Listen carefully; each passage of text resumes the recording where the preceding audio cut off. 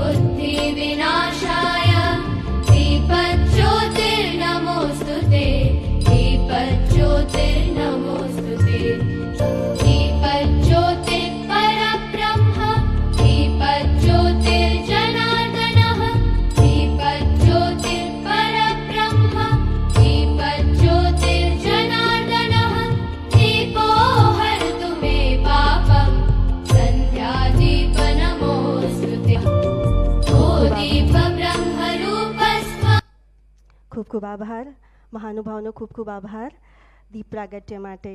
આપ સૌનું આ 7મા ઇન્ટરનેશનલ વર્કશોપ કમ સેમિનારમાં ભાવભીનું સ્વાગત કરીએ છીએ.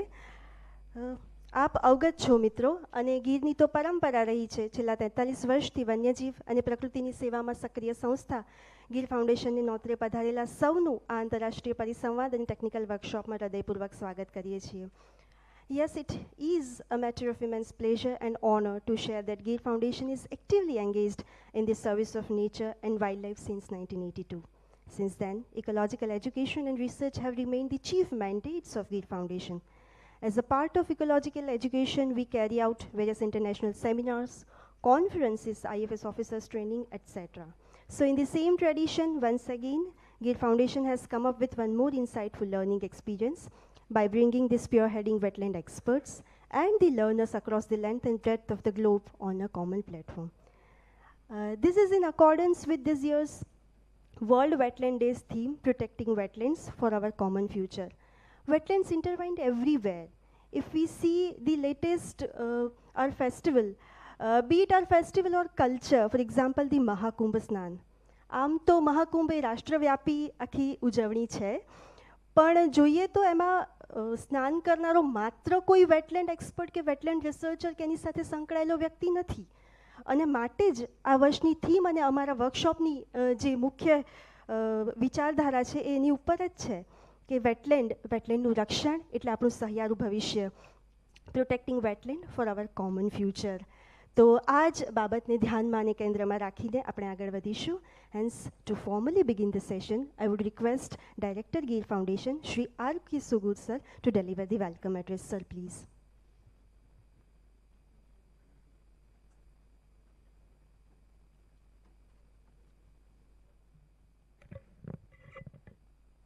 સર્વેનો નમસ્કાર.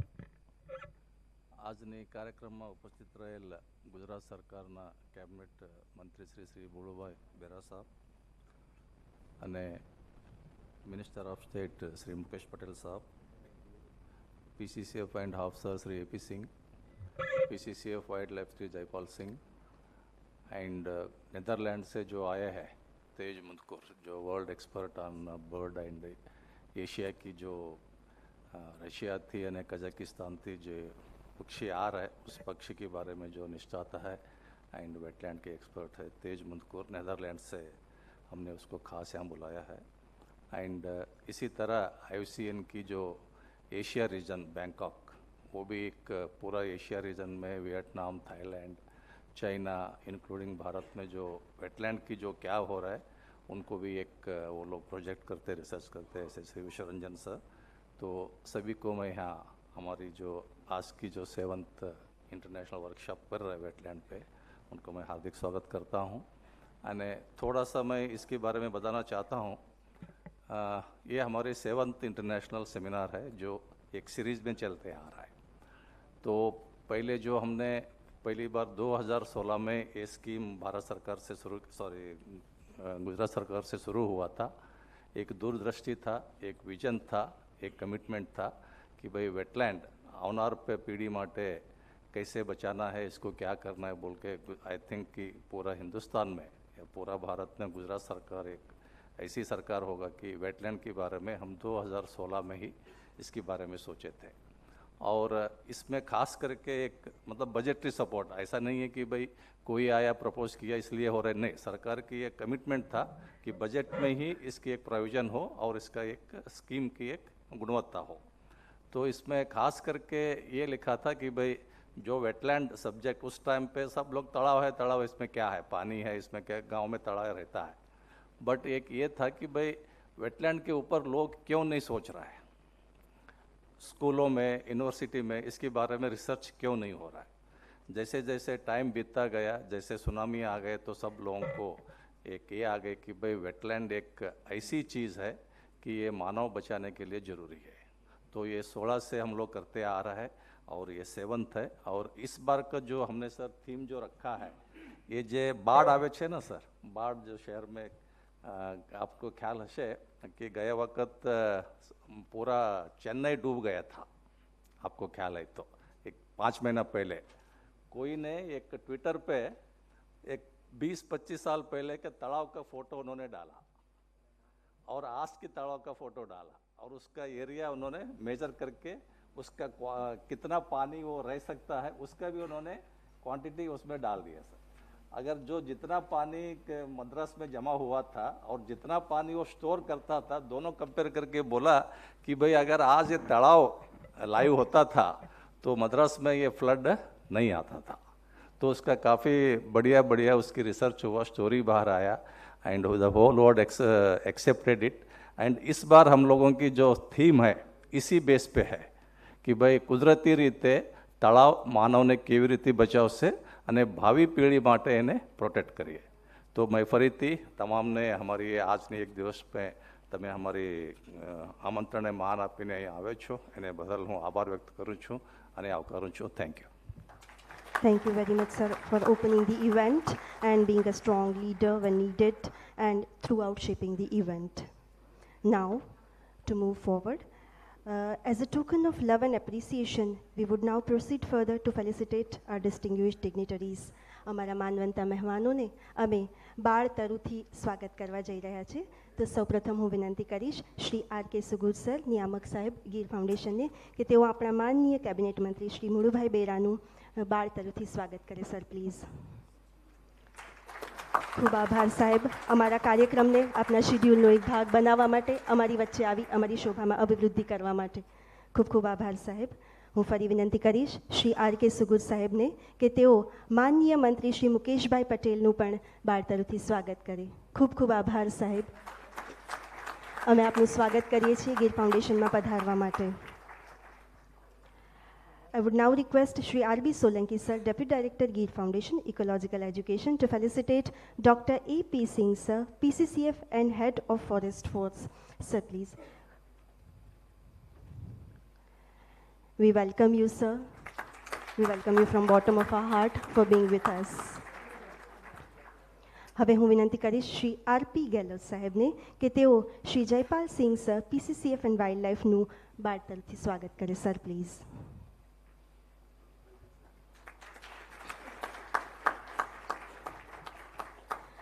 Welcome sir. Thank you very much for Bing with us. હવે હું વિનંતી કરીશ શ્રી રેણુકાબેન દેસાઈને ACF ગીર ફાઉન્ડેશનને કે તેઓ શ્રી RB બારડ સાહેબ ચેરમેન GPCBનું સ્વાગત કરે. અમે આપનું ગીર ફાઉન્ડેશન વતી સ્વાગત કરીએ છીએ સાહેબ. અમારી વચ્ચે પધારવા માટે ખૂબ ખૂબ આભાર. May I request Shri RB Solanki sir, Deputy Director GEER Foundation, to felicitate Shri RK Sugoor sir, Director GEER Foundation.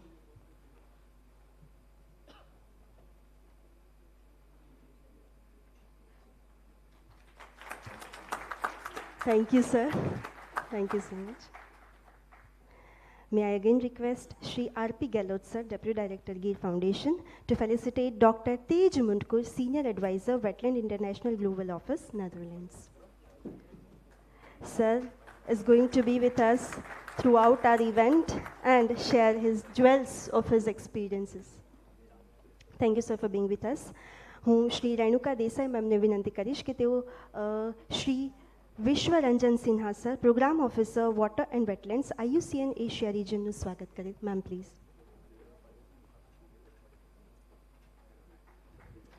We welcome you, sir. We welcome you. Once again, a warm-hearted welcome to all of you. આપ સૌનું અંતરના ઊંડાણથી સ્વાગત કરીએ છીએ. મિત્રો, જેમ સાહેબે કહ્યું કે આ 7મો આંતરરાષ્ટ્રીય પરિસંવાદ છે, તો એની એક ઝાંખી મેળવીએ. આપણે શું મેળવવા જઈ રહ્યા છીએ, શું ચર્ચાઓ આ સમય દરમિયાન થઈ રહી છે. હું ટેકનિકલ ટીમને વિનંતી કરીશ કે આ કાર્યક્રમની ટીઝર પ્લે કરે. એની આરંભની સાથે જ આપણે ઝલક નાનકડી વિડીયો ક્લિપ દ્વારા જોઈશું. ટેકનિકલ ટીમને વિનંતી છે કે એ પ્લે કરે. Let us have a kick start by clip showing overview and rational of the occasion. Technical team.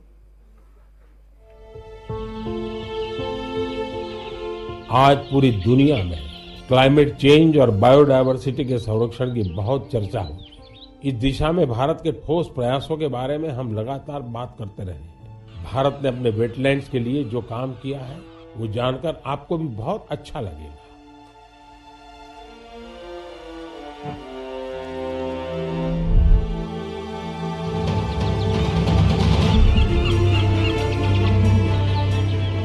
Imagine a world where life thrives in perfect harmony with nature.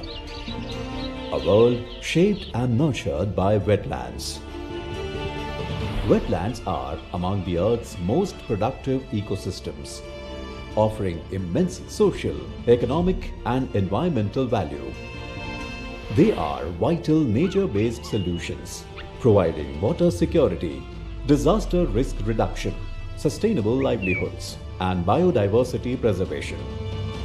This year, on World Wetlands Day 2025, we unite under the theme Protecting Wetlands for Our Common Future. Value, protect, inspire. A call to action to safeguard these ecosystems for generations to come. Gujarat, the jewel of India's western coast, stands out for its extensive wetland coverage.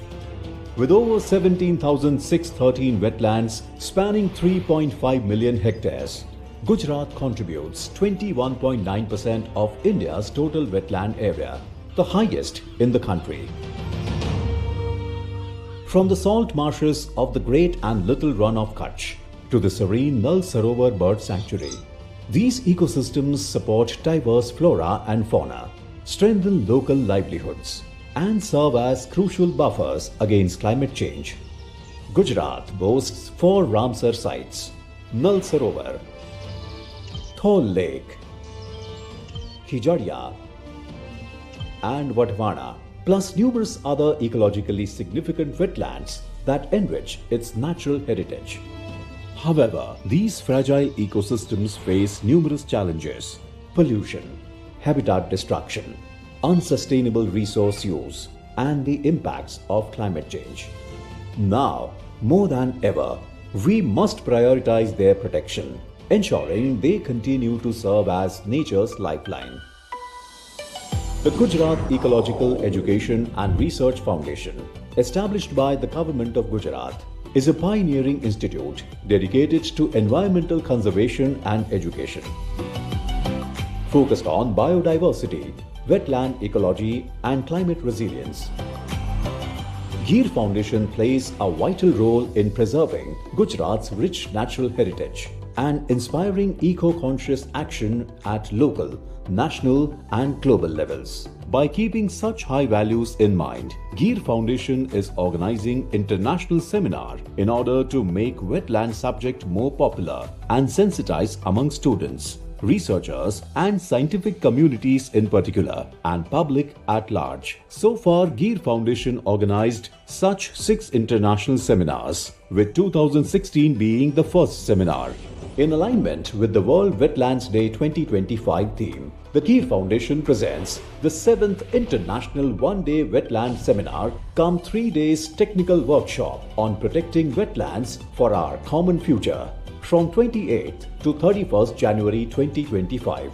This 4-day event will bring together national and international experts, including Dr. Taej Mundkur from Wetlands International and Mr. Vishwa Ranjan from IUCN Asia to share innovative strategies for wetland monitoring, biodiversity preservation and leveraging wetlands as nature-based solutions. The one-day seminar will feature discussions on space-based observation, river restoration, shoreline dynamics, community engagement and monitoring framework for the rejuvenation of urban water bodies. Ready to give international exposure to our participants, GEER Foundation also included online session from Asia region countries, Sri Lanka and Thailand. 3 days technical workshop will provide hands-on training on critical and essential topics shaping wetland conservation and restoration. Together, let us reimagine wetlands as a bridge to a sustainable future. Let us value, protect and inspire action to preserve these irreplaceable ecosystems for our common future.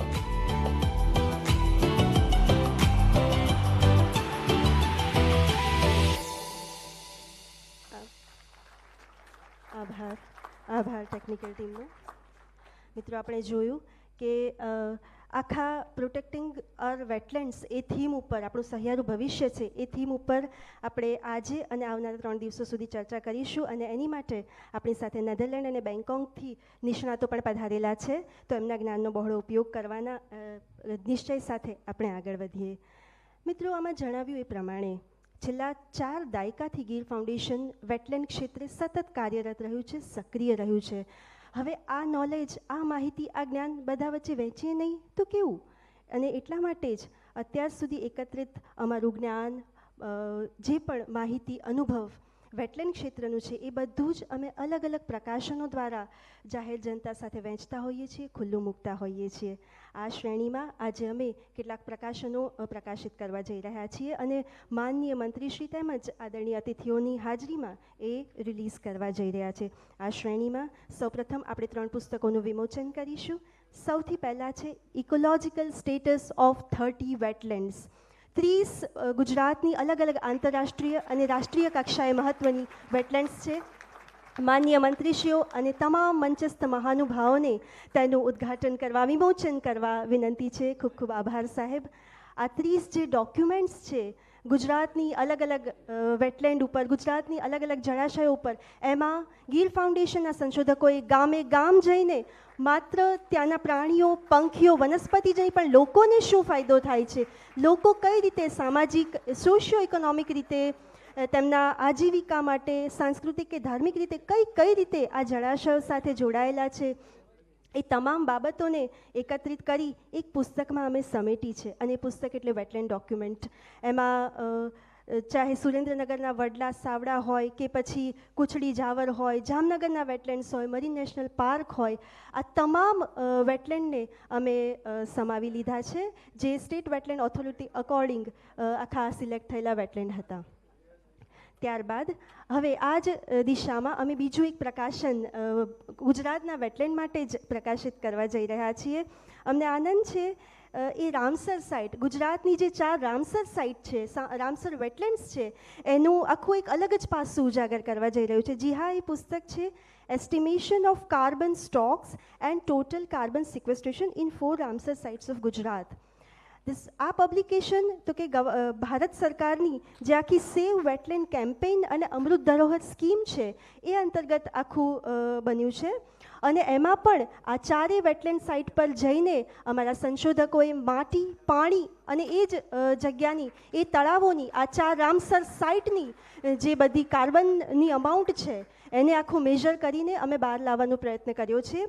મિત્રો, આ ખૂબ અગત્યનું પ્રકાશન છે અને બધા જ મહાનુભાવોને એનું વિમોચન કરવા માટે ખૂબ ખૂબ આભાર. વેટલેન્ડમાં પાણી દેખાય, શિંગોડા દેખાય, કમળને વમળ દેખાય, એને આપણે લઈ શકીએ, પણ એમાંથી સતત પ્રસરતી ઠંડક અને શુદ્ધ થતી હવા એ પ્રચ્છન્ન સેવાઓ છે, દેખાતી નથી.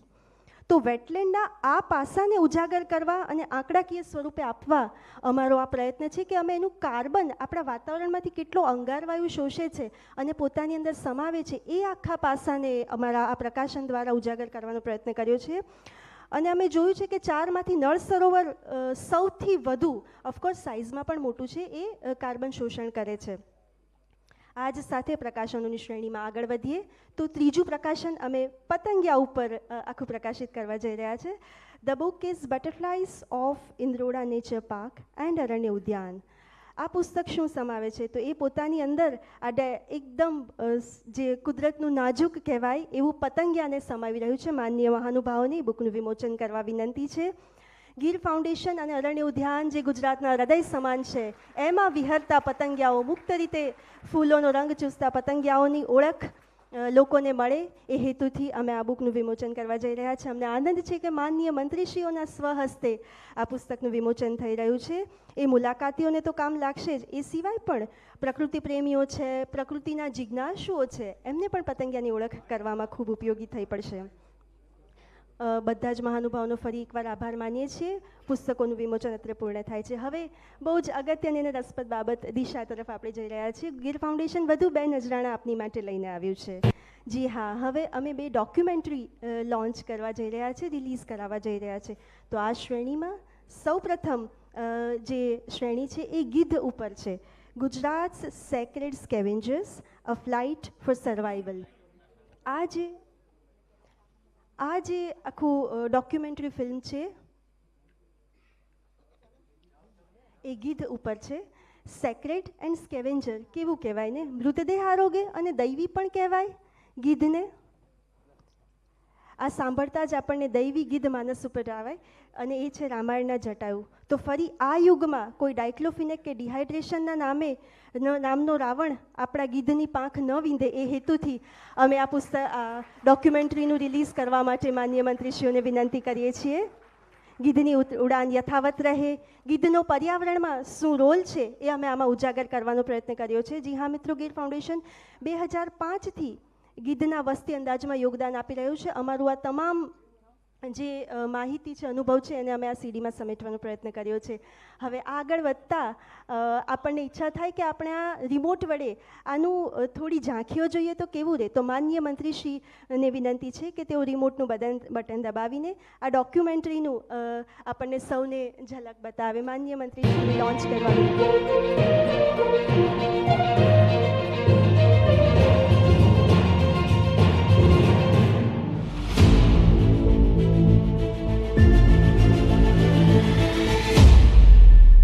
Sacred scavengers, the vultures, provide vital ecosystem services by disposing of animal carcasses. From their revered place in mythology to their decline and ongoing conservation efforts, a journey to explore the fascinating story of Gujarat's vultures in Gujarat's Sacred Scavengers, a flight for survival.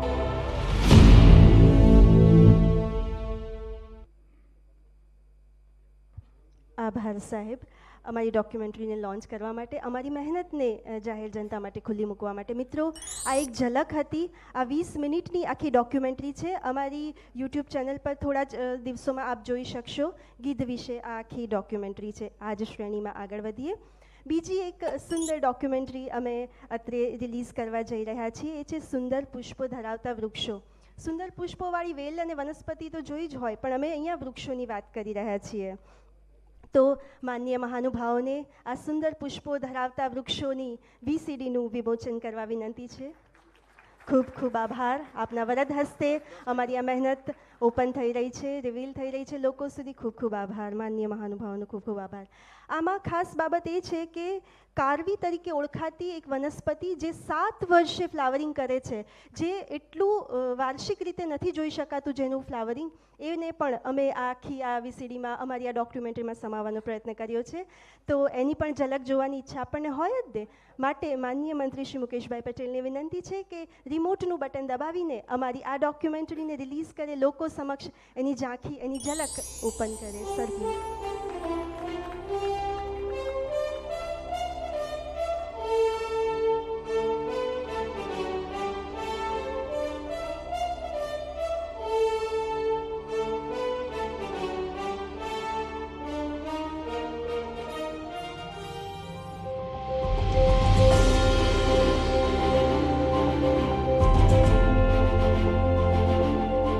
ફૂલ એ કુદરતની સૌથી સુંદર રચનાઓમાંની એક છે.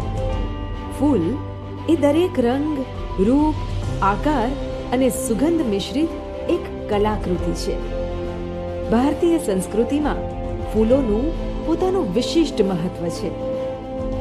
આપણું ગુજરાત એ વૈવિધ્યસભર વનો ધરાવતું રાજ્ય છે અને તેથી વિવિધ વૃક્ષો અને પુષ્પોથી સમૃદ્ધ છે. આવા અનમોલ પર્યાવરણને લઈને જે વર્ષોથી કામ કરી રહ્યું છે તે છે ગીર ફાઉન્ડેશન. તો આવો ગીર ફાઉન્ડેશનને તેમના આવા પ્રયત્નોમાં સાથ આપીએ અને હરિયાળા ભવિષ્યના નિર્માણ માટે આજે જ સાથે મળીને તેમના જતનનો સંકલ્પ લઈએ.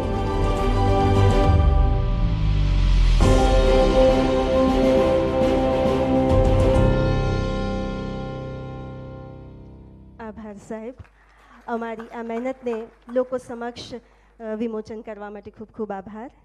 હવે મિત્રો, આપણી વચ્ચે માનનીય અધિકારીશ્રીઓ, મંત્રીશ્રીઓ સૌ જે પધાર્યા છે એ લોકો પોતાના અનુભવના ખૂબ બધા રત્નો સાથે લઈને આવ્યા છીએ. તો સમય છે એમને સાંભળવાનો. સૌથી પહેલાં હું વિનંતી કરીશ શ્રી જયપાલ સિંહ સર, PCCF વાઇલ્ડલાઇફને, કે તેઓ સભાને ઉદ્બોધન કરે. Sir please.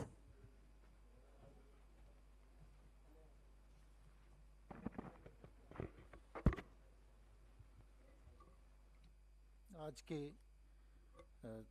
ये 7वें इंटरनेशनल सेमिनार में हमारे मुख्य अतिथि माननीय मंत्री श्री वन एवं पर्यावरण श्री मुलुभाई बेरा साहब, माननीय राज्य कक्षा के मंत्री श्री मुकेश भाई पटेल साहब, हमारे PCCF and HoFF doctor AP Singh, Shri RB Barad साहब, chairman GPCB, director Gir foundation Shri RK सुगूर, IUCN से हम पधारे हुए मिस्टर सिन्हा, और हमारे एक्सपर्ट आज के समारोह में जो खास उपस्थित हैं डॉक्टर तेज। सबसे पहले तो मैं गीर फाउंडेशन के तमाम स्टाफ और गीर फाउंडेशन के डायरेक्टर को अभिनंदन देता हूं कि ये आज का एक इतना सुंदर कार्यक्रम आयोजित किया है। ये इस वेटलैंड कंजर्वेशन की कड़ी में 7वां ये अंतर्राष्ट्रीय सेमिनार है और हर वर्ष खूब उत्साहपूर्वक इसको हम लोग मनाते हैं और इससे बहुत सारी जो सीख है, जो एक्सपीरियंसेस हैं, नॉलेज है, उससे पूरे वेटलैंड कंजर्वेशन में गुजरात में जितने भी प्रकृति प्रेमी हैं, जितनी NGOs हैं, जितने हमारे स्टाफ के मित्र हैं, स्वयंसेवक हैं, सबको खूब उत्साह मिलता है और आगे का एक नेक्स्ट स्टेप्स के लिए हम लोग उसके लिए तैयारी करते हैं। वेटलैंड जैसे कि हम जानते हैं पानी के साथ जुड़ा हुआ है।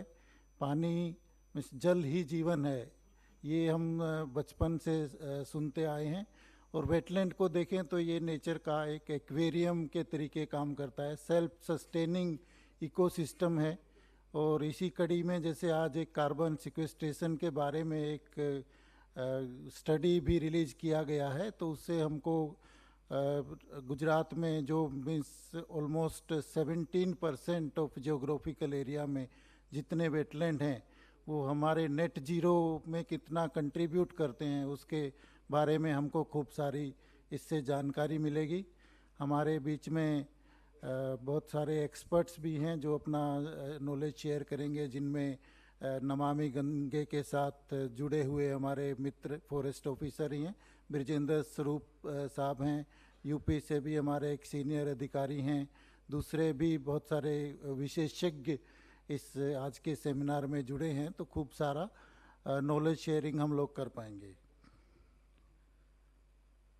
वेटलैंड्स के बारे में गुजरात खूब अच्छे तरह से अग्रसर है, खूब ध्यान दिया गया है वेटलैंड कंजर्वेशन के लिए।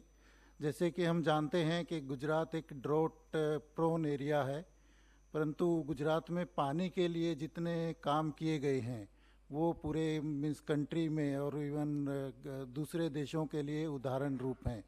और उस कड़ी में जैसे जब हम वाटर सप्लाई में काम करते थे तो प्रिएज, कनेवाल ऐसे टैंक्स जो बड़े लाइफ सस्टेनिंग मीन्स रिसोर्सेज के रूप में उभरे हैं। उस टाइम तो हम लोग जैसे वाटर सप्लाई में काम करते थे तो उनको केवल पानी के सोर्स के रूप में देखते थे कि उससे हम लोग पानी लेंगे और पूरे राज्य की प्यास बुझाने के लिए उसको उपयोग करेंगे। पर आज जब हम उसको देखते हैं तो एक बड़ा अच्छा इकोसिस्टम उसमें डेवलप हुआ है, वो एक बहुत ही महत्वपूर्ण वेटलैंड के रूप में विकसित हुए हैं। फॉरेस्ट एरिया में भी जब हम लोग काम करते हैं तो बहुत सारे छोटे बड़े जल संग्रह के काम करते हैं। जैसे मैं विशेष तौर से याद करूंगा कि जैसे कच्छ के रन में लिटिल रन ऑफ कच्छ में, पाटन के एरिया में, धांगध्रा के एरिया में खूब सारे छोटे बड़े हम लोगों ने जो काम किए हैं, विशेष करके कोडदा का मैं एक एग्जांपल देता हूँ। वो आज एक बहुत बड़ा इको टूरिज़्म साइट है और बहुत ही सुंदर से विकसा हुआ एक वेटलैंड विकास हुआ है। तो इस तरह से जितने हम छोटे छोटे काम पानी की ज़रूरियात के लिए करते हैं या अपने वन्य प्राणियों की ज़रूरियात के लिए करते हैं, तो वो भी एक ब्लेसिंग इन डिस्गाइज हैं। तो उनसे एक बहुत अच्छे वेटलैंड्स के रूप में मीन्स विकास हुआ है। और वो जैसे हम जानते हैं कि वेटलैंड जो है एक मीन्स एवर चेंजिंग इकोसिस्टम है। तो वो एवर चेंजिंग इकोसिस्टम में कुछ इकोसिस्टम्स में मीन्स जैसे क्लाइमेट चेंज के कारण कुछ इफेक्ट आते हैं। आज हम कहें कि नल सरोवर में अभी तक पानी ज़्यादा है तो maybe due to late rains, या जैसे विकास के लिए नर्मदा से कुछ पानी उसमें आता है, तो उसको कम्प्लीमेंट करने के लिए दूसरे ऐसे इकोसिस्टम्स हैं जो बहुत अच्छा अपनी भूमिका निभाते हैं। कुछ जैसे स्कैरसिटी में भी हम लोगों ने गुजरात में काम किए, उसमें कुछ स्ट्रक्चर्स ऐसे डेवलप हुए। ग्रामड़ी का एक तालाब है, उसको हम लोग बरसों से देखते हैं कि उसमें कितना एक अच्छा इकोसिस्टम डेवलप हुआ है। और वो ये सब वेटलैंड्स जो हैं वो सप्लीमेंट्री भी हैं, कम्प्लीमेंट्री भी हैं। तो आज हमारे पास जो चैलेंजेस हैं उनके बारे में हम लोग चर्चा करते हैं, फिर उसके बारे में नॉलेज शेयरिंग करते हैं। दूसरे देशों में अथवा दूसरे राज्यों में जो कार्य हुए हैं उनके संरक्षण के लिए, उनके संवर्धन के लिए, उनकी डाइवर्सिटी को मेंटेन करने के लिए हम क्या कर पाएँ, उसके नॉलेज शेयरिंग के लिए ये एक प्लेटफॉर्म है। साथ में जो कम्युनिटी का इन्वॉल्वमेंट है इनके प्रोटेक्शन में, कंजर्वेशन में, वो एक मीन्स लागणी तरीके के उसके लिए हम लोगों को दिल से एक लगाव है। उसके कारण ये सभी वेटलैंड्स को हम अच्छे तरीके से मैनेज कर पाते हैं। तो वो एक जो लागणी का संबंध है वो भी एक बहुत बड़ा अहम रोल इसमें अदा करता है। तो वो जो वेटलैंड्स के लिए जो चैलेंजेस हम लोग देखते हैं, चैलेंजेस उसमें नेचुरल भी हो सकते हैं, क्लाइमेटिक भी हो सकते हैं, उसमें चैलेंजेस डेवलपमेंटल चैलेंजेस भी हो सकते हैं। तो वो सबको हम लोगों को पार करते हुए उसके चैलेंजेस को मीन्स झेलते हुए उन चैलेंजेस को अपॉर्चुनिटीज़ में कन्वर्ट करते हुए वेटलैंड को हम लोग कैसे संरक्षण करें, कैसे उनको संवर्धन करें, कैसे उनको मेंटेन करें, उसमें जो एक कार्बन सिक्वेस्ट्रेशन का पोटेंशियल है, जो डिफरेंट ट्रॉफिक लेवल्स हैं उनको हम लोग कैसे मेंटेन करें, उसके बारे में हम लोग आज चिंतन करने के लिए एकत्रित हुए हैं। आज के कार्यक्रम में आप सब लोग उपस्थित हैं, सबका खूब खूब आभार प्रकट करता हूं और ये सुंदर आयोजन के लिए फिर से गीर फाउंडेशन की टीम को अभिनंदन करता हूं। जय हिंद, जय जय Garvi Gujarat. Thank you so much, sir. Thank you for your noble gesture of appreciating our efforts. અમારા પ્રયત્નોને બિરદાવવા માટે આભાર સાહેબ, અને આશા રાખીએ છીએ આપે જેમ કહ્યું એમ ચેલેન્જીસને ઓપોર્ચ્યુનિટીમાં કન્વર્ટ કરી શકીએ જ્યાં સુધી વેટલેન્ડની વાત છે. આપે બે સુંદર વેટલેન્ડનું મેન્શન કર્યું, કોડધા અને ગરામડી. અમને જણાવતા આનંદ થાય છે કે પાટણની આ બંને વેટલેન્ડને અમે અમારા વેટલેન્ડ ડોક્યુમેન્ટેશનમાં સમાવી લીધી છે. એની સંપૂર્ણ માહિતી, એનું સોશિયો ઇકોનોમિક્સ, બાયોડાયવર્સિટી, ઇકોલોજીકલ તમામ માહિતી અમે અત્રે જે વેટલેન્ડ ડોક્યુમેન્ટેશન રિલીઝ કર્યા છે એમાં સમાવી લીધું છે. કાર્યક્રમને આગળ વધારતા આપણે વન વિભાગના વડા doctor AP Singh sir, PCCF and head of forest ફોર્સને સાંભળવા જઈ રહ્યા છીએ. હું વિનંતી કરીશ સાહેબને કે તેઓ એમના શબ્દોથી આપણને પ્રેરિત કરે. Sir please.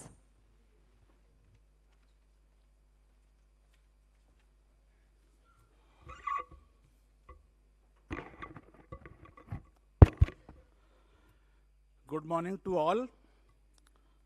आज के इस सुंदर प्रोग्राम में वर्ल्ड वेटलैंड डे के सेलिब्रेशन के इंटरनेशनल सेमिनार एंड वर्कशॉप में आज के प्रोग्राम के अध्यक्ष माननीय मंत्री श्री प्रवासन, सांस्कृतिक प्रवृत्तियों, वन અને पर्यावरण, जलवायु परिवर्तन श्री मुलुभाई बेरा साहेब, माननीय राज्य कक्षाना मंत्री श्री वन અને पर्यावरण, जलवायु परिवर्तन, जड़ संपत्ति અને पानी पुरवठा श्री मुकेश भाई पटेल साहेब, आदरणीय श्री RB बार्ड साहेब, चेयरमैन GPCB, हमारे वन विभाग के chief wild life warden and PCCF wild life doctor Jaipal Singh, हमारे आज के कर्मठ जिन्होंने इस वर्कशॉप और इंटरनेशनल का सेमिनार का आयोजन किया है, ऐसे हमारे डायरेक्टर गिर फाउंडेशन RK सुगूर साहब, हमारे जो एक्सपर्ट्स हैं, एक्सपर्ट में डॉक्टर तेज जो बैंकॉक से आए हुए हैं एंड विश्व रंजन सिन्हा जो IUCN से पधारे हुए हैं. इसके बावजूद जो नेशनल इंटरनेशनल एक्सपर्ट्स आज बैठे हुए हैं, हमारे निवृत्त और कार्यरत फॉरेस्ट ऑफिसर्स, तमाम जिला से पधारे हुए तमाम साइंटिस्ट और सभी जो पार्टिसिपेंट्स हैं, they are the lover of the wetlands, उन सबका मैं स्वागत करता हूं. आज हम हर वर्ष, आपको पता है कि हमारी जो संस्कृति है उसका विकास पानी के साथ हुआ है, पानी के किनारे हुआ है. जितनी नदियां हैं, आप देखते हैं जितने बड़े शहर हैं, उनका विकास भी किसी न किसी नदी के किनारे हुआ है. तो वेटलैंड्स, जिसको हिंदी में आर्द्र भूमि, तो आज जो विश्व आर्द्र भूमि दिवस हर साल 2 फरवरी को मनाया जाता है और गुजराती में उसको जल प्लावित विस्तार बोलते हैं. तो जो विकास हुआ है वो पानी के किनारे हुआ है, पानी के साथ हुआ है, पानी से हुआ है और उस चीज़ का हमने भरपूर उपयोग किया. लेकिन समय अंतर में हम उसके उपयोग को इतना ज़्यादा किया कि उसको हमने जो सस्टेन्ड होना चाहिए था, जो उसको पवित्र रहना चाहिए था, उसको हम नहीं रख पाए. और अंत में दुनिया ने सोचा कि जिस तरह से दुनिया में विकास हो रहा है, तो हमारे वेटलैंड्स का अगर विनाश हो गया तो हमारा रहना बहुत मुश्किल हो जाएगा, हमारा बचना बहुत मुश्किल हो जाएगा, हमारी बायोडाइवर्सिटी का कंजर्वेशन बहुत मुश्किल हो जाएगा. इसलिए सबसे पहले विश्व स्तर पर 2 फरवरी 1971 में ईरान के रामसर शहर में इस कन्वेंशन को साइन किया गया कि हमें हमारे देश और दुनिया की वेटलैंड्स को बचाना पड़ेगा. इसको करते करते हम आगे बढ़ते गए और 1997 से लगातार हम वर्ल्ड वेटलैंड डे को सेलिब्रेट कर रहे हैं। जब हम कोई भी डे को सेलिब्रेट करते हैं तो हमें समझना चाहिए कि हम सबके अंदर ऐसी जागृति की जरूरत है कि जिस विषय पर हम बात कर रहे हैं उसको आगे कैसे बढ़ाया जाए, उसके सामने जो संकट पैदा हुए हैं उनका निवारण कैसे किया जाए, और जो कुदरत ने हमको दिया है उसको हम कैसे सहज बना के उसके अस्तित्व को बनाए रखें और उसका उपयोग करें। तो इसी कार्यक्रम के तहत हम लोग आज यहाँ इकट्ठा हुए हैं और हम वेटलैंड्स की बात कर रहे हैं। वेटलैंड्स कन्वेंशन के बाद इसके संरक्षण और संवर्धन के लिए विश्व स्तर पर बहुत अच्छे प्रयास हुए हैं और देश में भी बहुत अच्छे प्रयास हुए हैं। आपको पता है कि थोड़े ही दिनों में, कुछ ही वर्षों में हमारे जो रामसर साइट हैं वो देश के अंदर 85 अब तक डिक्लेयर किए जा सके हैं। और गुजरात ने भी इस क्षेत्र में, जो पहले हमारे पास नाल सरोवर एक ही रामसर साइट हुआ करता था, आज हमारे पास 4 वेटलैंड हैं, रामसर साइट्स हैं। और मैं ये बताना चाहता हूँ कि गुजरात राज्य में कम से कम 3 वेटलैंड्स, जैसे छारी डांड है, ये हमारा छारी डांड है, मोकर सागर है और नड़ा बेट है। इसकी दरखास्त भी रामसर साइट के लिए राज्य सरकार ने भारत सरकार को भेज दी हैं और भविष्य में ये भी रामसर साइट बन सकते हैं। तो आज जो इस साल का, हर साल का एक थीम होता है कि हम इस फील्ड में क्या करें, तो इस साल का थीम है protecting wetlands for our common future. Common future के लिए हमको वेटलैंड का प्रोटेक्शन बहुत जरूरी है और इस क्षेत्र में देश के स्तर पर और राज्य के स्तर पर नेशनल वेटलैंड अथॉरिटी बनाई जा चुकी है और राज्य में भी स्टेट वेटलैंड अथॉरिटी की रचना हुई है। उसके रूल्स एंड रेगुलेशंस भी फ्रेम हो चुके हैं। और जो जागृति की जहाँ तक बात है, उसमें हमारा जो गिर फाउंडेशन है वो बहुत अच्छा काम कर रहा है। अभी आपने देखा कि कितने ही पब्लिकेशंस इस फील्ड में किए हैं, कार्बन सिक्वेस्ट्रेशन का मैपिंग भी कर दिया गया है और हम 30 जितने जो इम्पोर्टेंट वेटलैंड्स ऑफ गुजरात के हैं उसके ऊपर भी डॉक्यूमेंटेशन हो चुका है। तो आज के टाइम में आप जानते हैं कि हमारे जो वेटलैंड्स हैं इनको जो है हम बायोलॉजिकल सुपरमार्केट्स कहते हैं। जितने वेटलैंड्स उनको बायोलॉजिकल सुपरमार्केट्स कहते हैं। चाहे आप प्लांट की डाइवर्सिटी को देखें, एनिमल की डाइवर्सिटी को देखें, लाइवलीहुड को देखें, वाटर कंट्रोल को देखें, फ्लड कंट्रोल को देखें, रिचार्ज ऑफ दी वाटर देखें, ये सारे के सारे काम हमारे वेटलैंड्स करते हैं। इसलिए इन वेटलैंड्स को किडनी ऑफ द नेचर, प्रकृति के गुर्दे भी कहे जाते हैं कि इस तरह से कैसे इसका नियमन करते हैं। तो आज के समय में मैं मानता हूं कि इस पर बहुत सारी चर्चा विचारणा होगी, लेकिन जो जागृति लाने की हमको जरूरत है, जो मनोमंथन की जरूरत है, उसमें और ज़्यादा काम करने की बहुत ज़रूरत है। इसके लिए मैं ज़्यादा न बोलते हुए ये कहूँगा कि आज माननीय मंत्री साहेब पण અહીંયા છે, GPCBના પણ છે, દર વર્ષે આપણે મનાવીએ, પણ એક સંકલ્પ કરીએ કે આવતા વર્ષે જ્યારે મળીશું ત્યારે અમને એક વર્ષ દરમિયાન શું કામ કર્યું છે। તો આજે મારી એવી લાગણી છે કે આપણે 33 જિલ્લાઓ છે, 33 જિલ્લામાંથી દરેક એક જિલ્લાની એક વેટલેન્ડ આપણે આઈડેન્ટિફાઈ કરીએ અને જે નાણાકીય વ્યવસ્થા GPCB પાસે પણ ભંડોળ હોય છે, ગુજરાત બાયોડાયવર્સિટી પાસે પણ ભંડોળ હોય છે, ગીર ફાઉન્ડેશન પાસે પણ ભંડોળ હોય છે, આનું ભંડોળ લઈને એક સરસ મજાની કમિટી, ઇકો ડેવલપમેન્ટ કમિટી બનાવીએ અને લોકોને ત્યાંના, કેમ કે આપણે જાણીએ છીએ કે જે વેટલેન્ડ આપણે ફોરેસ્ટ વિસ્તારના, ફોરેસ્ટ ના અંડરમાં આવે છે એ લીગલ ફ્રેમવર્કમાં આવી ગયેલ છે, આપણે વાઇલ્ડ લાઇફ પ્રોટેક્શન એક્ટમાં આવે છે, ઇન્ડિયન ફોરેસ્ટ એક્ટના હેઠળ આવે છે, પણ જે ફોરેસ્ટની બહારની વેટલેન્ડ છે એ હજુ વન વિભાગ હસ્તક આવતી નથી। તો આ જે રૂલ્સ બન્યા છે, આ રૂલ્સના મર્યાદામાં રહીને એક સરસ મજાની કમિટી બનાવવામાં આવે છે, જેમાં લોકો જે ખરેખર એનો લાભ લઈ રહ્યા છે. ધારો કે આપણી થોલ વેટલેન્ડ છે અને વઢવાના વેટલેન્ડ છે, તો લોકો એ ઇરિગેશન ટેન્ક્સ છે. મહારાજા ગાયકવાડના સમયમાં એ ઇરિગેશન માટે બનાવવામાં આવ્યા હતા અને ઇરિગેશન વિભાગ એનું સંચાલન કરે છે.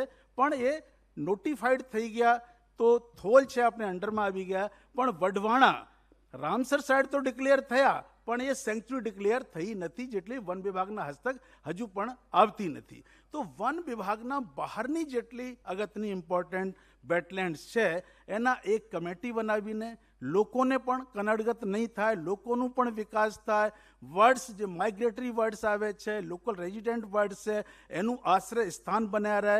અને જે બાયોડાયવર્સિટી કન્ઝર્વેશનની વાત છે તો આમાં દરેક વેટલેન્ડ સાથે એક સાયન્ટિસ્ટ, એક NGO જોડાય અને ત્યાંના જો લોકલ લોકો છે એ જોડાવીને એક વેટલેન્ડને આપણે સંરક્ષિત કરીએ ઓર આપણા જો ભવિષ્ય છે અને આપણે બાયોડાયવર્સિટી છે એને કન્ઝર્વ કરીએ, એવી મેસેજ સાથે હું વિરમું છું. જય જય ગરવી Gujarat. Thank you so much, sir, for completely paving the path how wetlands of the 33 districts can be conserved, preserved. Let us march forward with the spirit of working more and more. સરે ખૂબ સરસ નદીઓ અને સંસ્કૃતિનું વર્ણન કર્યું અને જે એમણે મેન્શન કર્યું કે છારી દંડ, નડાબેટ અને મોકર સાગરનું આગળ કારણ થાય, તો અમે જણાવતા આનંદિત છીએ કે આ 3 વેટલેન્ડનું પણ અમે ડોક્યુમેન્ટેશન કરેલું છે અને આશા રાખીએ છીએ કે આપણા સહિયારા પ્રયત્નથી આ વેટલેન્ડને પણ જો આંતરરાષ્ટ્રીય દરજ્જો મળશે તો એ અમારા માટે યથાર્થ પુરસ્કાર હશે. સાહેબ, કાર્યક્રમને આગળ વધારતા આપણે સર્ટિફિકેટ ડિસ્ટ્રીબ્યુશન તરફ આગળ વધીશું. કેટલાક અમારા જે આખું વેટલેન્ડ કન્ઝર્વેશન અને અવેરનેસની ઝુંબેશ છે એમાં અમને ગુજરાતભરમાંથી કેટલાક વિલ્લાઓ જડી આવ્યા છે. અમે ગામે ગામથી આવા વિલ્લાઓને મંત્રીશ્રીના હાથે બિરદાવવા માટે અત્રે ઉપસ્થિત કર્યા છે. એક નાનકડો પ્રયાસ છે. તો આ દિશામાં સૌથી પહેલાં હું વિનંતી કરીશ શ્રી આસોદરા પ્રાથમિક શાળા, જિલ્લો અમરેલી, લાઠી તાલુકાથી આવ્યા છે તેના પ્રતિનિધિઓને કે તેઓ મંત્રીશ્રીના હસ્તે સર્ટિફિકેટ ગ્રહણ કરે. માન્ય મંત્રીશ્રીઓને વિનંતી છે કે તેઓને પ્રમાણપત્ર આપીને બિરદાવે. લાઠી જિલ્લાના લાઠી તાલુકાથી આવ્યા છે. એ લોકોએ ખાસ તો વેટલેન્ડને કઈ રીતે ચોખ્ખી રાખવી, શાળાના આચાર્ય છે, વિદ્યાર્થીઓ છે, દર શનિવારે એકઠા થાય છે, ગામે ગામ ફરે છે, લોકોને જાગૃત કરે છે, વેટલેન્ડને ચોખ્ખી કઈ રીતે રાખવી, અલગ અલગ જગ્યાએ જઈને પણ કામ કરે છે. એ લોકોએ 1,51,000 બોટલો એકત્રિત કરીને વર્લ્ડ વાઇડ બુક ઓફ રેકોર્ડ્સમાં નોંધણી કરાવી છે. પ્લાસ્ટિક મુક્ત જો આપણા જળાશયો હશે તો જ આપણે પણ સુરક્ષિત રહી શકીશું. ખૂબ ખૂબ આભાર સાહેબ. આગળ વધતા હું વિનંતી કરીશ આમોદરા કુમાર શાળાના પ્રતિનિધિઓ આગળ આવે. માનનીય મંત્રીશ્રીને વિનંતી છે કે એઓને પણ પ્રમાણપત્ર આપીને એમના પ્રયત્નને બિરદાવીએ. વેટલેન્ડ ઇકોસિસ્ટમને બચાવવા માટે, પર્યાવરણ જાગૃતિ વધારવા માટે આમોદરા શાળાના જે આખા વિદ્યાર્થીઓ છે એ લોકોએ જળ સંરક્ષણ માટે સતત પ્રવૃત્તિઓ કરી છે અને કરતા રહે છે, લોકોને જાગૃત કરતા રહે છે, વેટલેન્ડ દિવસની ઉજવણી કરે છે, પર્યાવરણીય જાગૃતિ ફેલાવે છે. આપ સૌને અભિનંદન. કાર્યક્રમમાં આગળ વધીએ. ત્યારબાદ ગીર ફાઉન્ડેશન દર વર્ષે ઇકો ફેરનું આયોજન કરે છે. પર્યાવરણને અનુકૂળ જીવનશૈલી જીવવી, લોકોમાં એ અંગે જાગૃતિ આવે, સમજ કેળવાય, માહિતી મળે, એ માટે અમે ઇકો ફેરનું આયોજન કરતા હોઈએ છીએ. તો એ ઇકો ફેરમાં વિશેષ પ્રદર્શન કરનારી 3 શાળાઓને પણ અત્રે બોલાવી છે. શેઠ અમૂલક વિદ્યાલય, ગોતા, અમદાવાદ જિલ્લાથી આવતા પ્રતિનિધિઓને વિનંતી છે કે તેઓ આગળ આવે. માનનીય મંત્રીશ્રીઓને વિનંતી છે કે તેઓ એમને પ્રમાણપત્ર આપીને બિરદાવે. ખાસ અમારે કહેવું છે કે આ 3 જે ઇકો ફેરની શાળાઓ છે જેમણે ગીર ફાઉન્ડેશનનું પ્રદર્શન કર્યું છે એના સ્ટોલ આપે બહાર જોયા હશે, એની ચોક્કસ મુલાકાત લેજો. વિદ્યાર્થીઓ અને શાળાનો ઉત્સાહ વધારજો. એ લોકોએ જળ શુદ્ધિકરણના પ્રોજેક્ટના માધ્યમથી આખું કેમિકલ ફ્રી કેવી રીતે વેટલેન્ડ બની શકે, પ્યોરિફિકેશન સિસ્ટમ એની આખી વિકસાવી છે. આપ ચોક્કસ સ્ટોલનો લાભ લેજો, એમના ઉત્સાહમાં વધારો કરજો. ત્યારબાદ શ્રી ડી લાડાણી વિદ્યાલય, કેશોદ, જૂનાગઢથી આવ્યા છે. તેમને આગળ જવા માટે વિનંતી છે. માનનીય મંત્રીશ્રીને વિનંતી છે કે એઓને પ્રમાણપત્ર આપીને બિરદાવે. કંઈક સતત અવનવું કરવા માટે આ શાળાના વિદ્યાર્થીઓ તત્પર હોય છે. સૂકી છાલ છે, નાળિયેરના આખા જે વેસ્ટ છે એમાંથી પ્રદૂષણ ઘટાડીને વેટલેન્ડ કઈ રીતે શુદ્ધ રહે, કઈ રીતે પ્લાસ્ટિકની કે બીજી બધી વસ્તુઓ વેટલેન્ડમાં ન જાય, પણ આવી બાયોડિગ્રેડેબલ વસ્તુ છે, જૈવિક વસ્તુમાંથી આખું કઈ રીતે રિસાયકલિંગ થાય અને વેટલેન્ડ પ્લાસ્ટિક મુક્ત રહે, એ માટે એ લોકોનો એક પ્રયત્ન હોય છે. તેમનો પણ સ્ટોલ બહાર છે. આગળ વધતા જનતા કન્યા વિદ્યાલય બગસરા અમરેલી જિલ્લાની શાળાને વિનંતી છે કે તેના પ્રતિનિધિઓ આગળ આવે. માનનીય મંત્રીશ્રીઓને વિનંતી છે કે તેઓને પ્રમાણપત્ર આપીને શાળાના પ્રતિનિધિઓનું ઉત્સાહમાં વધારો કરે. આ દીકરીઓ પણ સતત સ્વનિર્ભર બનવા સાથે પર્યાવરણ ક્ષેત્રે જાગૃતિ કરાવે છે, લોકોને પણ જાગૃત કરે છે, અને ખાસ તો નદીમાંથી કચરાનો નિકાલ કરવા માટે વોટર ક્લિનિંગ ડિવાઇસના મોડેલ થકી જનજાગૃતિ લાવવાનો આ દીકરીઓએ પ્રયત્ન કરેલો છે. ગીર ફાઉન્ડેશન એને બિરદાવે છે. માનનીય મંત્રીશ્રીઓનો ખૂબ ખૂબ આભાર. મંચસ્થ મહાનુભાવોને સ્થાન ગ્રહણ કરવા વિનંતી છે. આ તમામ શાળાઓને ફરી એકવાર અભિનંદન. આ તમામ શાળાઓને. હવે કાર્યક્રમમાં આગળ વધતા આપણે એક ખાસ પ્રોજેક્ટ વિશે માહિતી મેળવીએ. વન વિભાગની PMU પ્રોજેક્ટ મેનેજમેન્ટ યુનિટ જે છે એના દ્વારા ગુજરાતની ઇકોસિસ્ટમને પુનઃનિર્માણ કરવાના હેતુથી પર્ગ પ્રોજેક્ટની શરૂઆત કરવામાં આવી છે. જાયકા સહાયિત આ પ્રોજેક્ટ 11 વર્ષના કાર્યકાળમાં ગુજરાતના 21 જિલ્લાઓમાં 27 વન વિભાગો 110 રેન્જને આવરી લેશે. આ પ્રોજેક્ટના મુખ્ય ઉદ્દેશોમાં દરિયાકાંઠાના ચેર અને સંલગ્ન વિસ્તારોનો વિકાસ, વીડીઓનો વિકાસ, પાંખા થયેલા જંગલોનું પુનઃનિર્માણ, માનવ અને વન્યજીવ વચ્ચે ઘર્ષણની સમસ્યા જે આપણે કહીએ છીએ હ્યુમન વાઇલ્ડ લાઇફ કોન્ફ્લિક્ટ, એવા આખા જે મામલા છે એને ઉકેલવા માટેનું આ પ્રોજેક્ટમાં જોગવાઈ છે. તો આ અંતર્ગત ફિલ્ડ બાઇકની જોગવાઈ છે. 200 મોટર બાઇક આ પ્રોજેક્ટ અંતર્ગત આપવાના થાય છે. તો આ ચાલુ નાણાકીય વર્ષમાં લાયન લેન્ડસ્કેપ અને સ્લોથબેર લેન્ડસ્કેપમાં ક્ષેત્રીય કામગીરી કરતા વન વિભાગના કર્મચારીઓને 100 મોટર બાઇક ફાળવવામાં આવ્યા છે, જે પૈકી માનનીય મંત્રીશ્રીના વરદ હસ્તે જૂનાગઢ વન્ય પ્રાણી વર્તુળ હેઠળના 5 વન કર્મચારીઓને પ્રતિક રૂપે આપણે મોટર બાઇકની પ્રતિકૃતિ ફાળવીશું. તો માનનીય મંત્રીશ્રીઓને વિનંતી છે કે તે બીટ ગાર્ડ્સને આપે. સૌપ્રથમ હું વિનંતી કરીશ કુમારી MB કુવાડિયાને, જેઓ રેપિડ એક્શન ટીમ પાલીતાણા રેન્જથી બિલોંગ કરે છે. MB કુવાડિયા પાલીતાણા રેન્જથી આવે છે. માનનીય મંત્રીશ્રીઓને વિનંતી છે કે તેઓને બાઇક આપે. તેઓ શેત્રુંજી ડિવિઝનથી બિલોંગ કરે છે. આ જ શેત્રુંજી વન વિભાગમાંથી કુમારી MD ચૌહાણ વનરક્ષક વાયરલેસ ગાર્ડ તળાજા રેન્જમાંથી બિલોંગ કરે છે. માનનીય મંત્રીશ્રીને વિનંતી છે કે બહેનને પ્રતિકૃતિ રૂપે બાઇક આપીને એમનું સન્માન કરે. ખૂબ આનંદ થાય છે. ગુજરાતની બહેનો વન વિભાગમાં સક્રિય ફાળો આપવા જઈ રહી છે, આપી જ રહી છે, વર્ષોથી આપણે જોયું છે.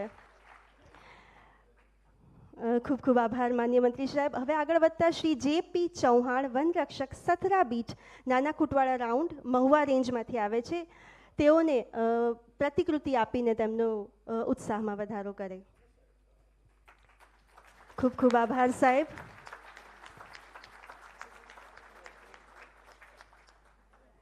શ્રી MH ડાભી વનરક્ષક Karjada beat Jesar round Jesar range, એમને વિનંતી છે કે આગળ આવે. માનનીય મંચસ્થ મહાનુભાવોને વિનંતી છે તેઓને બાઇકની પ્રતિકૃતિ આપીને એમના માનવ વન્યજીવ સંઘર્ષને ટાળવાના પ્રયત્નમાં એમના ઉત્સાહનો વધારો કરે.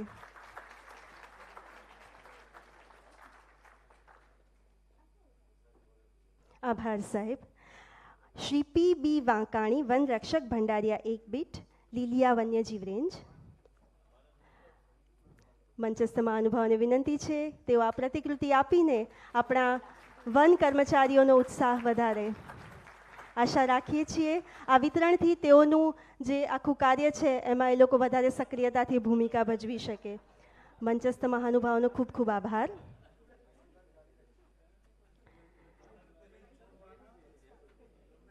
મિત્રો, હવે સમય આવી ગયો છે મંચ પર એક એવા વ્યક્તિત્વને આમંત્રિત કરવાનો કે જેમના શબ્દો જ નહીં પણ હાજરી પણ માહોલને ઉર્જાવાન બનાવી દે છે. હા મિત્રો, આપણે આપણા મંત્રીશ્રીઓને સાંભળવા જઈ રહ્યા છીએ અને આપની ધારણા કદાચ સાચી છે. વાત થઈ રહી છે માનનીય મંત્રી શ્રી મુકેશભાઈ પટેલની. મિત્રો, વન મંત્રી તરીકે સરને મેંગ્રુવ પ્લાન્ટેશનમાં વિશેષ રસ છે અને જંગલો અને પર્યાવરણની સુધારણા માટે અદ્યતન તકનીકો દાખલ કરવા માટે સાહેબ ખૂબ જ સક્રિય રહે છે. વન કવચ અને વન પ્રહરી પણ કંઈક એમના જ ઉદાહરણો છે. હાલમાં સાહેબ ગુજરાત રાજ્યના વન મંત્રી તરીકે ઘણા વિભાગોમાં એક સાથે સેવા આપી રહ્યા છે, જેમાં વન અને પર્યાવરણ તો ખરું જ, સાથે સાથે climate change, water supply and water રિસોર્સિસનો કારભાર પણ એમના શિરે જ છે. તો વધુ સમય ન લેતા હું વિનંતી કરીશ માનનીય મંત્રી શ્રી મુકેશભાઈ પટેલને કે તેઓ એમના વિચારોથી અમને પ્રોત્સાહિત કરે, ઉત્સાહિત કરે. માનનીય મંત્રી શ્રી મુકેશભાઈ પટેલ.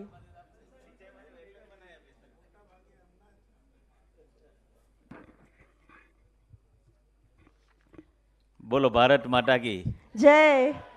વંદે માતરમ. આજે 7મા આંતરરાષ્ટ્રીય એક દિવસ વેટલેન્ડ સેમિનાર ને 3 દિવસનો વર્કશોપ ચાલવાનો છે. આ પ્રસંગે અહીંયા ઉપસ્થિત આપણા સિનિયર કેબિનેટ મંત્રી અને વન વિભાગના તમામ અધિકારીશ્રી કર્મચારી સાથે એક મંત્રી નહીં પરંતુ સામાન્ય વ્યક્તિ તરીકે કામ કરતા એવા આપણા સૌના વડીલ કેબિનેટ મંત્રી શ્રી મુલુભાઈ, એવા જ જેમણે ઘણી બધી વાતો એમના વક્તવ્યમાં કરી છે એવા હેડ ઓફ ફોરેસ્ટ શ્રી પી સિંહજી, જેમણે મુલુભાઈએ પણ કીધું ને અમે પણ કીધું કે તમને ઉપર બેસાયેલા છે એટલે કંઈક તો દેવું પડે, એવા અમારા જીપીસીબીના ખૂબ જ સારી કામગીરી કરતા અને જીપીસીબી ડિપાર્ટમેન્ટ જે ત્યારથી સંભાળે છે એમાં કોઈ પણ લોકોની એક પણ કમ્પ્લેન આવ્યા વિના અને કોઈ પણ ઇન્ડસ્ટ્રીઝની કોઈ પણ ફરિયાદ આવ્યા વિના એવી અમારી ઇન્ડસ્ટ્રીઝ ચલાવે છે એવામાં ચેરમેન શ્રી ભારતજી, એવા જ અમારા જયપાલ સિંહજી, સુગુરજી, અહીંયા ઉપસ્થિત નિષ્ણાત ડૉક્ટર તેજ મુંડકરજી, વિશ્વ રંજનજી, ઉપસ્થિત તમામ રાજ્યોમાંથી આવેલા સૌ વન વિભાગના ઓફિસરો, સૌ ઉપસ્થિત મારા ગુજરાતના તમામ જિલ્લામાંથી ભરેલા સૌ વેટલેન્ડ પ્રેમીઓ, વિદ્યાર્થી મિત્રો અને મીડિયાના સૌ મિત્રો. મિત્રો, આપણે જોઈએ છે કે ગીર ફાઉન્ડેશન છેલ્લા 7 વર્ષથી ઇન્ટરનેશનલ સેમિનારનું આયોજન કરી રહ્યા છે. ગત વર્ષે પણ આપણે જોઈએ છે કે વેટલેન્ડનું આપણે પણ અહીંયાથી જ સેમિનાર કર્યો હતો. 2 ફેબ્રુઆરી એ વેટલેન્ડ દિવસ છે અને આજથી જ આપણે એની શરૂઆત કરી દીધી છે. મિત્રો, આપણે જોઈએ છે કે આજે વેટલેન્ડ ડેની થીમ પર આજે આધારિત આ સેમિનાર વર્કશોપમાં આપણા સૌના સહિયારા ભવિષ્ય માટે વેટલેન્ડનું ક્ષેત્રનું રક્ષણ કઈ રીતે કરી શકીએ એનું આયોજન આપણે સૌએ આ સેમિનારની અંદર કર્યું છે, એટલે તમામને હું શુભેચ્છાઓ પણ પાઠવું છું. મિત્રો, આ 4 મહિના એટલે કે નવેમ્બર, ડિસેમ્બર, જાન્યુઆરી ને ફેબ્રુઆરી, આ 4 ઋતુમાંથી યુરોપ, રશિયા, સાઇબેરિયામાંથી ફ્લેમિંગ, પેલિકિન જેવા 300થી વધુ જાતના પક્ષીઓ લાખોની સંખ્યામાં गुजरात ની અંદર આવે છે. यहाँ पे हमारे दूसरे स्टेट से भी आए हुए हमारे फॉरेस्ट ऑफिसर यहाँ बैठे हैं. वैसे तो हम लोग देखने के लिए जाए तो हमारे गुजरात से बहुत सारे लोग फॉरेन में एनआरआई है, लेकिन वो लोग भी यही मौसम देखते हैं. नवंबर, दिसंबर, जनवरी, फरवरी में शादी की मौसम बनाते और यहाँ लोग आते हैं. ये 4 महीने आते हैं और ये बहुत सालों से गुजरात में आप देख रहे हैं कि गुजरात क्यों पसंद करते हैं. ये मोदी जी ने ऐसा सौम्य गुजरात बनाया है, इसलिए वाइब्रेंट समिट का शुरुआत भी यहाँ से हुई है. जब हमारे मोदी जी ने वाइब्रेंट समिट की शुरुआत की तो गुजरात में पूरे वर्ल्ड के लोग यहाँ आके इन्वेस्टमेंट करते हैं। आज देखो 11,000 करोड़ से चालू किया हमारा वाइब्रेंट समिट, आज कितने लाखों करोड़ों पे पहुंच गया है। क्यों? कि गुजरात सौम्य गुजरात है, गुजरात के ऊपर गुजरात के लोग यहाँ शांत है, गुजरात के लोगों के ऊपर विश्वास है, और हमारे मोदी जी जिस तरह से काम कर रहे हैं इसलिए मोदी जी के ऊपर विश्वास है, इसलिए सब लोग यहाँ आके इन्वेस्टमेंट निवेश करते हैं। और दूसरी चीज वो भी आपको एक पता है, हम लोग को सबको पता है कि गुजरात शांत है, इसीलिए ये 60 समुंदर करके हम लोग अभी जो देखे तो रसिया जाने का होगा बाय प्लेन तो ऐसा हमारा 18 घंटा 16 घंटा लगता है। और हमारे ये जो बर्ड्स वहाँ से आते हैं 4 महीने के लिए, ये कितने 60 समुंदर करके यहाँ गुजरात में यहाँ पहुँचते हैं।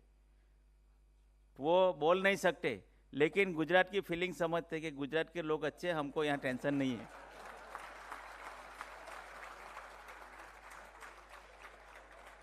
क्योंकि ये मोदी जी का गुजरात है, हमको कोई 4 महीना परेशान नहीं करेंगे, इसलिए वो भी वहां से गुजरात इसलिए पसंद करते हैं। આપણે જોઈએ છે કે ગુજરાતની અંદર આ વેટલેન્ડ પ્રકૃતિનો અનોખો ખજાનો ભર્યો છે। વેટલેન્ડ આપણા માટે એક ભૂગર્ભનું પુનઃસ્થાપન પણ કરે છે, સાથે સાથે શુદ્ધ આબોહવા હવા પણ આપને ઉપલબ્ધ કરાવે છે।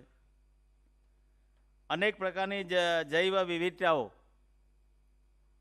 આ વેટલેન્ડની અંદર વસાહત કરે છે। તમે જોયું છે કે ઘણા બધા ગામોની અંદર પૂર આવે છે, પૂરનું પાણી, તો આ વેટલેન્ડ એ બધું પાણી પણ પોતાની અંદર સમાવેશ કરે છે। આપણે જોયું છે કે નળ સરોવર જુઓ છો, આજુબાજુમાં કેટલું બધું પાણી આવે છે। અમદાવાદમાં વરસાદ પડે છે પણ નળ સરોવર એવું છે કે બધું જ પાણી એની અંદર સમાઈ જાય છે।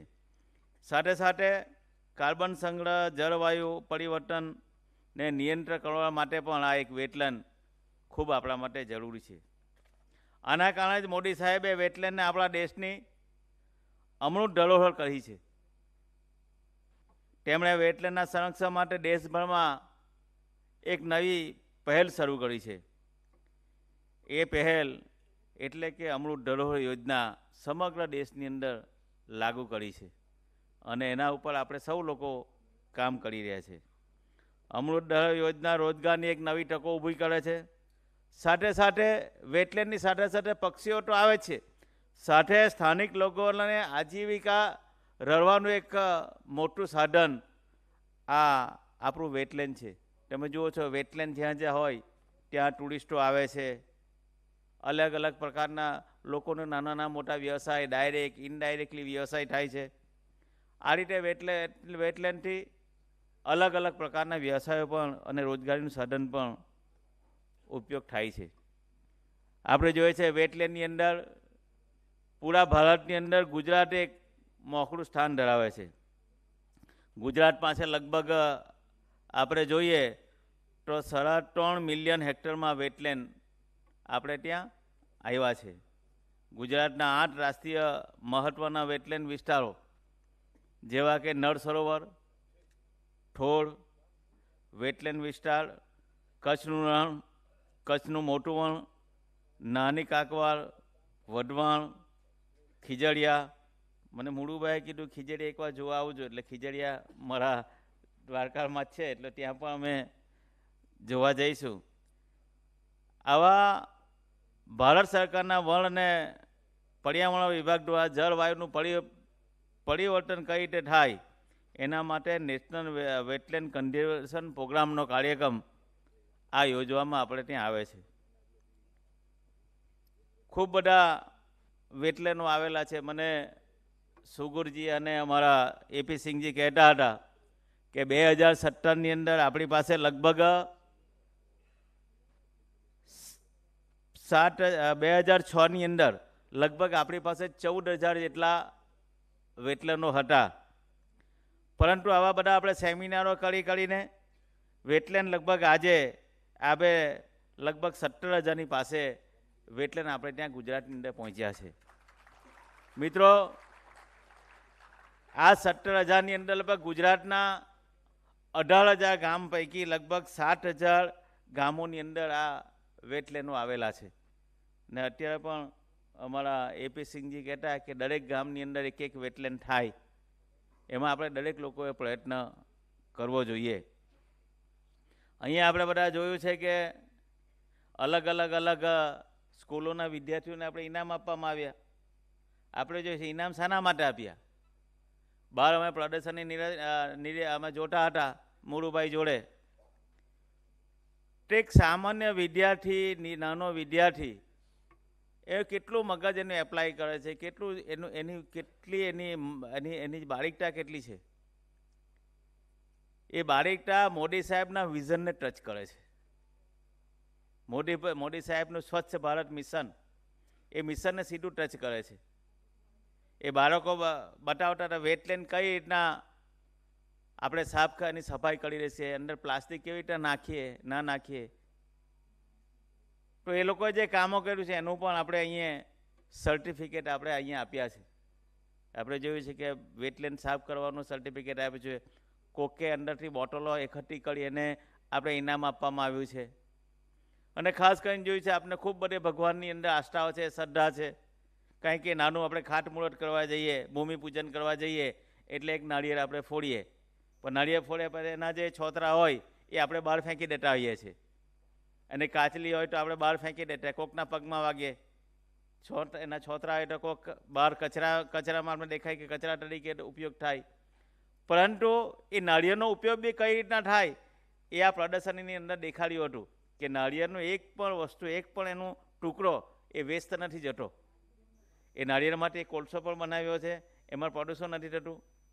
એ નાળિયેરમાંથી અલગ વસ્તુઓ બનાવી છે, કિચન બનાવી છે, અલગ વસ્તુઓ બનાવી છે.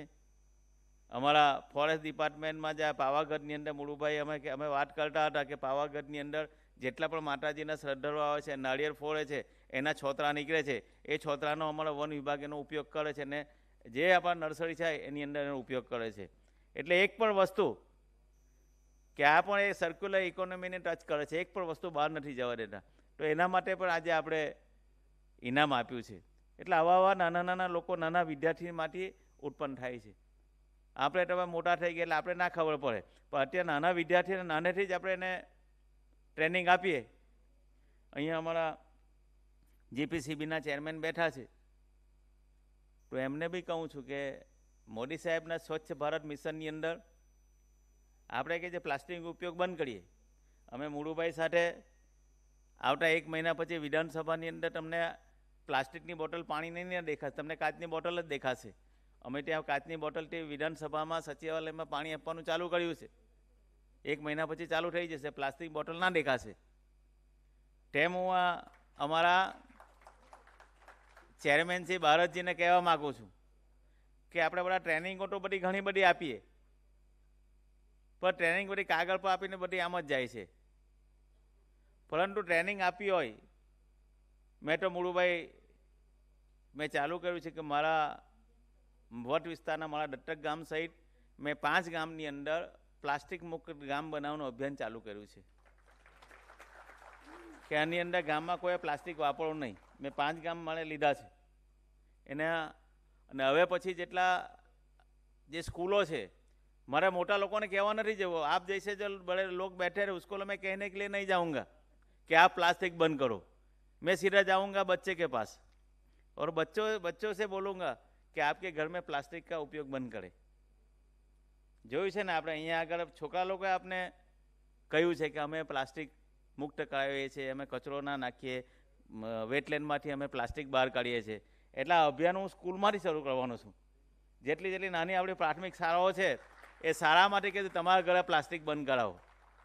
ને અમારા ભારતજીએ કીધું છે, ભારતજી સાથે અમે, હું, મુળુભાઈ, બધા લોકોએ અમે 21 નંબર સેક્ટરમાં વેડિંગ મશીન મૂક્યું હતું. આજે ધીરે ધીરે ત્યાં પ્લાસ્ટિક બંધ થયું છે. 10 રૂપિયા 5 રૂપિયા નાખો એટલે થેલી નીકળે અને ત્યાં પ્લાસ્ટિક મુક્ત આપણે કર્યું છે.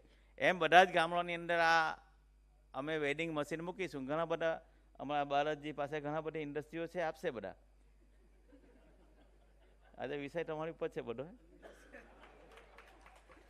પણ એક્ટિવ છે ને આવા કામ કરવામાં ખૂબ સારી રીતે લોકોને પ્રોત્સાહન પણ કરે છે. એટલે મારો કહેવાનો ભાવ એવો છે કે આપણે મોટાથી નહીં, આપણે નાનાથી શરૂઆત કરીએ. તમે અત્યારે તમારા છોકરાને ઘરની અંદર છોકરો હોય, આપણે જતા હતા કે પહેલાં વીજળી આપણે ભરતા હતા, લાઇટ બિલ ડાયરેક્ટ બી કનેક્શન કરી લેતા હતા અને બધું વીજળી ચાલતી હતી. વાંચવા જતા આગળ રૂમમાં પંખો ચાલે તો ચાલવા જ દેતા હતા, પછી પાછળ જઈએ જમવા બેસે તો બી પંખો ચાલુ હોય. પણ આ છોકરાને ટેવ પાડવી પડે કે આપણો વાંચવા બેઠા છે એટલે વાંચીને ઉઠી ગયા એટલે લાઇટ બંધ કરવી જોઈએ, પંખો બંધ કરવો જોઈએ. એને સૂચના નાના છોકરાને ત્યાંથી શરૂઆત કરશો ને તો એ શરૂઆત તમારા છેક સુધી પહોંચે. એટલે આપણે જે શરૂઆત કરી છે મૂળમાંથી આપણે એ શરૂઆત કરીશું. મિત્રો, લગભગ આ ગીર ફાઉન્ડેશન મિશન લાઈફ હેઠળ લગભગ 220 જેટલા કાર્યક્રમ કર્યા છે. મોદી સાહેબનું મિશન લાઈફને આગળ વધારવા માટે લગભગ 220 જેટલા કાર્યક્રમો કર્યા છે. અત્યારે મને સુગુરજી કહેતા હતા, મુળુભાઈ કે સૌથી વધુ વેટલેન્ડો કચ્છમાં આવેલા છે અને બીજા નંબરના વેટલેન્ડો અમદાવાદમાં અને ત્રીજા નંબરની અંદર પાટણમાં. આટલા કે જે 3 શહેરો છે એમાં વધારે વધારે વેટલેન્ડો આવેલા છે. રાજ્યની 4 રામસર સાઇટનું પણ કાર્બન એસેસમેન્ટ આ ગીર ફાઉન્ડેશન કરે છે. 2104 જેટલા વેટલેન્ડ મિત્ર બનાવવાનું કામ. મિત્રો, આ એક મોદી સાહેબનું એક જે અભિયાન છે એની અંદર 2104 જેટલા વેટલેન્ડ મિત્ર પણ બનાવવાનું કામ આ ગીર ફાઉન્ડેશને કર્યું છે. અને લગભગ 458 જેટલા વેટલેન્ડના હેલ્થ રિપોર્ટ કાર્ડ બન્યા છે. માણસનો હેલ્થ રિપોર્ટ તો બને, પણ આ વેટલેન્ડનો હેલ્થ રિપોર્ટ બનાવો એ પણ કામ સરાહનીય છે. એટલે તમને બધાને અભિનંદન પણ આપું છું. 30 જેટલા વેટલેન્ડના દસ્તાવેજની કામગીરી પણ કરવામાં આવી રહી છે. આ ઉપરાંત રામસર સાઇટ તરીકે નામાંકિત કરવા માટે આવશ્યક એની સાઇટ ઇન્ફોર્મેશન પણ તૈયાર કરવામાં ગીર ફાઉન્ડેશન અગ્રેસર રહ્યું છે. મિત્રો, આપણે જોઈએ છે દરિયા કિનારે બદલતા જતા વાતાવરણની અંદર દરિયાનું રક્ષણ પણ કઈ રીતના કરીએ એના માટે બી મોદી સાહેબે મિટસી પ્રોગ્રામ દ્વારા દરિયાના બચાવ માટે પણ આપણે કઈ રીતના બચાવી શકીએ એના માટે મેંગ્રુવ્સ વાવવા માટે, મેંગ્રુવ્સને વધારે વાવેતર કરવા માટે પણ આપણે આગળ વધી રહ્યા છે. બંગાળ પછી ગુજરાત એવું બીજું રાજ્ય છે કે ખૂબ પ્રમાણની અંદર આપણે મેંગ્રુવ્સ વાવી શકીએ છીએ. મિત્રો, અહીંયા અમારા એપી સિંહજી કહેતા કે આવનારા દિવસોની અંદર સિંહની ગણતરી થવાની છે, સાથે સાથે પક્ષીઓની પણ ગણતરી થવાની છે. અહીંયા બેઠા છે વિદ્યાર્થી લોકો, આપણે સૌ જાણતા હતા કે અત્યારે બધા આપણે લોકો પાકા મકાનની અંદર રહીએ છીએ, પણ જે લોકો અહીંયા બેઠા છે ગામડાની અંદર આપણે નળિયાના મકાનમાં રહેતા હતા.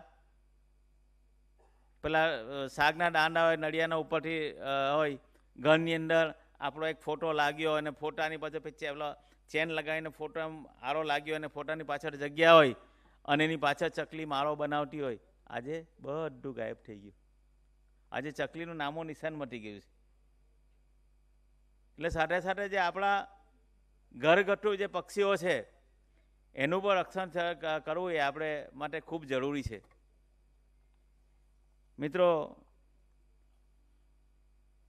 આમાં આપણે પણ આજે કાર્યશાળાની અંદર નળ સરોવર, થોર જેવી રામસર સાઇટની અંદર ફિલ્ડ વિઝિટ દ્વારા પણ પ્રેક્ટિકલ જ્ઞાન આપવામાં 3 દિવસ આપવામાં આવનારું છે.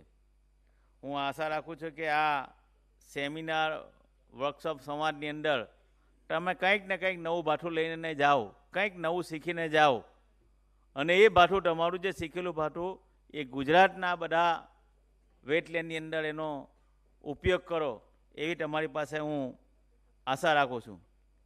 અહીંયા સૌ જે ડૉક્ટર બંને જો કોઈ બેઠા છે આપને માર્ગદર્શન આપવાના છે, પરંતુ જે રીતે ગુજરાતની અંદર એપી સિંહજીએ કીધું તેમ આપણે પણ નવી નવી સાઇટો ડેવલપ કઈ રીતના કરી શકાય, નવા વેટલેન્ડો કઈ રીતના બનાવી શકાય.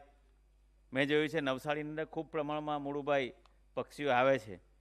મને એપી સિંહજી કહેતા ત્યાં વેટલેન્ડના પાળા તોડી નાખવામાં આવ્યા છે, પરંતુ આપણે ફરીથી બનાવીએ. દાંડી, નવસારીની દાંડી એ ઐતિહાસિક સ્થળ છે. એ ગાંધીજીના જે મીઠાનો સત્યાગ્રહ કર્યો એ દાંડી, એ આપણા માટે જે રીતને ખીજડીયા જે ડેવલપ થયું છે એ રીતના દાંડી બી મુળુભાઈ એ સરસ રીતે આ વેટલેન્ડમાં પણ ડેવલપ થઈ શકે, લોકો પણ ત્યાં આવી શકે. મુળુભાઈ અત્યારે કહેતા કે તમે પાણી વોટર ડિપાર્ટમેન્ટ પણ તમે સંભાળો છો, એટલે તમારે પણ કંઈ આપવું જરૂરી છે. પણ હું તમને બધાને કહું છું કે જ્યાં જ્યાં વેટલેન્ડ બનાવો તો મારો વોટર સપ્લાય વિભાગ, મારું ઇરિગેશન વિભાગ, જ્યાં જ્યાં તમને બનાવો તો વેટલેન્ડ બનાવી આપવાની જવાબદારી હું લઉં છું. જ્યાં તમે મને સજેસ્ટ કરજો, અમે ત્યાં વેટલેન્ડ બનાવી આપીશું. આજે પણ લગભગ અલગ અલગ યુનિવર્સિટીમાંથી, સ્કૂલોમાંથી લગભગ 36 જેટલા લોકો અહીંયા આવ્યા છે. એ જ રીતે RFO, ACF, DCF, CF, CCF, जहाँ जहाँ वेटलैंड से ત્યાં જેટલા 73 જેટલા અહીંયા લોકો આવ્યા છે. यहाँ पे अलग स्टेट से भी सब ऑफिसर लोग आए हैं. तो मैं आप लोगों भी निवेदन करता हूँ कि आप लोग भी ये वेटलैंड को कैसे डेवलप कर सके. आपके यहाँ कैसे है, गुजरात में कैसे, दोनों का डिफरेंट एक दूसरे के साथ आपका जो है वो थोड़ा दीजिए, तो हमारे यहाँ भी कैसे हम लोग डेवलप कर सके. आपके यहाँ कैसे है, यहाँ कैसे है, तो दोनों का मिक्स होकर हम लोग एक नए भारत 2047 का भारत कैसा हो, तो हम लोग साथ में मिलके करेंगे, हम करेंगे. तो ये 2047 का जो मोदी साहब की जो कल्पना है, एक कल्पना हम लोग साकार कर पाएंगे. तो आज आप लोग गुजरात में पधारे हैं, तो मैं गुजरात में आप लोग का स्वागत भी करता हूँ. और जहाँ तक का आज जो संवाद होने वाला है, ये संवाद में भी हमारे यहाँ बैठे स्टूडेंट को भी नया कुछ सीखने को मिले, ऐसी आशा के साथ मैं मेरी बात को विराम देता हूँ. धन्यवाद. भारत माता की जय. वंदे मातरम. આભાર સાહેબ. ગુજરાતના વેટલેન્ડ વ્યાપનો ઊંડો આંકડાકીય ચિતાર આપવા માટે ખૂબ ખૂબ આભાર. મિત્રો, આ ઐતિહાસિક ક્ષણો છે. હા, આ ઐતિહાસિક ક્ષણો છે. કદાચ વેટલેન્ડ કોન્ઝર્વેશનના ઇતિહાસમાં આ ક્ષણો સોનેરી અક્ષરે લખાઈ જશે. આપણું નેતૃત્વ કરી રહેલા મંત્રીશ્રીઓ, એક સાથે બે અલગ અલગ વિભાગોનું નેતૃત્વ કરી રહેલા મંત્રીશ્રીઓ, પ્રદૂષણ નિયંત્રણ બોર્ડના અધિકારીઓ, નેધરલેન્ડ અને બેંકોકથી પધારેલ નિષ્ણાતો બધા જ એક મંચ પર વિમર્શ કરી રહ્યા છે. એટલે ચોક્કસ જેમ સાહેબે કહ્યું એમ મોદી સાહેબનું સ્વપ્ન પૂર્ણ થશે અને આપણે આખું જે આપણું મિશન છે વેટલેન્ડ કોન્ઝર્વેશનનું, એને ખૂબ સરસ રીતે આગળ વધારી શકીશું. હવે કાર્યક્રમને આગળ વધારતા આપણે વિભાગના સર્વોચ્ચ શિખર પાસેથી પ્રેરણા લેવા જઈ રહ્યા છે. જી હા, જ્યારે સાહેબ આપણી વચ્ચે છે, આપણા મૃદુભાષી નેતા આપણી વચ્ચે છે, ત્યારે એમના કાર્યકાળની તાજેતરની સિદ્ધિઓ ઉલ્લેખવાનું કેમ ચૂકાય. જી હા, સાહેબના કાર્યકાળમાં અને એમના નેતૃત્વ હેઠળ 850થી વધુ વનકર્મીઓને બીટગાર્ડ અને મદદનીશ વન સંરક્ષકોની તાજેતરમાં જ ભરતી થઈ છે અને એ ભરતી પ્રક્રિયા સુપેરે પૂર્ણ થઈ અને વન વિભાગમાં નવા પ્રાણ પૂરાયા. ગુજરાતના વનો અને વન્યજીવોને ચોક્કસપણે વધુ રખોપા સાંપડ્યા છે. તો વધુ સમય ન લેતા હું વિનંતી કરીશ માનનીય મંત્રી શ્રી મુળુભાઈ બેરા સાહેબને કે તેઓ તેમના આશીર્વચનથી અમને પ્રેરિત કરે, એમના વિચારોથી અમને પ્રોત્સાહિત કરે. માનનીય મંત્રી શ્રી મુળુભાઈ બેરા સાહેબ.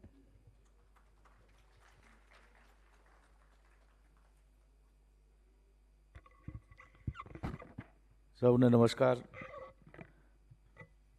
આજના પ્રસંગે અહીં ઉપસ્થિત મંત્રી પરિષદના સાથી અમારા ભાઈ મુકેશભાઈ પટેલ,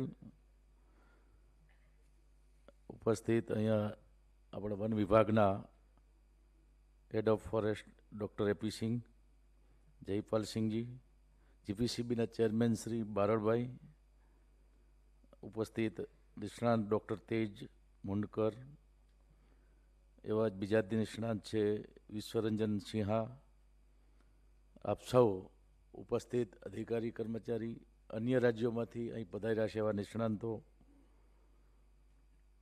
NGO અને વિદ્યાર્થી મિત્રો, મીડિયાના મિત્રો. ગીર ફાઉન્ડેશન અને વન પર્યાવરણ વિભાગ છેલ્લા 7 વર્ષથી આ પ્રકારે વેટલેન્ડ માટે ખૂબ સરસ રીતે સેમિનારનું આયોજન કરે છે અને પછી 3 દિવસ ટેકનિકલ રીતે પણ અલગ અલગ સાઇડો ઉપર જવાનું, પ્રેક્ટિકલ રીતે ખૂબ સરસ રીતે બધા નિષ્ણાંતો આપણા રાજ્યના અનુભવી અને જે આ કામ સાથે સંકળાયેલા છે એવા NGO અને અનેક લોકો આ સેમિનારમાં જોડાય છે. વન વિભાગના પણ અધિકારી કર્મચારીઓ ખૂબ સરસ રીતે ખંતથી નિષ્ઠાથી વેટલેન્ડના બાબતે પણ ખૂબ ચિંતિત છે. ગીર ફાઉન્ડેશન વેટલેન્ડ્સના સંરક્ષણ બાબતે જાગૃતિ ફેલાય તે માટે સદાય તત્પર રહે છે. દર વર્ષે ગીર ફાઉન્ડેશનના આ પ્રકારના કાર્યક્રમોથી અલગ અલગ થીમ ઉપર કાર્યક્રમનું આયોજન કરાતું હોય છે. આ વખતે આપણા સહિયારા ભવિષ્ય માટે વેટલેન્ડનું રક્ષણ વિષય ઉપરનો આ વખતની થીમ રાખવામાં આવી છે. જે સંશોધકો છે, વિદ્યાર્થીઓ છે, એવા અધિકારીઓ છે, બધાને આનાથી પ્રશિક્ષિત થાય એ પ્રકારનું સરસ આયોજન કરવા માટે ગીર ફાઉન્ડેશનના નિયામક ડૉક્ટર સુગુર અને એની ટીમને હું ખૂબ ખૂબ અભિનંદન પાઠવું છું. વેટલેન્ડ્સનું મહત્ત્વ આપણા દેશમાં પ્રાંસાદ મંડળ નામના વાસ્તુશાસ્ત્રના પ્રાચીન ગ્રંથમાં આ મુજબ જણાવ્યું છે: પ્રાણી માત્ર અને વૃક્ષોનું જીવન જળ છે અને તેથી જ મનુષ્ય જળાશય બંધાવે છે અને તે સંસારના ધન ધાન્ય અને સમૃદ્ધિથી પૂર્ણ સંસારિક તથા સ્વર્ગના સુખોને પ્રાપ્ત કરે છે. મુકેશભાઈ જળ સંપત્તિ મંત્રી છે રાજ્ય કક્ષામાં, એમાં પણ બીજા વિભાગો છે વનની સાથે. તો જેટલા તળાવો, ચેકડેમ અને જેટલા જળાશયો બંધાય એ મેં કીધું એ પ્રમાણે એક મોટું પુણ્યનું કામ છે. હું સિંચાઈ મંત્રી હતો ત્યારે લોક ભાગીદારીથી ખૂબ મોટી સંખ્યામાં આપણા ગુજરાતે ચેકડેમો બનાવ્યા હતા અને ઘણી બધી નાના મધ્યમ કક્ષાની સિંચાઈ યોજનાઓ બનાવી હતી આજથી 20 વર્ષ પહેલાં. એ આજે પણ લોકો યાદ કરે છે કે લોકોને જોડ્યા હતા, ખેડૂતોને જોડ્યા હતા. એના કારણે સિરીઝ ઓફ ચેકડેમ, એક નદી હોય તો એમાં 2-3 કિલોમીટરે ચેકડેમો છે એ બાંધવામાં આવવાનું એક મોટું કામ. મને પણ એમાં સિંચાઈ મંત્રી હતો ત્યારે આજે લોકો આટલા વર્ષ પછી પણ એ વિસ્તારમાં જઈએ ત્યારે કહીએ કે આ ડેમ કે આ ચેકડેમ કે તળાવ ત્યારે બન્યું છે. તો આજે તમે ખૂબ સારી કીધું કે વન વિભાગ અને જ્યાં જ્યાં તળાવો છે, આપણી મોટી યાદી છે, એ બધા જ આપણા ડૉક્ટર AP સિંઘની ઈચ્છા પ્રમાણે આ કામ કરવા માટે તમે જળ સંપત્તિ વિભાગ પણ આપણી સાથે છે. એના માટે હું તમને અભિનંદન આપું ને એ પ્રમાણે કામ કરવાની હવે બધી જ ફોલોઅપ લેવાની જવાબદારી તમારી છે.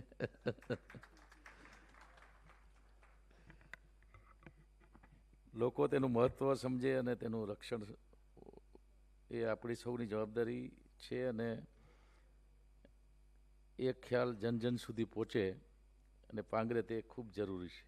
વેટલેન્ડ્સનું અસ્તિત્વ ટકાવવા અને સંરક્ષણ માટે આપણા દેશ તથા રાજ્યમાંથી વિવિધ પ્રયત્નો આપણે બધા સાથે મળીને હાથ ધર્યા છે. ભારત સરકાર દ્વારા વિવિધ રાજ્યોના સહકારથી 1985-86થી લઈ અને રાષ્ટ્રીય વેટલેન્ડ્સ ક્ષેત્ર સંરક્ષણ કાર્યક્રમ નેશનલ વેટલેન્ડ્સ કન્ઝર્વેશન પ્રોગ્રામ કાર્યરત છે. સમગ્ર ભારતમાં 115 વેટલેન્ડ્સને રાષ્ટ્રીય કક્ષાએ મહત્ત્વના વેટલેન્ડ્સનો દરજ્જો આપવામાં આવ્યો છે. જેમાં ગુજરાતમાંથી મારા પહેલાં પણ વાત કરી અન્ય બધા અધિકારીશ્રીઓએ કે 8 વેટલેન્ડ્સનો સમાવેશ છે આપણા ગુજરાતમાં એમાંથી થાય છે.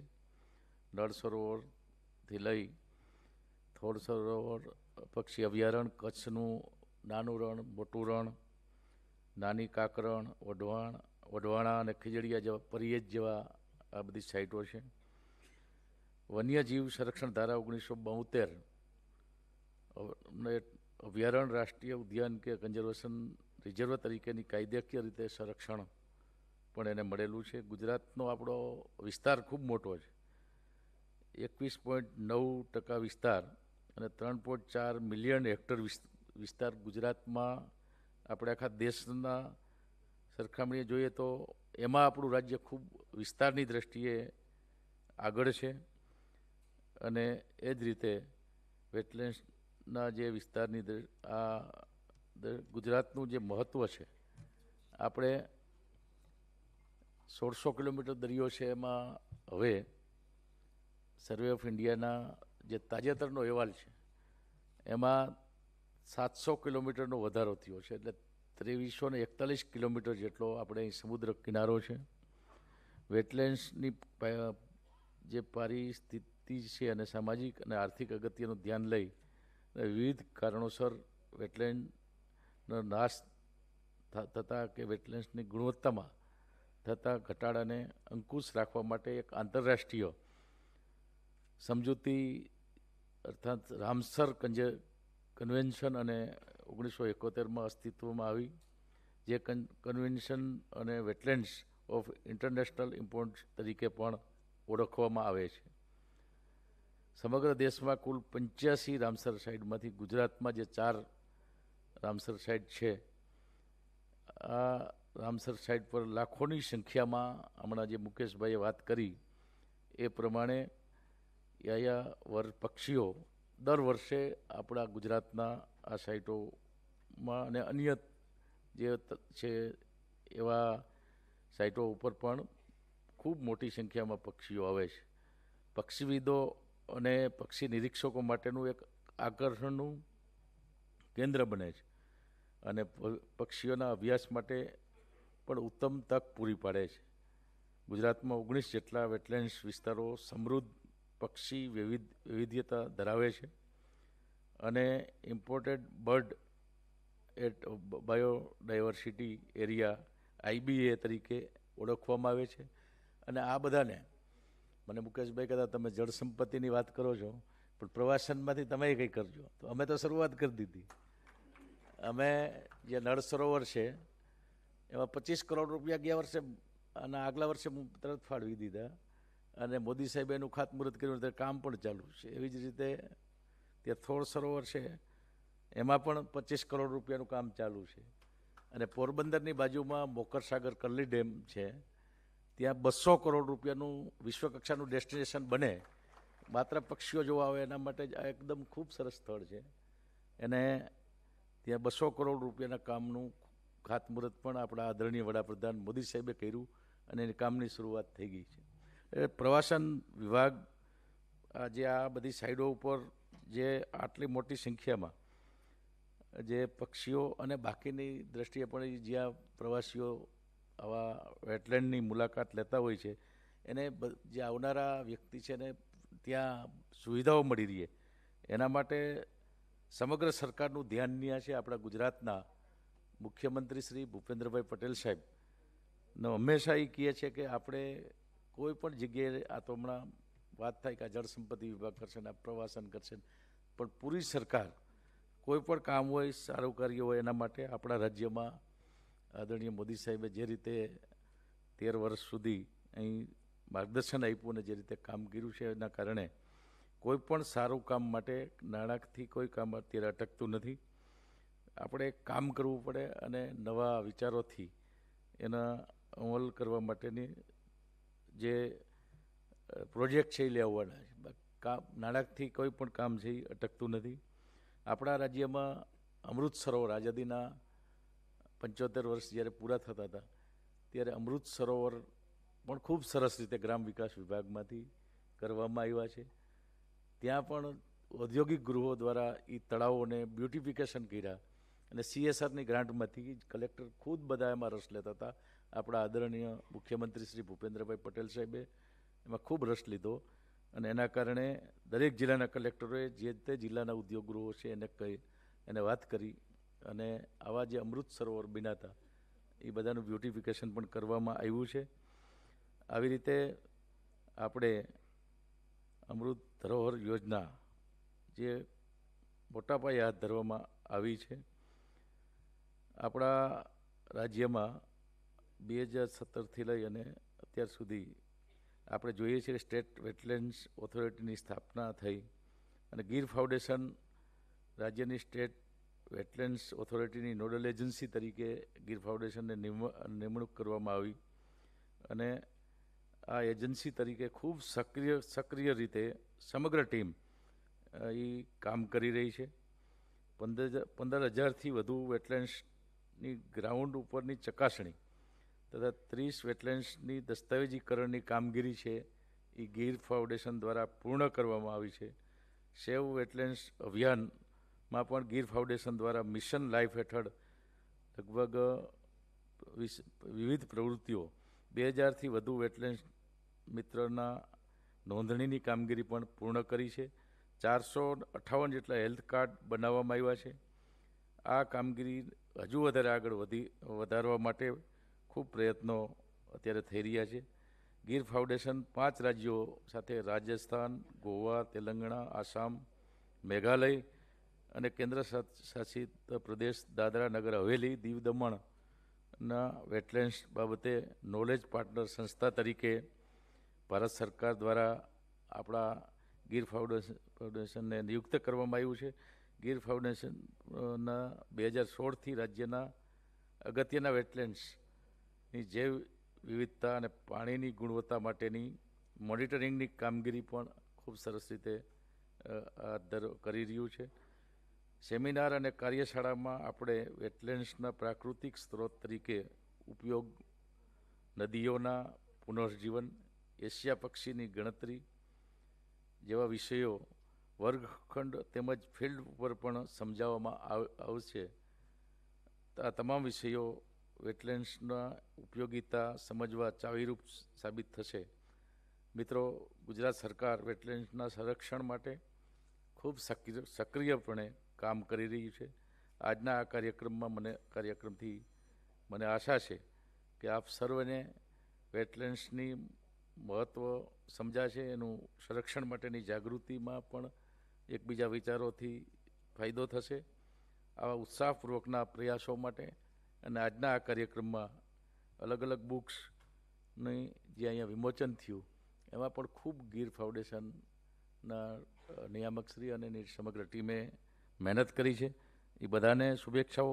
અન્ય રાજ્યોમાંથી આવ્યા છે બધા સંશોધકો, નિષ્ણાંતો અને આ કાર્ય સાથે જોડાયેલા છે એવા આપ સૌને હું આ વર્ષની આજની આ 1 દિવસની સેમિનાર અને 3 દિવસ અલગ અલગ રીતે જે વર્કશોપ, ટેકનિકલ વર્કશોપ છે એમાં ખૂબ સારી રીતે ચર્ચાઓ થાય, મંથન થાય અને આપણે બધા જ આપણું ગુજરાત અને દેશને માટે વેટલેન્ડ ક્ષેત્રના વિષય ઉપર હજી વધારે સારું કઈ રીતે કામ કરી શકીએ એના માટે ચોક્કસ આમાંથી સારું પરિણામ આવે એવા પ્રયાસો કરો એવી સૌને અપીલ કરી અને મારી વાત પૂરી કરીશું. જય જય ગરવી ગુજરાત.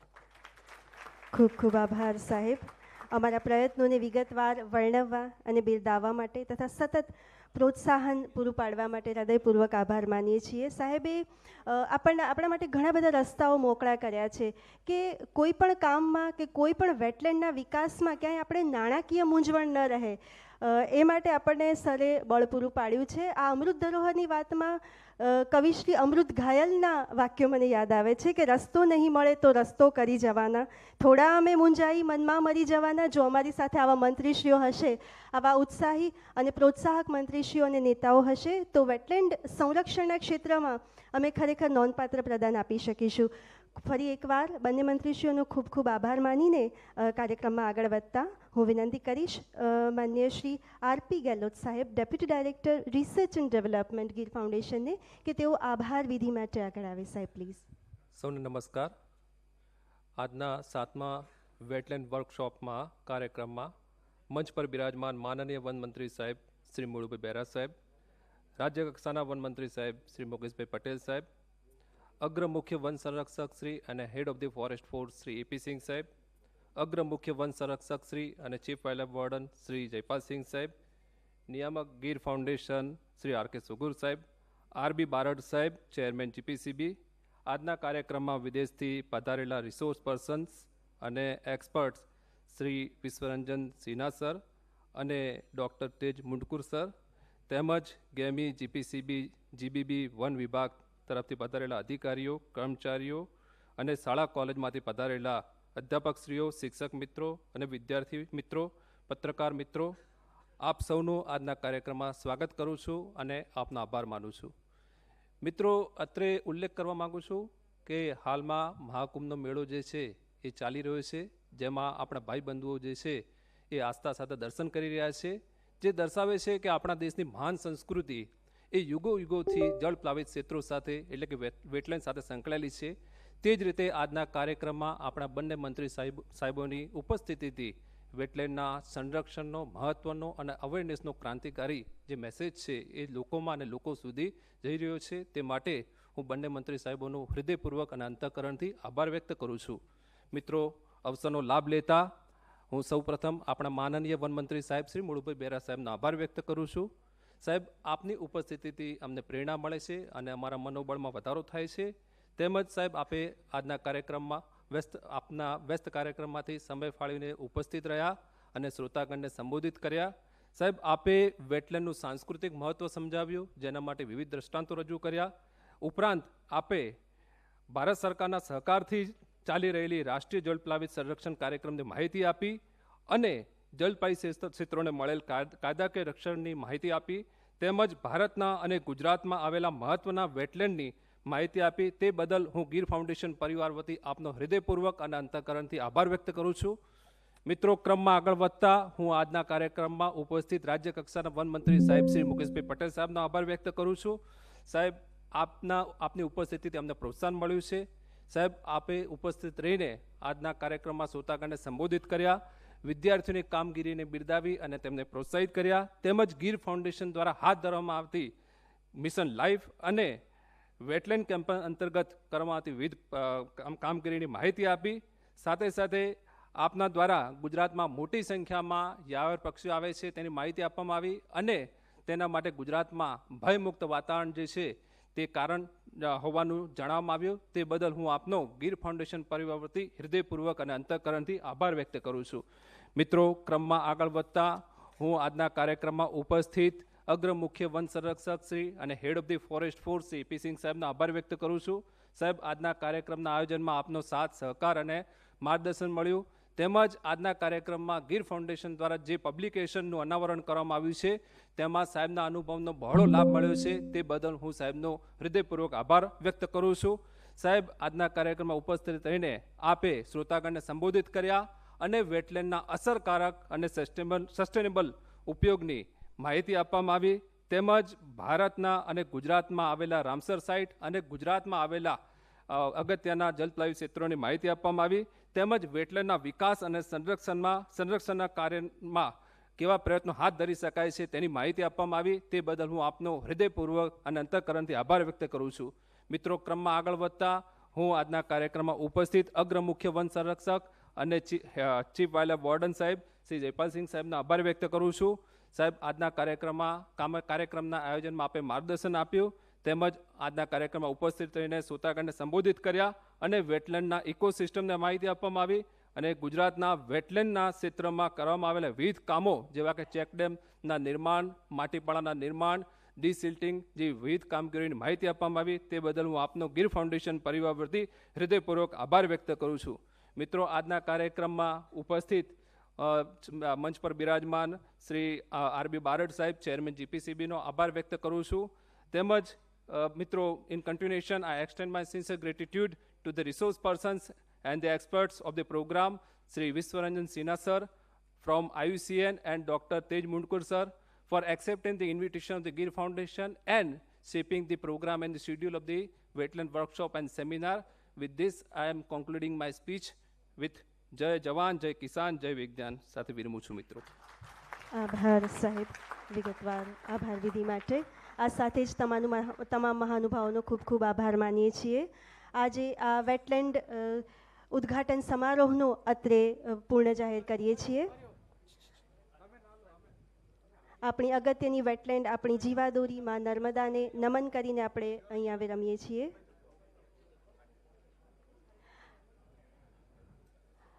પાર્ટિસિપન્ટ્સને અત્રે જ બેસી રહેવા વિનંતી છે.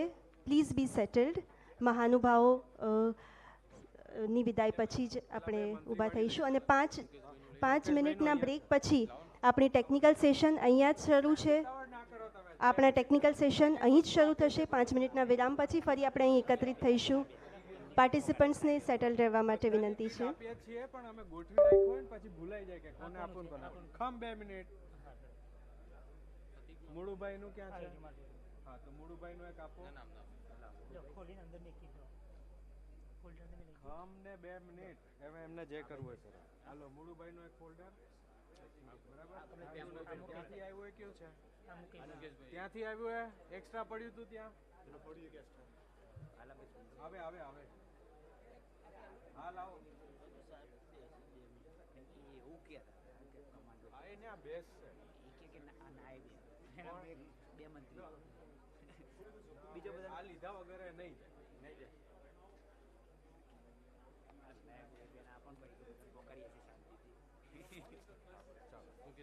મુકેશ બરાબર. 2 મંત્રી ના થઈ ગયા તમારી જોડે. ઓકે ઓકે ઉભા રહ્યો. હજુ કુંડું આવે. એક કુંડું આપી દો. મંજીતભાઈ 1 મિનિટ તમે આ લઈ લો. કુંડું લઈ લો. હા બસ ગાડી તમે આ લઈ લો. 9947 ઓકે એમને જે બોક્સ આપવાના છે એમની ગાડીમાં ઓલરેડી પહોંચી ગયો. બરાબર. હવે આખો સેટ પૂરો.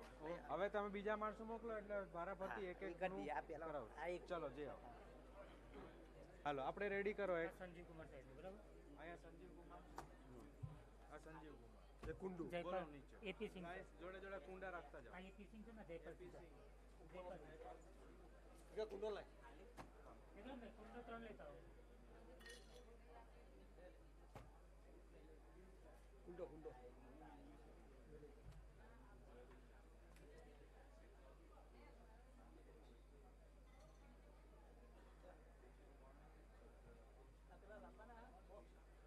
હા આમાં બધામાં બોક્સ આવશે. ના પેલી 2 3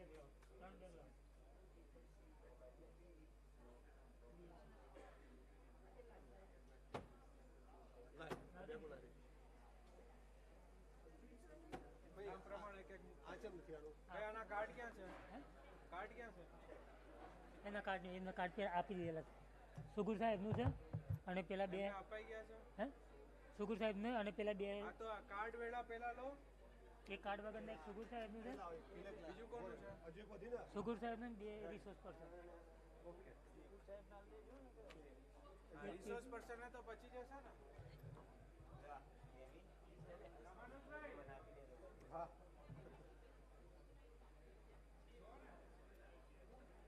दूसरी रिफिल कर देना दोस्त. छोटी बड़ी दोनों.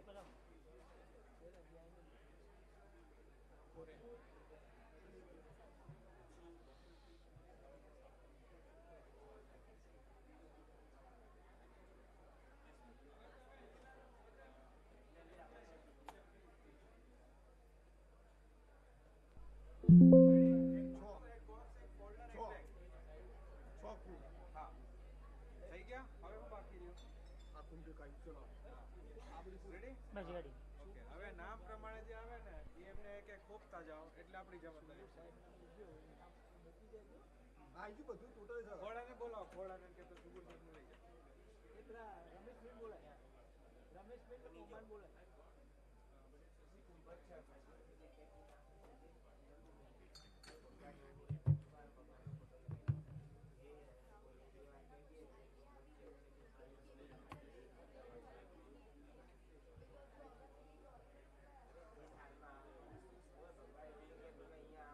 તમને આપી દઉં અથવા કોઈને આપી દઈએ. એમનું અલગ રજીસ્ટ્રેશન થઈ ગયું છે.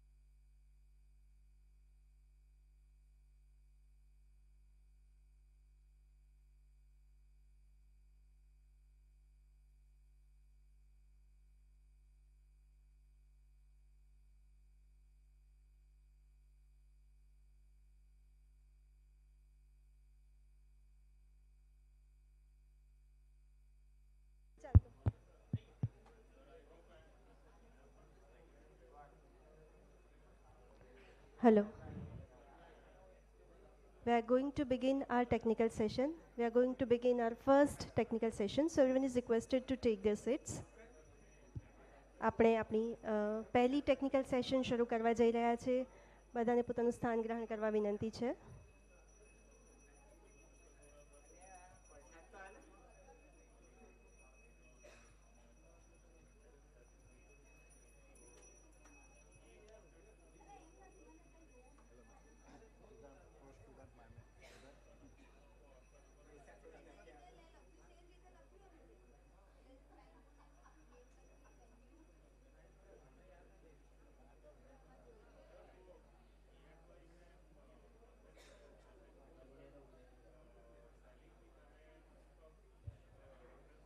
I request the participants outside the hall to come inside. બધા જ પાર્ટિસિપન્ટ્સને વિનંતી છે કે તેઓ હોલમાં પોતાનું સ્થાન ગ્રહણ કરે. આપણી પાસે આંતરરાષ્ટ્રીય કક્ષાએથી આવેલા નિષ્ણાતો છે. We have some wonderful experts, experienced experts with us. Let us not waste even a single moment of their lecture.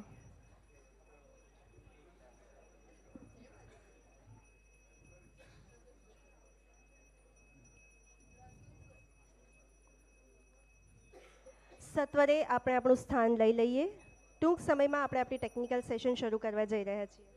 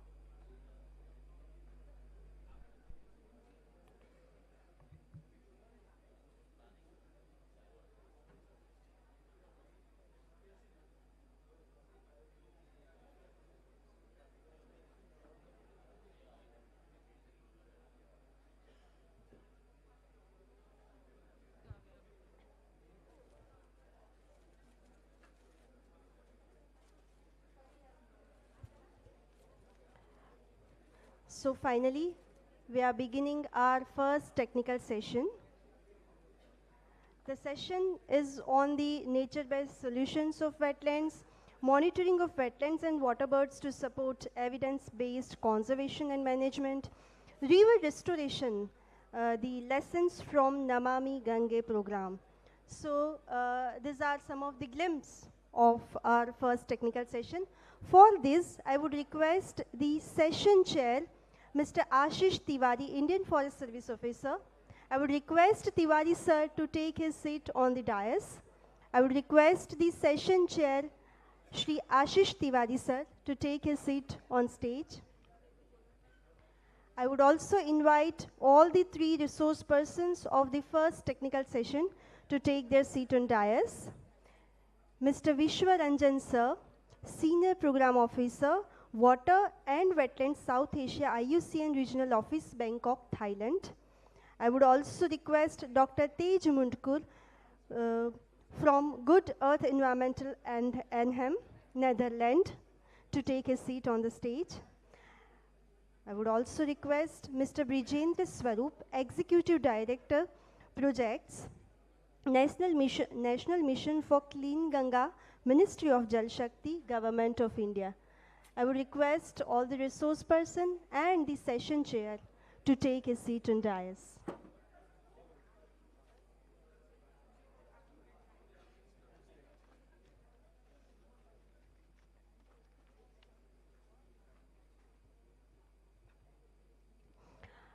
With this, the rapporteurs for this session are Dr. Sandeep Munjpara, Research Associate and In Charge Scientist, GEER Foundation, Dr. Lopa Mudra Das, and Dr. Rajkumar Yadav are going to report this session. Let me introduce our session chair, Mr. Ashish Tiwari sir. Sir is Indian Forest Service Officer of Uttar Pradesh cadre from 1995 batch. Currently, he serves as the Additional Managing Director, Forest Certification at Uttar Pradesh Forest Corporation, Lucknow. With over 25 years of experience, he has held significant policy and planning roles, including Secretary for Environment, Forest and Climate Change, Government of Uttar Pradesh, and Member Secretary of various key environmental bodies. His expertise spans climate change adaptation, biodiversity and forest conservation, pollution control, and sustainable natural resources management. Sir has worked with international organizations like World Bank, UNEP, GIZ, and JICA, as well as local communities and research institutions have also remained in association. His academic background is also interesting. He is IITian from Delhi and Forest Research Institute, Dehradun.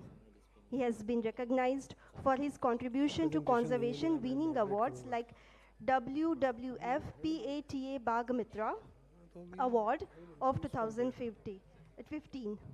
And several commendations from Government of Uttar Pradesh have also been received by Shri Tiwari sir. So I would request sir to take over the session. Tiwari sir. Thank you so much, and a very good afternoon to you all. And it's my pleasure to actually moderate this session. And I am really very, very thankful to GEER Foundation to have designed this session like to cover the various most important aspects of wetland conservation. And this session is having esteemed experts from the subjected fields, ranging from wetlands as nature-based solutions. Then I welcome in the session Mr. Vishwa Ranjan, who is Senior Program Officer, Water and Wetlands, South Asia IUCN, Asia Regional Office, Bangkok. I welcome you on the panel. Mr. Ranjan is, as I said, is a program officer with this organization, and he has a very wide experience in working in IUCN Asia Regional Office in Bangkok. His main areas of interest would be, is actually the river governance and wetland management in major river basins. So I hope that you all will be very much benefited by his experiences, and we all know the vagaries of climate change impacts really has put the importance of wetlands in forefront, as nature-based solutions. Why? What do we mean by nature-based solutions? That they utilize the power of nature to actually provide solutions to impacts of climate change. So we welcome you on this session, and we will definitely be very much benefited by your vast experiences. Then we have another very important area of the linkages of wetlands with biodiversity, and in particular the birds, etc. So we have with us Dr. Taej Mundkur. He is basically renowned nature conservationist and independent consultant based in Netherlands.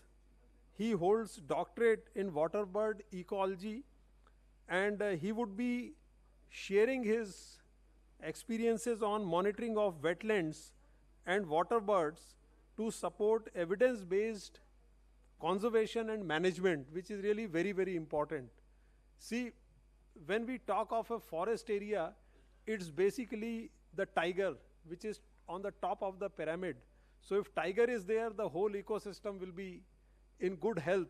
So this is so regarding the regarding the wetlands also, where if you have good migratory birds coming in good number progressively, then probably your wetland health is very, very good. So we would be definitely be benefited by the experiences of Dr. Taej Mundkur. Welcome you on the panel. Thank you very much. Then we have my colleague and my friend, Mr. Brijendra, who has earlier worked in various fields in the environment ministry, and he comes from Sikkim cadre, and right now he is working with executive director projects in Namami Gange, under the Namami Gange implementation body, which is National Mission for Clean Ganga. And he would be speaking upon, as we all know that the National Mission for Clean Ganga is an apex body working in our country for rejuvenation of rivers, not only Ganga, but Ganga is you can say on the top of the pyramid, but the whole river systems and the drainage systems of our country. So Mr. Brijendra is a member of Indian Forest Service, very senior officer. He would be speaking upon river restoration lessons from Namami Gange program. The linkages of river with wetlands are very, very complementing. We all that, I come from Uttar Pradesh, where we see that the rivers recharge wetlands, and in the lean season, wetlands actually recharge the rivers. So the role of rivers as wetlands and complementing wetlands is very, very important. So we welcome you, Brijendra, in this panel. And since we are already running late in this session, so I would request our esteemed panelists and presenters to be little brief in their presentations. And first I would invite Mr. Vishwa Ranjan, who would be speaking upon wetlands as nature-based solutions. Thank you so much, and over to Vishwa Ranjan ji.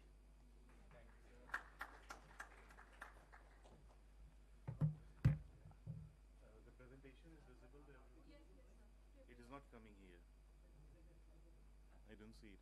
So, good morning, everyone. My name is Vishwa Ranjan. I work as a program officer, IUCN Asia Regional Office, based in Bangkok. And as Sir introduced, I am mostly working on river governance, and river is a very important wetland.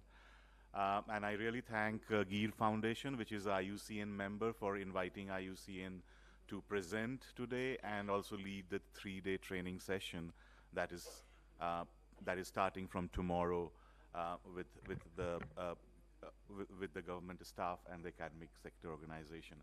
So today, I mean, since the morning, we have been discussing a lot about wetlands as nature-based solution. So that makes my life or my work easier here. Just one question before I start. How many of you have heard this term nature-based solutions? Just raise your hands. Okay, so I see, I mean, not more than 10-15% people actually have heard this term, but this is like one of the, very talked about a tool when we discuss societal challenges like climate change and the role of environment in addressing those challenges. So in my presentation today, I would like to, discuss a bit about who we are, IUCN, why wetlands are important from nature-based solution perspective, what nature-based solution means, and a few examples of how it has worked on the ground, looking at examples from across the world. So what is IUCN? So IUCN is a union of organizations which was founded in 1948, so more than 70 years of our existence. And our vision is a just world that values and conserves nature, and we work on influencing and assisting societies to conserve the integrity and diversity of nature in an equitable and sustainable manner. So it is the world's largest union of environmental organization, and we are composed of 3 units: commission, members, and the secretariat. So I belong to the secretariat, Asia Regional Office in Bangkok. GEER Foundation is one of our members, and we have a lot of individual voluntary members in the commissions. So as you can see some figures here, we have more than 1,400 member organizations, including more than 100 government members as a part of the union. In India, Ministry of Environment and Forest is the focal ministry, and Wildlife Institute of India, GEER Foundation, and many other government agencies are part of IUCN union. In the past, IUCN has been instrumental in big conventions like CBD, which was one of the outcomes of the Rio Earth Summit in 1992, and IUCN played a very critical role in drafting of the convention. We are also working with UNFCCC, another convention, and IUCN is recognized under Ramsar Convention as one of the implementing agency for the convention. Other organizations include Wetland Internationals and TNCs and others. So we are also accredited Green Climate Fund and Global Environment Facility agency. So what that basically means is that IUCN has a responsibility to support government with the mobilization of resources for the conservation of nature and adaptation to the climate change. I won't be going into the details, but just an overview of what are the different opportunities or offerings that IUCN brings in the Asia region. Documentation of scientific knowledge. A lot of you might be aware about the Red List of Species, which is the most comprehensive database on how species are doing in terms of whether endangered, extinct, vulnerable. So this classification itself was given by IUCN, and the Red List of Species is the biggest global database on the status of a species. Then a lot of work these days around capacity building on nature-based solution, and one example is what we are going to do in the next 3 days and today, supporting implementation of SDG 6 on integrated water resource management and Ramsar implementation, and mobilization of resources for the government to conserve and manage nature. So now coming to the topic of nature-based solution. So one thing, when we think about nature-based solution, it is always in response to a societal challenge. So why we are facing complex challenge? I mean, one of the World Bank data says that at least 750 million people in South Asia were impacted by one or more climate change related impacts. Our neighbors like Bangladesh, Pakistan, they have been featuring in the top 10 list of most vulnerable countries from the climate change angle in the region, not in the region, actually globally. So these are complex challenges, and nature-based solution actually provides it's not a new thing, but it provides a narrative and a tool on how ecosystems can be utilized for solving the societal challenge. And when we talk about societal challenge, you see a lot of different types of challenges on the screen: climate change, food security, human health, socio-economics, and even biodiversity loss. So these are the societal challenge, and that's where nature-based solution comes into the picture. It is based on ecosystem, it is low cost, and it leads to multiple benefits. So even if nature-based solution is designed for a particular societal challenge, if you actually look at the benefits that you can derive with in time, it will be more than just the societal challenge that you have designed it for. So we'll see how. So why now, I mean, when we talk about nature-based solution and wetlands, wetlands matter as nature-based solution. So wetlands provides a lot of ecosystem services. And when we talk about nature-based solution, it is about basically managing the ecosystem services. So say the societal challenge is flood. So what kind of ecosystem services you need from wetland? Regulating services, regulating the water. So I mean, it should be present so that it works as a buffer when there is a flooding. Provisioning services. Since morning we have been talking about, so provisioning is like what material benefits we are deriving from the wetland. And Nal Sarovar, only if we talk about that, there are more than 100,000 people directly depending on the Nal Sarovar, like the Maldharis also, and they depend on the wetland for the fodder and food for their animals and water for themselves. So there are a lot of examples. Even it is said that wetlands, the coastal wetlands, if conserved for long term, their carbon sequestration capacity is 55 times more than the forest. Even when we talk about toxic chemicals, so 60% of the toxic chemicals, I mean, the study shows if the water stays in the wetland, 60% of it is removed. Most of the siltation is removed, which is a problem when we are talking about hydropower or even irrigation. Siltation is becoming an issue, and that's where wetlands comes into the picture. They take on a lot of silt. And then, you know, supporting services like habitats. So Nal Sarovar, again, one example, we'll see more than, you know, 250 species of birds, etc., found there. So something, looking at some specific, you know, data on the wetland. So if we look at Ramsar, the Ramsar Convention says that 40% of the world's plant and animal species depends on wetlands. And when we say wetlands, these are not like only Nal Sarovar, but also big rivers and, you know, other water bodies, coastal areas which are flooded can be considered as wetlands.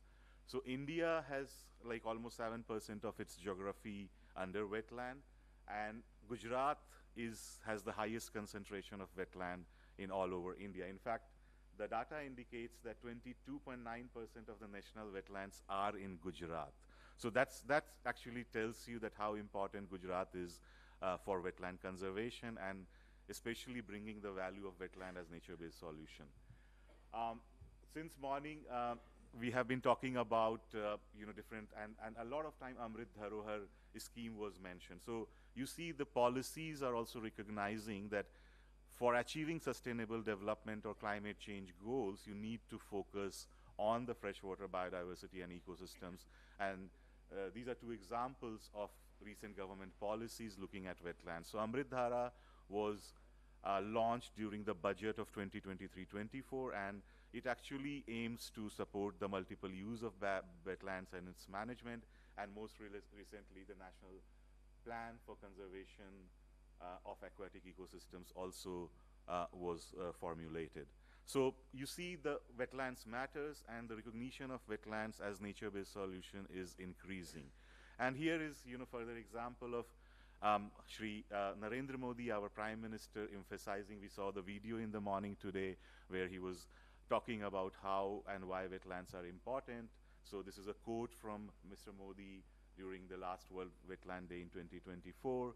Wetlands are very important for the existence of our Earth because many of the birds and animals depend on them. Along with enriching biodiversity, they also ensure flood control and groundwater recharge. So you see, I mean, flood control, groundwater recharge, all these are like societal challenges that, you know, our Prime Minister is talking about, and how actually wetlands can help. And some news also you see of the number of birds visiting the sites in Gujarat, or the Assam government investing 800 crores to investment of 800 crores on rejuvenating beels. So beels are like big wetlands.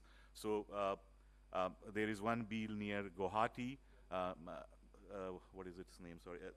So Dipor Bill. So Dipor Bill is like one example, and there are so many other bills, and there is a clear recognition from the government that these ecosystem types needs to be conserved, not for their biodiversity value, but also for the role they have been playing in addressing the societal challenge.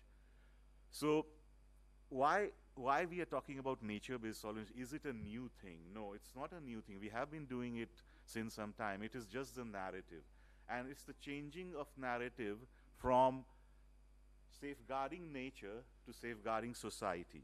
So many times when in 80s, 70s, 80s, when the protected area movement was going on, and IUCN has been at the forefront of it, and it also led to some inclusion, and the overall focus has always been on conserving the biodiversity. So what societal benefits, I mean, that is also a benefit, but if we design a solution keeping the societal challenges in mind and also contribute to the safeguarding nature, then this is what is nature-based solution. Just you know how the concept evolved. So I mean, if in early 2000 you might be hearing about the concept of forest landscape restoration, ecosystem-based adaptation, and ecosystem-based DRR. So those concepts were there, but actually in 2010, first time, IUCN and WWF came up with a report on nature-based solution, and this was because of the realization that you cannot do conservation just for conservation. You have to do conservation for the society. And actually in 2016, till 2016, there was no formal definition of nature-based solutions, so we'll look into it. So IUCN World Conservation Congress, which is the highest governing body of IUCN, accepted the definition. And in 2020, so the definition was not only, you know, enough, so because we realized that there is a need to have a very comprehensive understanding of what nature-based solution means. Otherwise, it can also be used for greenwashing. So in 2020, IUCN actually published nature-based solution global standard and it was based on the consultation with more than 10,000 people, almost a 2 to 3 years process. And actually 2022, NBS was adopted as a part of UN policy, and a definition of NBS was put forward and accepted by the member states in 2002. We will see. So here is the definition. You can look at it. So the first IUCN definition and the UNEA definition, which is now globally accepted. So what are these? So I think you have to look at different parts of the definition. First thing is these are actions to protect, restore, and sustainably manage ecosystem that addresses societal challenge. So whenever like somebody is asking you what a nature-based solution is, this is the most important point that you have to think about. Whatever actions you are proposing, are these for managing and conserving natural or modified ecosystem? Then what kind of societal challenge you are targeting? And it should also lead to biodiversity benefits. So two definitions you can compare, very similar, and basic idea there is that one side of the coin is societal challenge, and other side is the biodiversity gain. So many times what we see is that NBS is applied, the biodiversity gains happen. Many times we don't have data to monitor it, but every time you have a right intervention on ecosystem, it leads to the gains in biodiversity. So this is just to show you all the different kinds of terms related to nature-based solutions. So it's an umbrella term. You can have a very specific ecosystem restoration approach. It could be issue-specific ecosystem-based approach, like ecosystem-based disaster risk reduction, and these days EBA, which is talked a lot, which is ecosystem-based adaptation, and also used by the Indian government in literature linked to climate change adaptation and resilience policies. Then you have infrastructure-related approach, green infrastructure. So many times, like wetlands are referred to as green infrastructure, which helps us in ensuring water security and also, other different functions like flooding, buffering against the floods and all. So you can design basically nature-based solution in any which manner for this issue, for infrastructure. You can take different approaches. What is the scope of nature-based solutions? So this is where, like, I mean, the definition was there, and now we'll go and we'll look at what the indicators of global standard are saying in terms of what nature-based solution means. But when we look at the scope of nature-based solution, it is different from nature-derived solution or nature-inspired solution. Why? Because again, you have to go to the definition of nature-based solution. Nature-based solutions are the actions to protect and restore ecosystem to solve a societal challenge. In the first example here, we get wind energy, but it is not actions to protect and restore ecosystem. This is nature-derived solution. When we are inspired by nature, new building design, low efficiency, low energy, high energy efficiency, etc., etc. Many times, like this design of the building that you see is inspired by nature. It is, it helps in heat reduction. So it can be inspired, but we cannot call it a nature-based solution. So nature-based solution always starts with the action for restoring. Also, nature-based solution should be seen as a part of the overall strategy. So it never works alone. It works with policy, infrastructural solution, and other hybrid options that are available. So you need to look at it in very comprehensive term. What it means. So one of the things is about nature-based solution is that even if you are looking at a site, you need to understand what is the landscape level interactions happening, what are the things which are under your control, what are the things you cannot control. And nature-based solution works best when you have a landscape approach, and here is one example.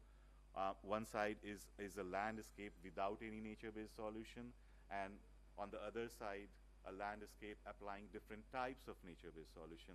So forest landscape restoration on the headwaters of the river, agri-escape restoration, agroforestry, etc., creation of wetland, ecosystem-based fisheries approach. So this is also ecosystem-based fisheries management these days is emerging as one of the important nature-based solution. Then in China, you have the concept of sponge cities. So China is investing, of course, we are also doing it in India. We are not calling it by the same name, but say China uses the term sponge city concept, which is basically promoting and rejuvenating the wetlands for their role in flood mitigation.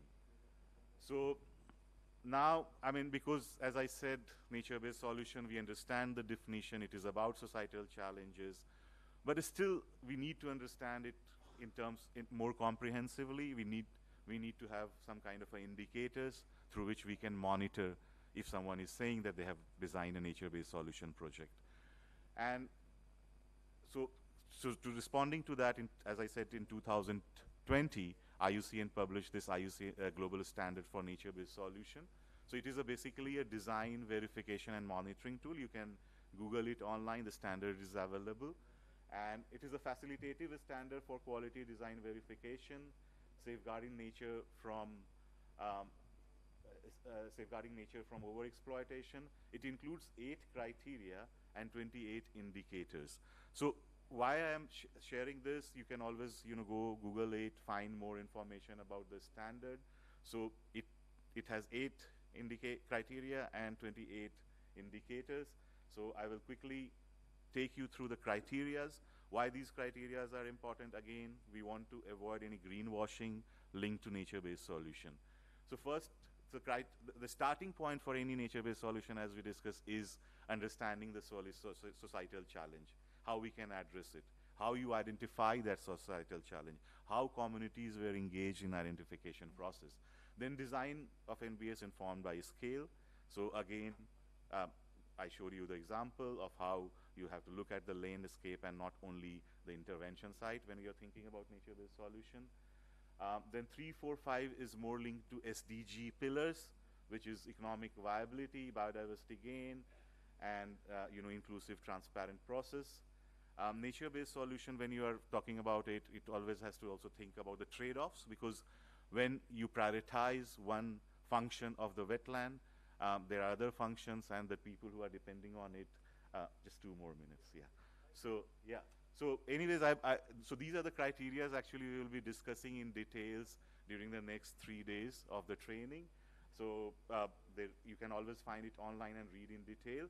But very quickly, before I end, I think it is very important to highlight a couple of examples of how nature-based solutions are actually working as, how wetlands are actually working as nature-based solution. And one of the best example I see is the East Kolkata wetlands. I don't know how many of you have heard about it, but it is approximately 26 sewage-fed fish ponds, which are managed for their capacity to clean the water. It has a East Kolkata Wetland Management Authority, which is kind of looking at it. And so it is managed, and it is also identified as a Ramsar site. And one of the most important thing is that it is identified by Ramsar as the unique resource recovery system developed by the local communities. And more than 910 million liters of water coming from the Kolkata city is cleaned every day, and more than 100,000 people depend on it for fisheries. So you see, like, it was designed initially for solving a pollution-related problem, but it is leading to a lot of different. There are other examples where how local communities from Meghalaya are identifying sites, breeding sites for Masher, and without any government support and through the cultural practices they have been saving. So there is a very good example of Masher conservation in the Simsang River, which is the Garo area. You can find a lot of information online. But this is one example, and which has actually increased the Masher population in the region and also supported the conservation of the wetlands. And what has happened that the initiative was started by the communities, but now the government, the fisheries department is coming in and supporting these local community to create some kind of a ecotourism activity around, you know, these protected site to bring in more benefit for the local communities. Won't be going into, but there are also example of Hilsa conservation in Bangladesh, and with clear results. By 2010, Hilsa population were plummeting. In 2010-11, the government identified the breeding sites, conserved it, and it has led to the increase of population by 2 times. Key messages: so wetlands-based, nature-based solution should be captured and shared amongst the government because it is important. It should support policy, and it should promote integration of existing indigenous knowledge, like the example of the Simsang and the Masher fish population. And one of the important thing really to promote wetlands as nature-based solution is the cost-benefit analysis, because every time you talk about nature-based solution, people say that, okay, it is very cost-intensive, it takes a lot of time, and that's where a more cost-benefit analysis around the use of nature-based solution can actually promote, its mainstreaming into policy. So thank you very much, and if any questions, we can take later.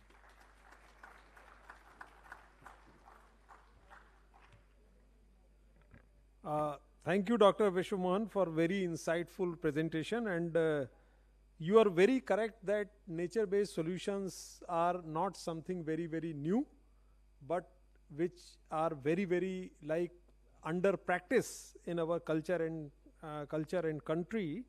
But as you have also thrown light on how we can actually plan nature-based solution at landscape level, that is one thing. And while executing that solution, how that sustainability through people's involvement, you have mentioned some examples of Bangladesh, India, etc., where actually the ownership of these solutions for their sustainability has been taken up by the community. So thank you very much, and very, very insightful presentation. And now I invite Dr. Taej Mundkur. He would be speaking about monitoring of wetlands and waterbirds to support evidence-based conservation and management. And I would request Dr. Mundkur to wrap up his presentation in about 15 to 20 minutes. Thank you.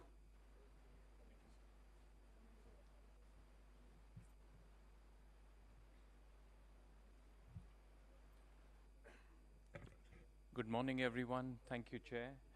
It's a great pleasure and honor for me to be here back in Gujarat.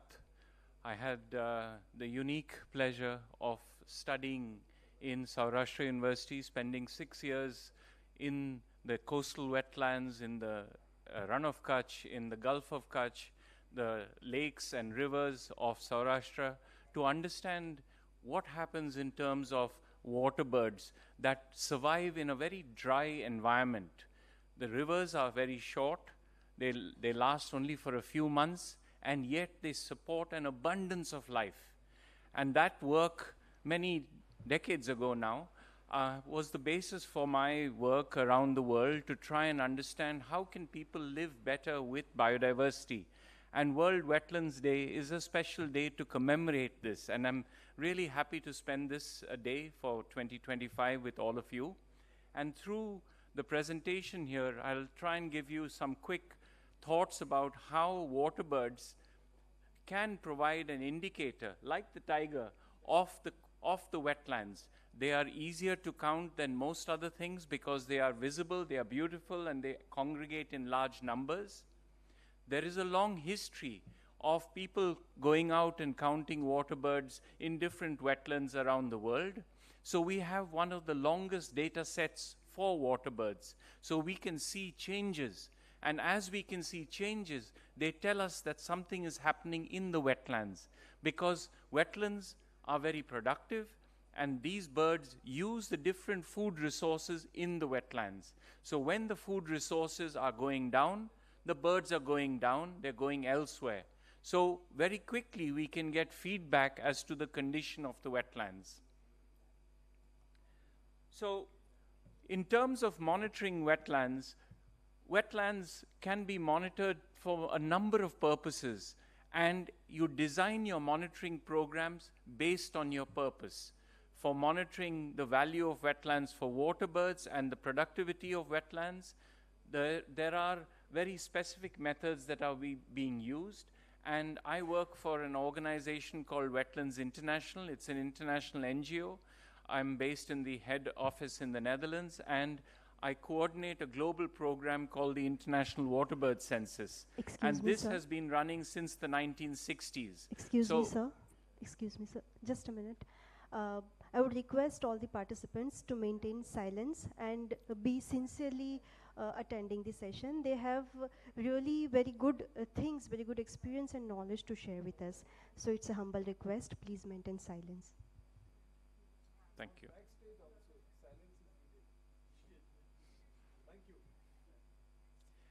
So one of the purposes is identifying sites of importance locally, nationally, and internationally.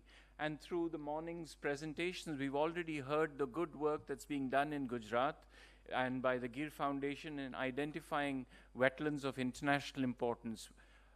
Gujarat has 4 Ramsar sites. I think Gujarat should have 85 or 100 Ramsar sites because there are so many important wetlands. Wetlands of international importance, coastal areas, the Gulf of Kutch Marine National Park is a wetland. We should recognize wetlands for what they are. Rivers are wetlands.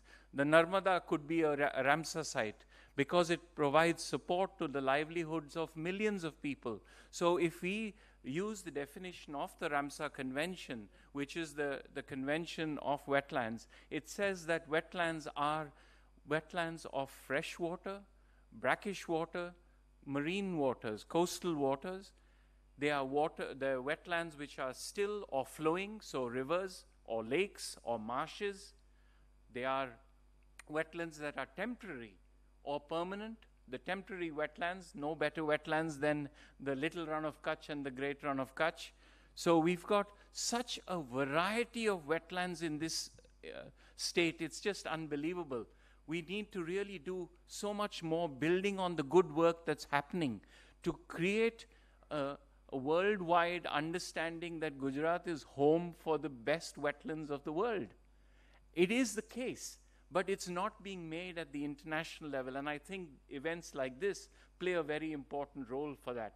And water birds are just one way to promote their importance. Gujarat is also one of the few states in India that supports a small population of the dugong, the sea cow. The Gulf of Kutch is hugely important for this. If we can raise the value for sea turtles, for fisheries, for all the biodiversity that Gujarat's wetlands support, I think we can really show that wetlands are not dealing with one aspect or another, but for a variety of purposes. I will talk about the value for water birds and monitoring of water birds as one way to do it. And here you identify how you do your monitoring based on what you want to understand. If you want to understand where all the important wetlands are, you go out and count birds at the same time, so you don't duplicate your counts. And the way you do it is very important. You need to be trained in doing that, and it's very good to see that we have a training course in the next few days. I hope that there are more opportunities to train the Forest Department staff, not with basic training, but with advanced training, because they already have the basic training. But the advanced techniques to get quality information in a consistent manner on an annual basis to better inform management decisions is what waterbird monitoring can help with. I won't go into the details of this because we are short of time. And I'll just run through these slides. There's a lot of animation in this. Sorry.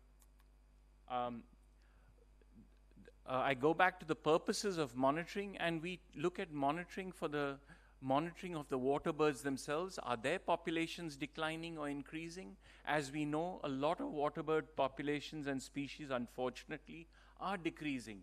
But there are some species that are increasing, and increasing very fast. But we don't know why they are increasing. The glossy ibis, for example, is a species that is increased in large numbers in the state of Gujarat and in India. But we don't know why it's increasing. Why are other species going down and this one going up? So we need to do more research on that. If we are trying to manage a wetland and we are spending a lot of funds, we need to know, are those funds actually helping to increase the number of birds?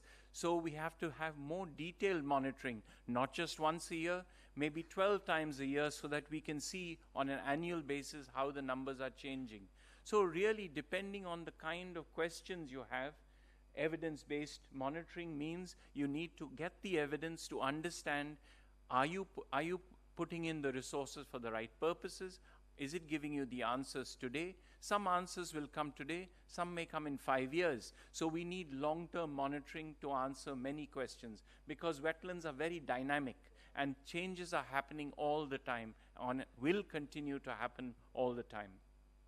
We've learned that monitoring water birds has also helped to answer some of society's problems, like with avian influenza.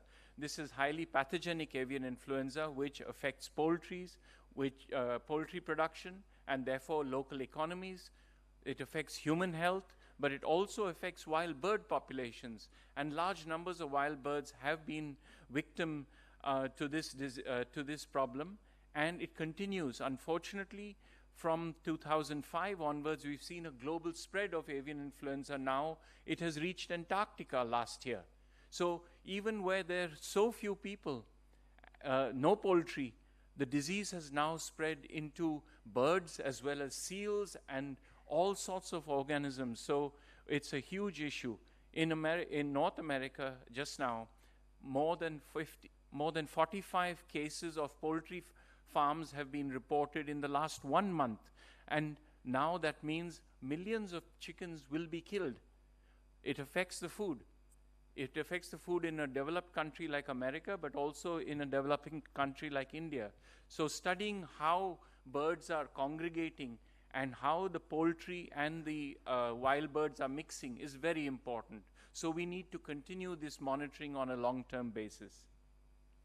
The International Waterbird Census, which I mentioned, is a global program that is coordinated by Wetlands International, but is implemented by everybody. So we are just the facilitators of a major international program. It's called the Asian Waterbird Census in India. Very simple objectives: collect basic information, support environment conservation, and raise awareness about the value of wetlands. And therefore, World Wetland Day is just one day that this is so important to celebrate.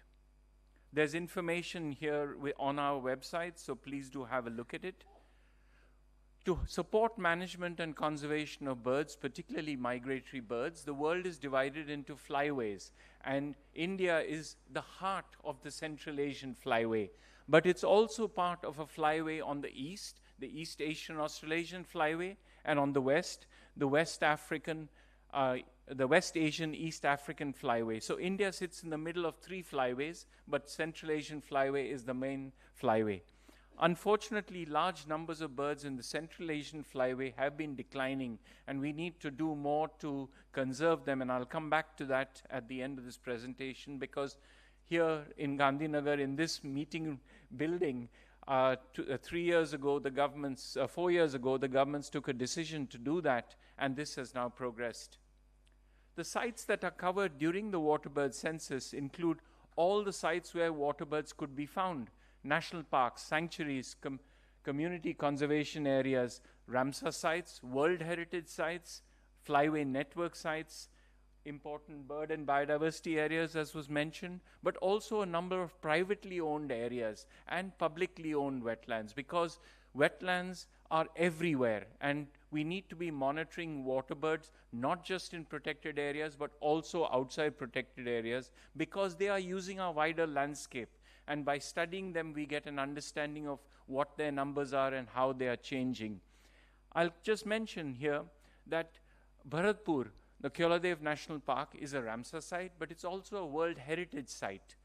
The Sundarbans, mangroves, are a World Heritage site.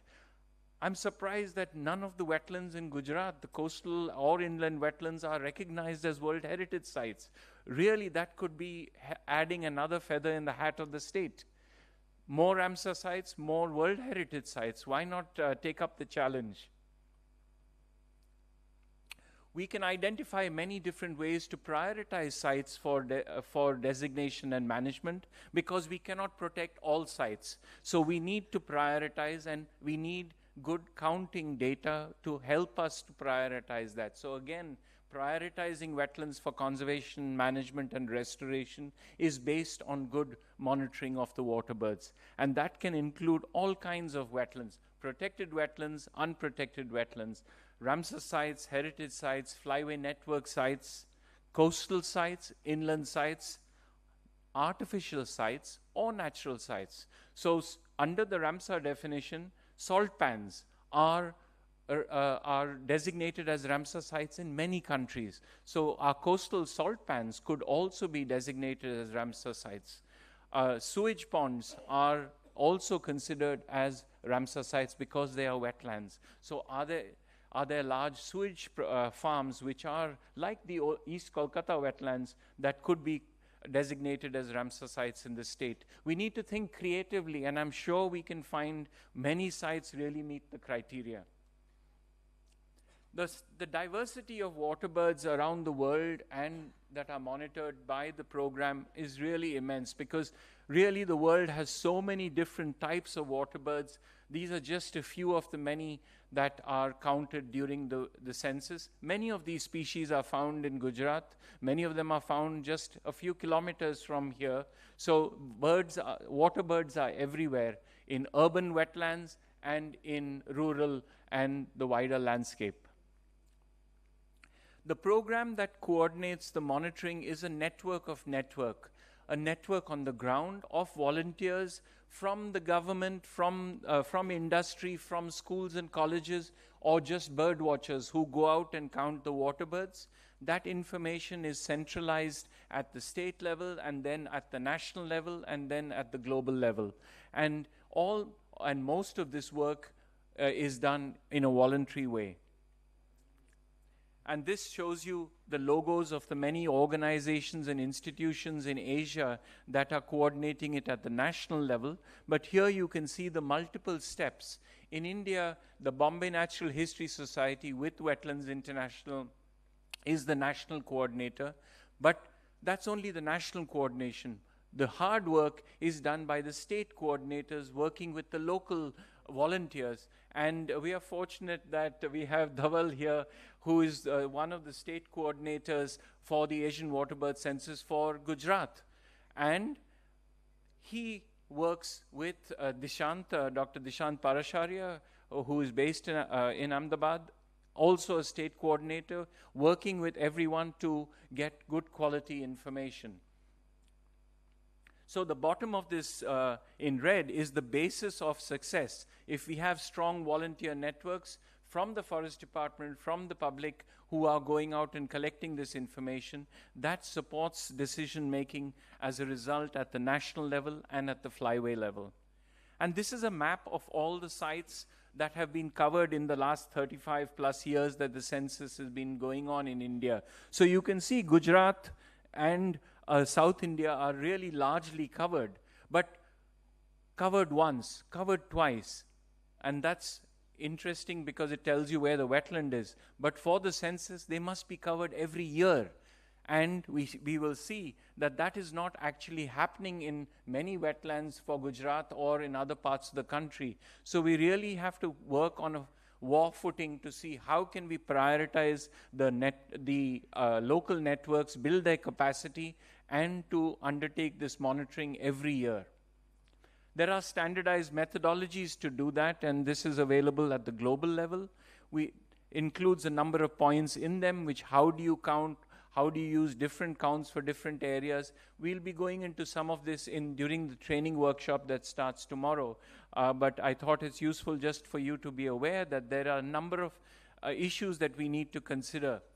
When we talk about counting of sites, some of the sites are very small, so it's possible to count at one time. But bigger sites have to be divided into different count areas. So we call them individual count areas. And then we put the information together to report them as either as a Ramsar site or a protected area or whatever. So how we divide our counting and plan it is very important as well. So basic training in that is necessary. In some areas, such as here on the west coast of Africa, they have divided it into nearly 36 count areas. And each count area is covered by different people in a standard way, and that information is brought together. So we have to think about how do we cover large areas of wetlands such as we have in Gujarat as well. To make it clear on where these counts are happening, on the Wetlands International website, we make available the boundaries of these sites. So people can go back and in a consistent way count the birds in the same sites. These are sites on the west coast of Korea. And you can see that they are small and large sites, similar to the situation here in Gujarat. But we need to do much more to be mapping our sites in Gujarat and making that information available through this global portal. We can submit data to the waterbird census in different ways. Now, fortunately, all electronic, through Excel or through an eBird system. We have been in the past using papers, faxes, and a cyclostyle when we first started, but fortunately, we have moved forward with technology, and now electronically it's possible to do the work more quickly, share the results more quickly, and analyze it more quickly. So besides counting water birds, over the last years, in response to what the governments have told us, we have developed a wetland assessment form which collects basic information on the state of the wetlands, the threats to the wetlands, and the threats to the water birds. And so every time now, this information also needs to be filled in. You can fill it in as an Excel form. This is the basic information page, and there are several sheets to be filled in, and it's quite quick to do so. I don't go into the details of this now. This gives information on the sites, the numbers of birds themselves, and the kind of information that comes out at the end is on the habitat types that are being covered by the census, the situation in the census, the wetland characteristics, the vegetation cover, whether they are saline or freshwater wetlands. What are the threats and uses of these wetlands? Is it fishing? Is it disturbance to the birds? Is it disturbance by domestic dogs? And this is a new category which has been added because in the last 15 years, a number of wetlands in India and in many other countries, domestic dogs are causing a big problem, killing birds, killing chicks, eating eggs, and the numbers are just increasing. And so action of different types will be needed to try and reduce this threat to the birds. Hunting or illegal killing of birds continues in many wetlands around the world, including in India, even though the legislation does not allow killing of wild birds. So we've been collecting this baseline information through the participants.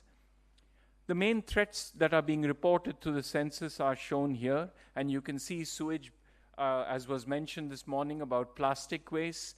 Tourism, excessive tourism is also a problem. Tourism is good, ecotourism is important, but excessive tourism can be a huge issue. So how do we manage that is something we need to think about. You can see all the other threats to the wetlands that are being reported as well.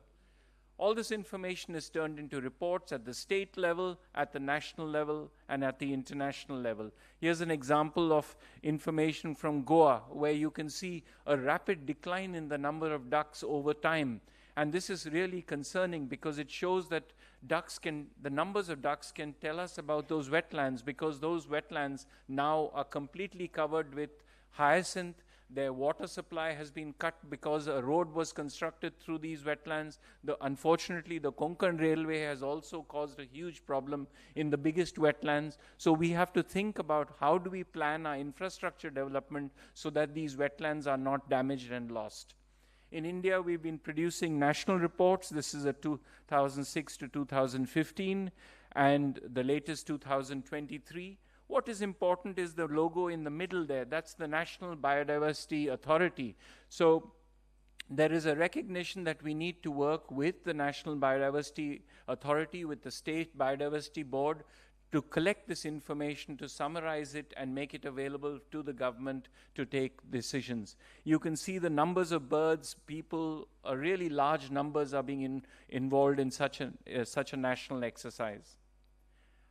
This is a map of the Ramsar sites which have been covered in 2023. You can see there's a large number of Ramsar sites which are being covered. We are not yet receiving information from all states for all Ramsar sites, even though we understand this is being done.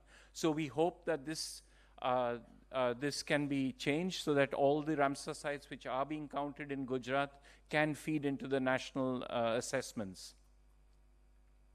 I won't go into these details. These are available in the national report, which you can download. Again, I just wanted to show you that the last regional report we did, Gujarat stands out again as a site holding more than 20,000 birds. You can barely see Gujarat because there are so many sites turning Gujarat blue. So we can really make a difference by designating and managing. Managing is the most important. Designation is just the first step.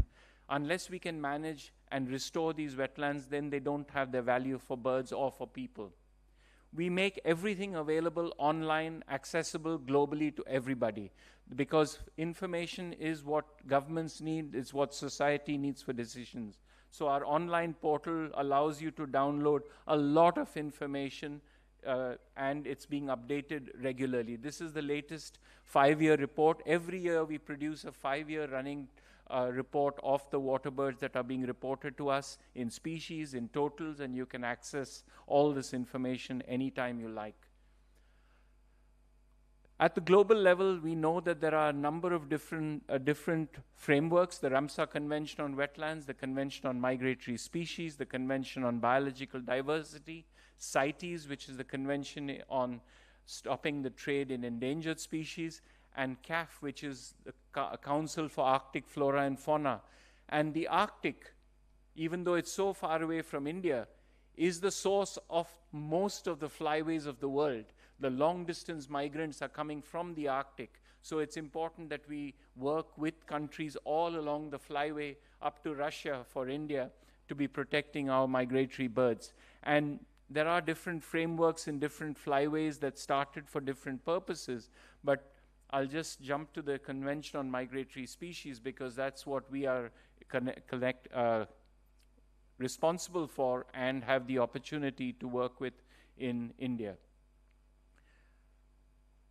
There was mention of the importance of governance this morning, and here is a global analysis that shows you in countries and regions where, okay, how many minutes, okay, where governance is good. That means laws are being followed. The populations of birds are increasing. These are the countries and regions which are in dark blue. Whereas where you have the laws but they're not being followed, bird numbers are declining. I will jump through these slides just for you to be aware that the Indian government was the first government in the Central Asian Flyway to develop a national action plan for migratory birds for the period 2018 to 2023. This is now being updated, and this provides a priority, as you can see, on a number of different issues that need to be considered for management of migratory birds and their habitats. Raising awareness and monitoring is highlighted in that list of activities and priorities. We make this information available to governments on waterbird numbers through a global portal, and this is the official source of information for designation of Ramsar sites.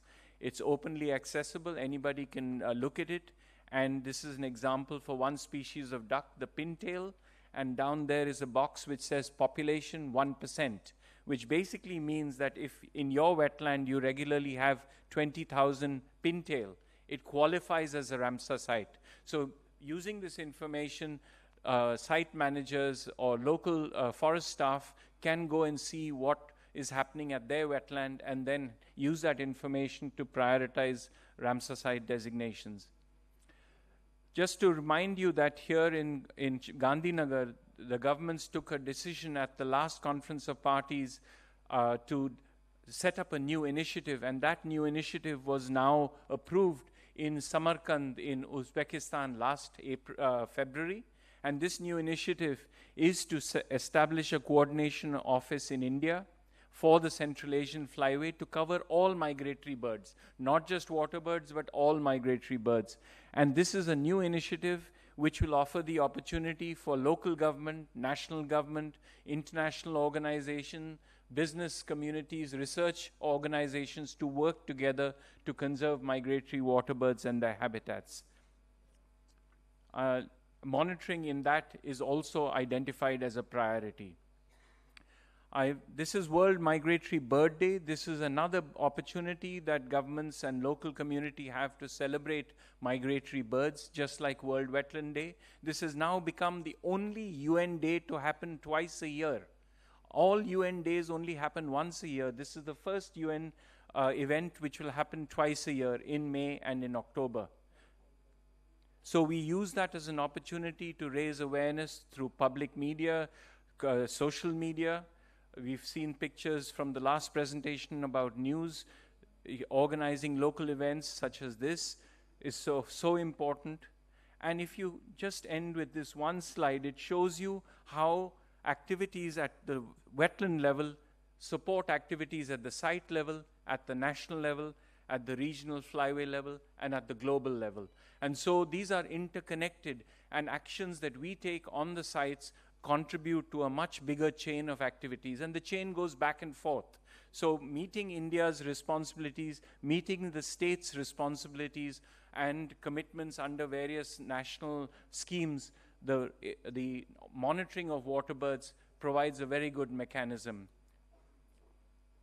I can skip this, and I'll skip this. And I'll end with just this slide. This is a slide which has links to all the information I've talked about. And if you'd like any further information, please feel free to contact me. Thank you very much.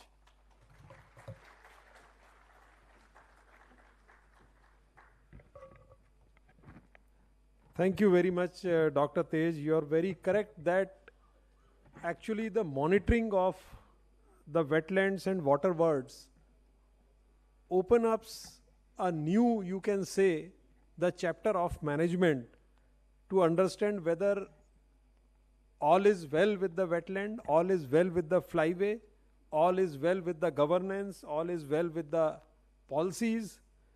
So that is why these long-term data sets are required to be collected, and it is a very much scientifically backed that the bird counts actually is an indicator of the wetland and flyway health. So we should leverage this, and I think more and more you can say participation in this Asian waterbird count exercise would mean building up long-term database. Thank you so much for very insightful. And now I will quickly invite, we'll take 1 or 2 questions at the end. So be prepared with your questions, and because paucity of time we may not be able to take more questions. So immediately I would invite my colleague Mr. Brijendra Swaroop ji for presentation on river restoration. Over to Brijendra ji.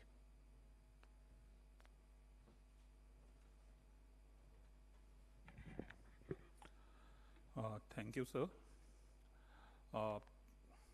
First of all, I'd like to thank GEER Foundation as well as Forest Department of Gujarat providing an opportunity to NMCG to give insights about how we have gone in the direction of river regeneration.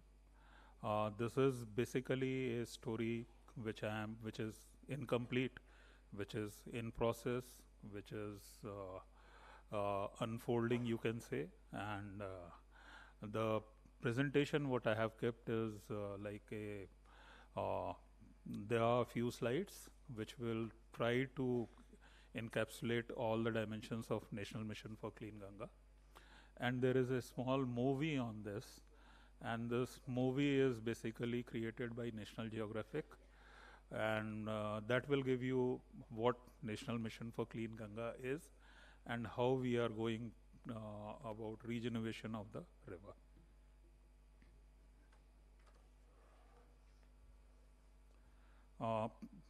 See, I'm talking about Ganga River Basin, which contributes to the 40% of the GDP.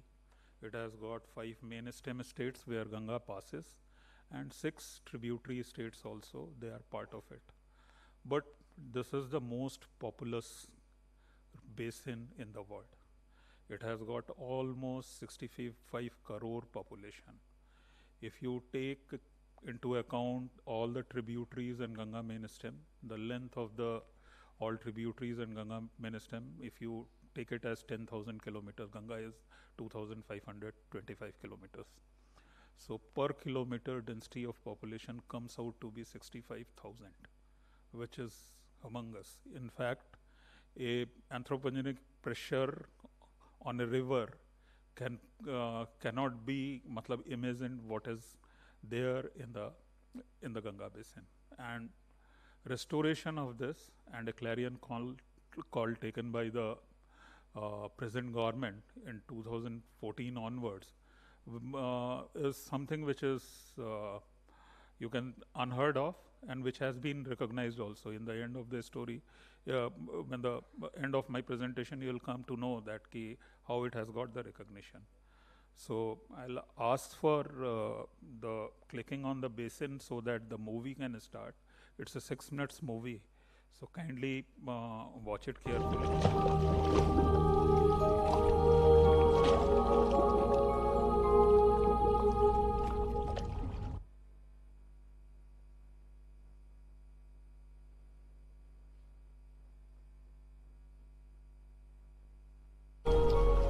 This is the Ganga, one of the mightiest rivers in the world, flowing over 2,500 kilometers across the heart of India. Born from the pristine snows high in the Himalaya, the Ganga nourishes one of the most densely populated regions in the world, nurturing life in its fertile waters and providing livelihoods to millions. For Indians, the Ganga is more than a river.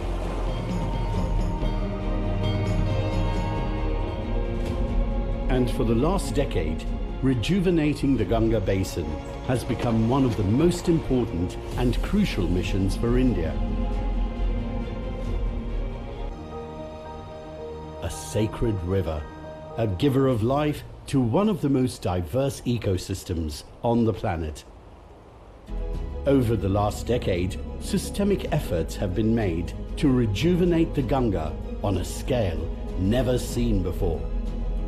The river has been given a fighting chance, a hope for the future, to try and come back to its former glory. Namami Gange program that is deploying about $2.6 billion in various rejuvenation projects across the Ganga basin.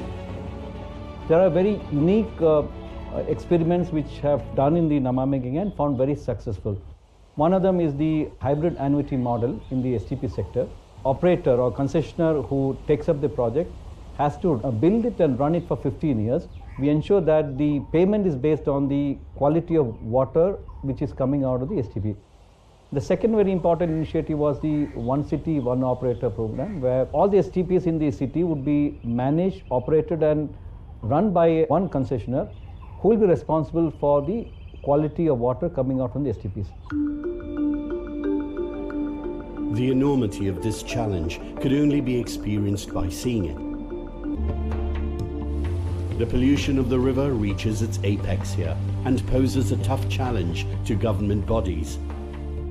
And most of this untreated, deadly water has been released into the Ganga through the city's largest open drain, the 128 years old Sisamau Nala that runs through the heart of Kanpur. Increased sewage treatment capacities are now being planned in most hotspots along the basin, from Rishikesh and Varanasi to Patna and Bhagalpur, to ensure that the untreated sewage does not flow into the river.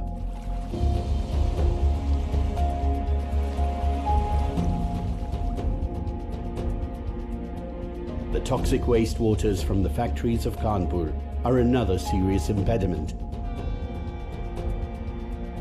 Here, the common effluent treatment plant is taking care of just that, treating chemical waste from more than 300 tanneries that discharge their toxic effluents into various drains.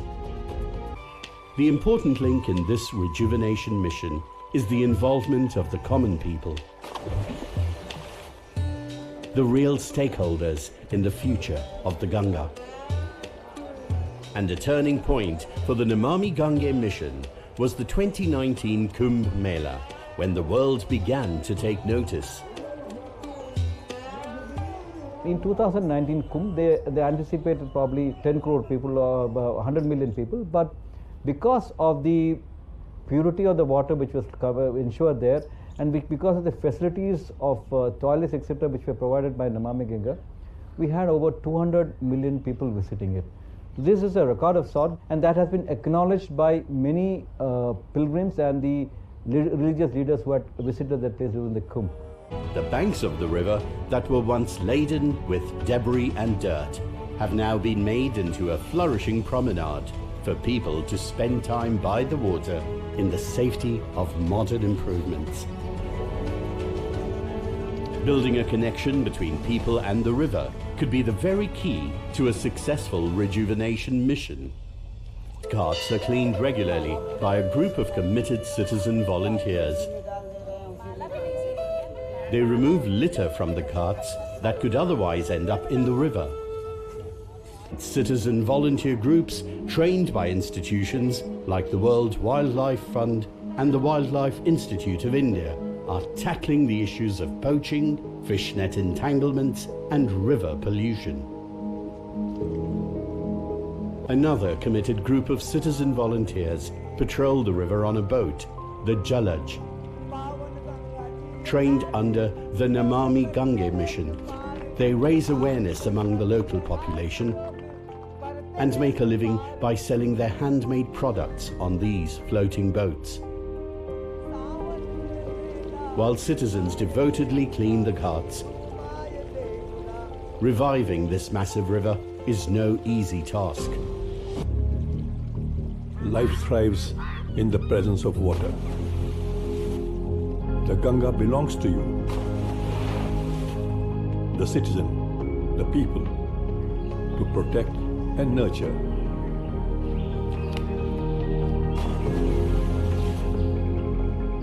The most unique river on the planet.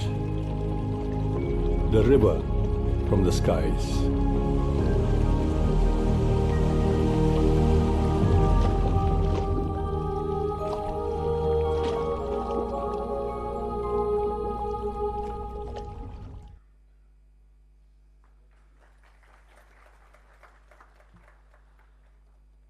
This year in Kumbh, we have crossed now 14 crores. Yesterday count was 14 point some crores. And we are expecting this year 40 crores people in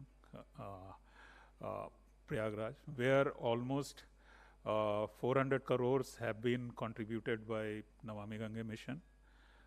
25 FRP toilets have been constructed by us, as well as there were 22 untapped drains over there, and we have done the advanced oxidation process, and we have made them as per the CPCB standards, and those waters are now discharged in river, so that there should not be any anomaly, or you can say problem to the pilgrims who are taking dip in the Ganga. So it's a humongous task basically, but the mission is working, and that's why this particular presentation, which is Sugoor sir wanted to, reason being this is, I just wanted to make all of you aware about how we are moving ahead, and wanted to take feedback from all of you how we can further more better the, because this particular organization is unique in a sense. I'll tell it in my presentation.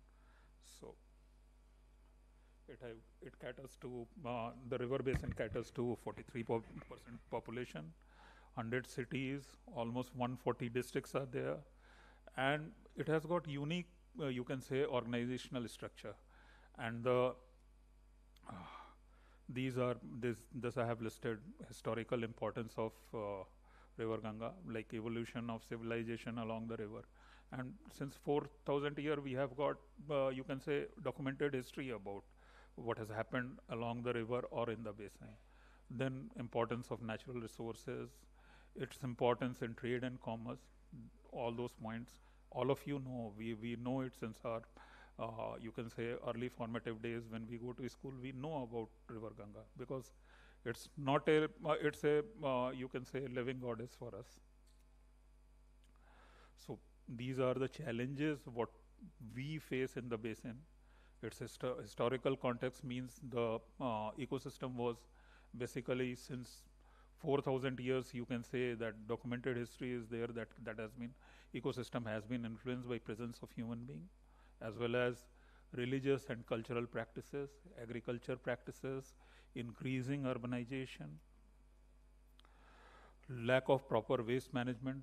Ganga basin, though I'll give you the glimpse of how the river regeneration program and how the liquid waste management program evolved over the years, but Ganga basin doesn't have presence of STPs, you can say not more than few decades, hardly 3 or 4 decades back. Then just like Western India, the you can say Ganga basin is lot many, you can say poorer section of population they remain over there. Then governance, there was lack of basin management governance model, and as well as scientific approach and planning was not there. So this is evolution of Ganga River Conservation Program.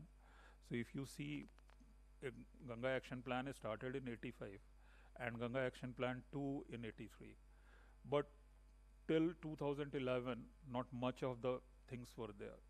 In fact, in 2011, it got registered, the National Mission for Clean Ganga was registered as a society, and then onwards the story begins. In fact, in 2014-15, Namami Gange program was launched as a flagship mission for regeneration purposes. And the game changer was 2016 Authority Order, which provided 5-tier governance. As well, this particular order provided power to National Mission for Clean Ganga as a authority under Environment Protection Act.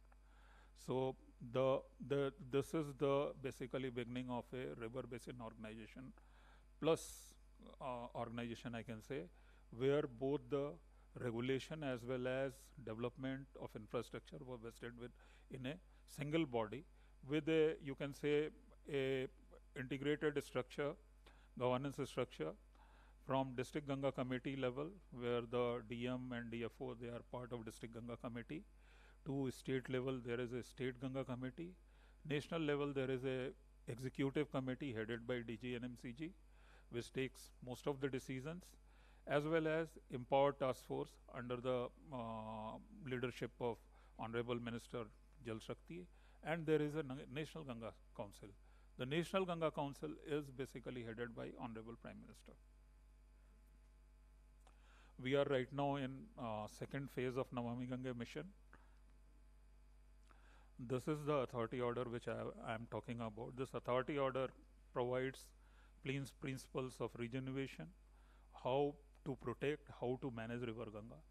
It gives power, NMCG power to issue directions as per the Environment Protection Act, and monitor execution of plans and programs of DGCs, as well as it gives power to control any activity in Ganga floodplains.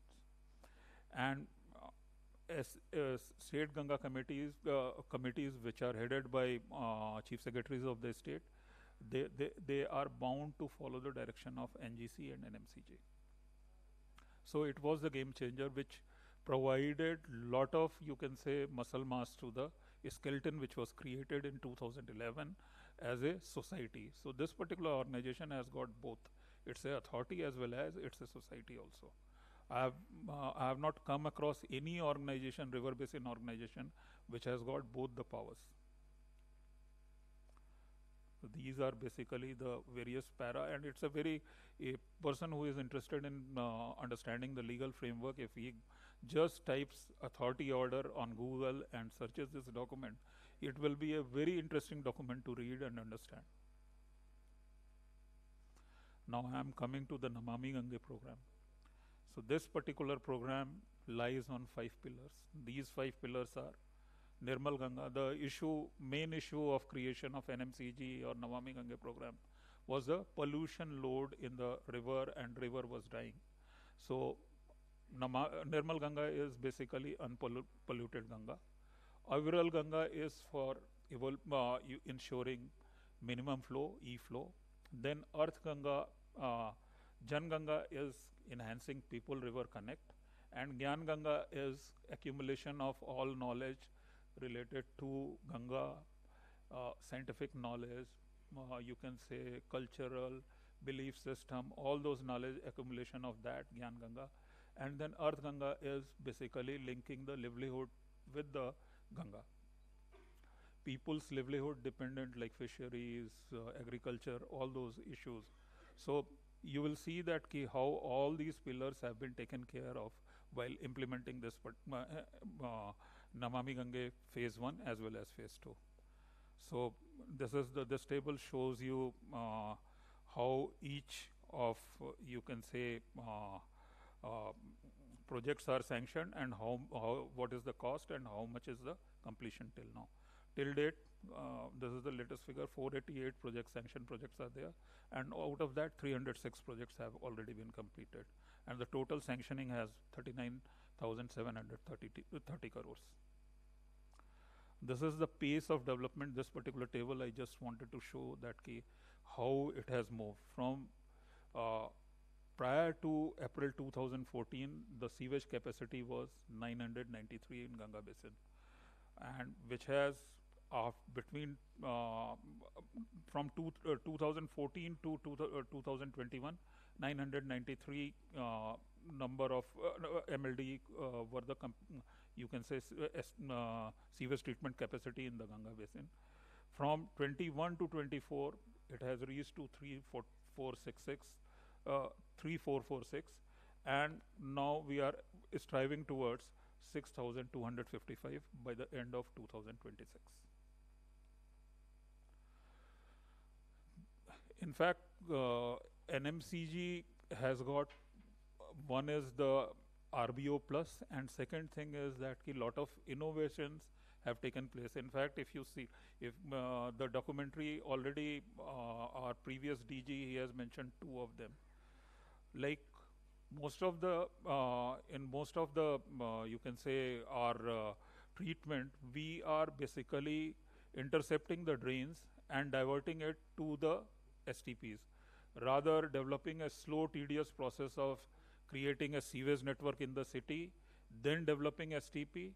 We are moving fast pace, and we are creating STP as per the population, but through bringing the sewage through storm drains, which is basically flowing unregulated in the cities, and to the STP and treating that.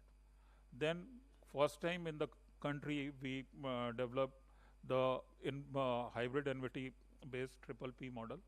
In this we pay, because you know very well that ULBs are they don't collect revenue for treatment of sewage as well as revenue through use of treated wastewater. West India, it is another story. Here in Surat, in Gujarat, your ULB earns around about 600 crore rupees by selling of the treated wastewater. But in Ganga basin, that is not the case, because not much of industries are there, as well as the problem is that people are poor and they cannot provide revenue for treatment of wastewater. So here a unique model was developed. Then this, we asked most of the concessionaire to I can say they are investors also. They, yes sir, yes sir. So they provide 60%, 40% of the investment in capex phase is from the NMCG, and rest of the 60% is brought by the investor, and which is paid back to them in form of annuity in the 15 years of maintenance. And maintenance is basically we pay for O&M charges when they work satisfactorily, and when the use of the treated wastewater is of the significant as per the standard. As well as one city, one operator cluster was just to optimize on the cost of basically if one operator is there, he can optimize on the cost of manpower as well as other resources. Then we have used lot of renewable resources, as well as we are for smaller towns, we have got packaged sewage treatment plants also, which can be created in a jiffy.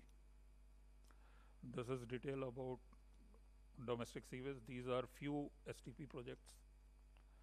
No, we are working on industrial pollution. We have worked on tanneries extensively. Jajmau is functional. Banthar is also under progress, and Unnao is under tendering. These are tannery projects. Mathura cluster is textile, and which is completed. And similarly, Gorakhpur, we are thinking of taking it up. So these are few CETPs. So these STPs are basically performed through a online monitoring process. We have got a Ganga Tarang platform where real-time analysis of all the effluent through OCMS it is being done. So we have got sensors at the inlet and outlet of the STP, and we gather all the data over there, and it is provided on the real-time analysis of that data takes place. We carry out biomonitoring of the river Ganga, and you can say you can see that most of the stretch from Uttarakhand to Uttar Pradesh are between moderate to good category, and from Bihar to West Bengal also moderate to good category. These are based on Saprovic scores. This is another example of that Prayag portal which I am talking about. This is for ensuring Aviral Ganga e-flow notifications have been issued so that minimum discharge is there in the river Ganga. Then for biodiversity enhancement, we have worked on all the aspects of biodiversity enhancement, like looking at the ecological importance, unique species conservation, then giving you can say preservation of traditional knowledge and culture. So in ecological restoration, if we compare the baseline survey of 2018 to the current census of dolphin, there is a significant increase in the number of, as well as habitat and distribution of dolphin has also increased. In fact, as per the CPCB report, many stretches have shown decreased pollution, which has led to the increase in the number of. Then sightings of dolphin, turtles and Hilsa has also increased. For wetland, we have got 23 Ramsar sites in Ganga basin, and out of that, we have taken up 5 major wetlands, and we are working for the conservation of that. almost 33,000 hectare plantations we have created for riparian belt of the river Ganga, and which is being done in consultation with, or in you can say the state forest departments, they are carrying out this. These are location of Ramsar sites. So I was talking about nature-based solution. Constructed wetlands are also there, and we are now actively working on that. Key nature-based solution should become part of our efforts to regenerate the river.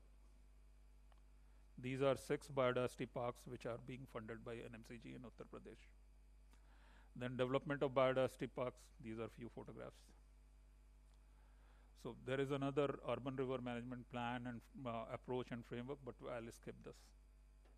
This is the portion of Jan Ganga. We are actively trying to involve people in our regeneration effort. Annually we hold Ganga Utsav. We annually hold India Water Impact Summit. Then we have got, you can say, people who have been trained and who are participating voluntarily, like Ganga Praharis, Ganga Dools, Ganga Myths, and they actively work. And that is what my suggestion would be for, like, if you are thinking of reviving your wetlands or conserving your wetland, you have to develop people who can come forward and protect voluntarily those wetlands. These are few ghats and crematoria. We fund ghats and crematoria also. This is one of very famous Chandi Ghat in Haridwar. All the Kumbh Ghats of 8 ghats in Prayagraj that has been funded by NMCG. So see how we are involving Ghat per Heart, People River Connect, as well as Yoga on Ghat. All these are activities which have been started by National Mission for Clean Ganga. This is Gyan Ganga. We have got River City Alliance, where 145 member cities are there. Center for Excellence on Water Reuse with TERI, then industrial partners. Then we have got NIUA, IIPA, CSC. All those are our partners. We have got Sea Ganga. We have 5 major IITs. They are also our partner. We are now working with Danish government for creating a smart lab for cleaning river cleanliness on Varna River. This is few activities of Earth Ganga, like zero budget natural farming, cultural heritage and tourism, reuse of treated wastewater, and livelihood generation opportunities in consultation with HISCO. Now, I just wanted to show you the results which have documented by Central Pollution Control Board, and you can see very well that how the stretches have cleaned up in over the years from 2015 to 2022. There is a significant, so just within 2 minutes I'll be completing it. And these are few accolades, because this is UN Decade for World Restoration Program, and our Namami Gange program has been listed in top 10 world, and we have been given Prime Minister's Award for Excellence in Public Administration, as well as the only Indian entry to organize a side event in the UN headquarters during the UN Water Conference, as well as this year also in World Economic Forum in Davos, our presence was there. So key lessons what we can take out from NMCG or Namami Gange program is that there was a political will and mandate to strive for comprehensive solution through mission mode. And this was, I'll say one thing, if we create a body and we provide a teeth, then the body will work and function. I'll tell you, the NMCG functioning is, it's not a vertical structure where 6 or 7 layers of decision making is there. There is only 3 levels of decision making. You will be surprised that 1,000 crore proposals are basically approved by executive committee, and the committee is headed by DG NMCG and few members. I am also member. So 5 or 6 members, they decide about 1,000 crore proposal, which is a significant change from normal approach where the file moves from one level to other level. So If you keep the decision making short and if you create a smaller structure which is horizontal, that will give you a better result. Then creation of empowered organization, I have already talked about that. It is registered under Societies Registration Act and empowered under Environment Protection Act. And successive DGs and people who have managed NMCG, they have always given scope for innovation to for any work. We were working, I'll give you a small snippet only, that right now we are working on camas-based, soil-based technology, which is a nature-based solution. And we are designing that particular through local materials and in consultation with Central Building Research Institute, Roorkee. So with these few words, I thank you.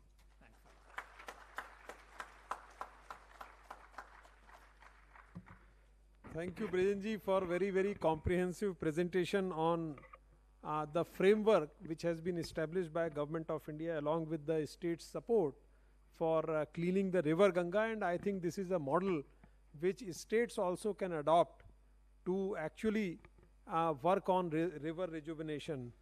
The bringing every stakeholder into one platform and also providing resources and legal, you can say, power was one of the was one of the factors for success of our national mission for clean Ganga. And thank you, Brijendra, on a lighter side, that giving most of the funds to the state of Uttar Pradesh. Thank you. Because all industrial pollution projects are from Uttar Pradesh only, and that time I was working as member secretary of UP Pollution Control Board. Thank you very much. So we can, I think with permission of Sugoor sir, we can reserve questions over the lunch, or we can take 1 or 2 questions. Okay, so 3 questions Director GEER Foundation has allowed and PCCF HoFF sir. So one by one you can actually reach out to panelists. Okay. Sir.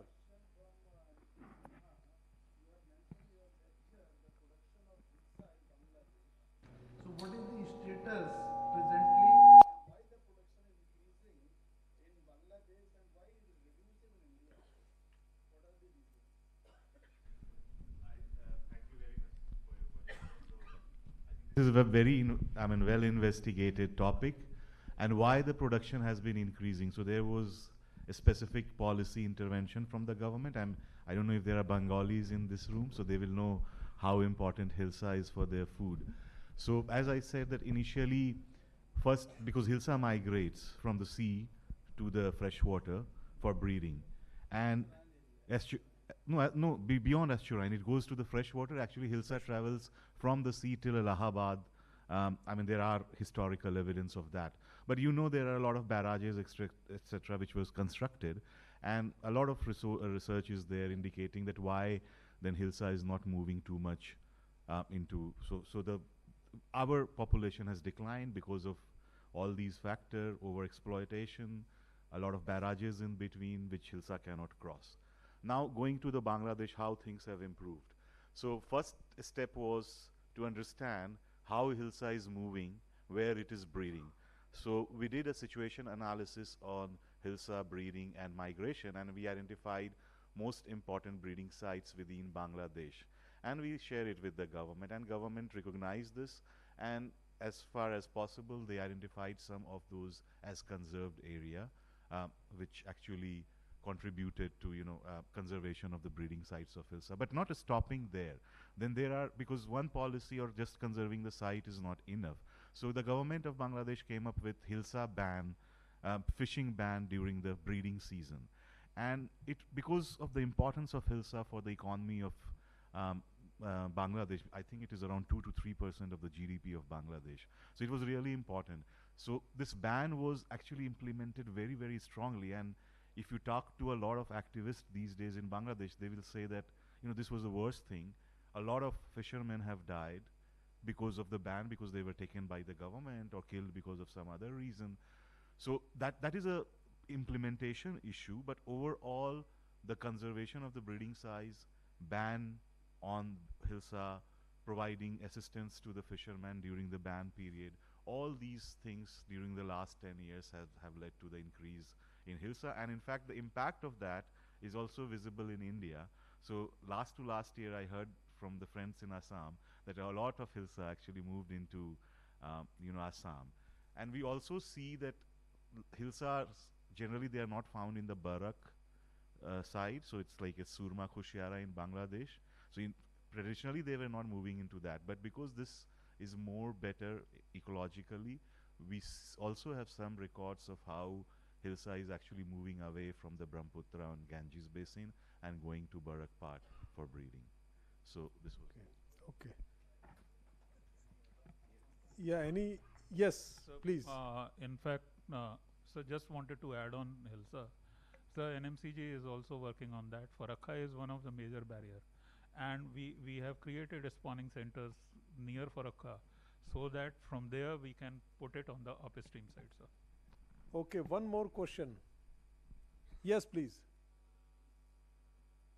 You can introduce yourself briefly, then ask question.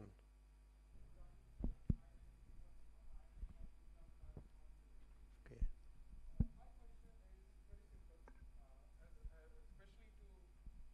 Nature-based solutions. Okay. So nature-based solutions are not things of present day. They have existed for quite a long time, as mentioned by sir. My idea here is to why not link NBS to industry academia partnership, then further link it to carbon credits, which will ultimately lead to innovations that will ultimately help in conservation of wetlands as well as betterment of communities and in large scale whole environment and humanity as well as benefiting the industry, because they are, I think one of you mentioned that wetlands are 55 times more efficient in carbon sequestration as compared to green cover. So and at present India is targeting to become carbon neutral and maybe even carbon negative country by 2030 or 47, right? So so my suggestion will be expedite the process of nature-based solution through industry academia partnership, especially in case of wetlands, which will again can be linked to carbon credits and carbon offsets, leading to innovations, making India leader at global level. So it's a suggestion, like would you like to? I think I also see it as a suggestion, and we are working in this area. I mean, not just us, everyone. And if you remember, I mentioned cost-benefit analysis. So if you want to engage the private sector and if you want them to invest on nature-based solution, you have to provide cost-benefit analysis. That's how the private sector works, and that's why this is one of the important area for further research and integration. Could it be through CSR initiatives, not just in?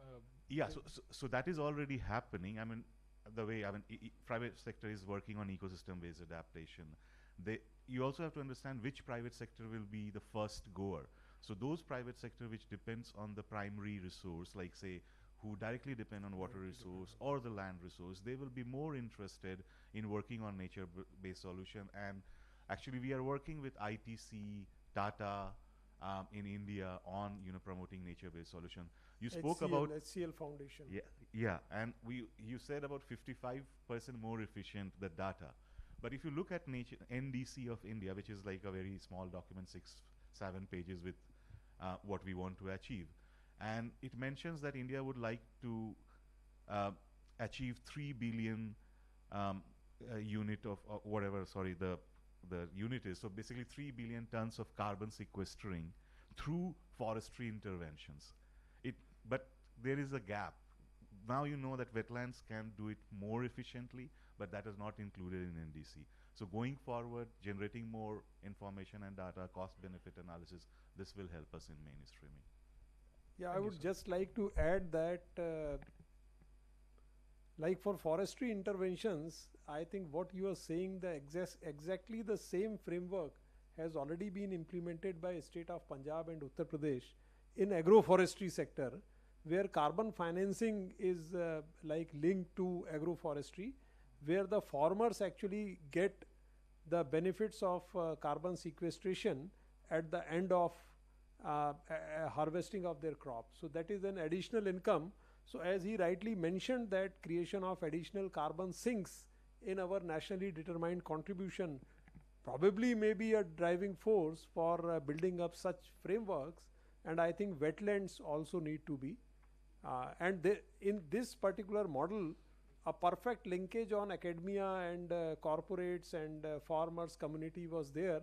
In fact, the Energy and Resource Institute on one side, Government of UP on other side, farmers and few philanthropy organizations were party to this kind of an framework. Thank you so much.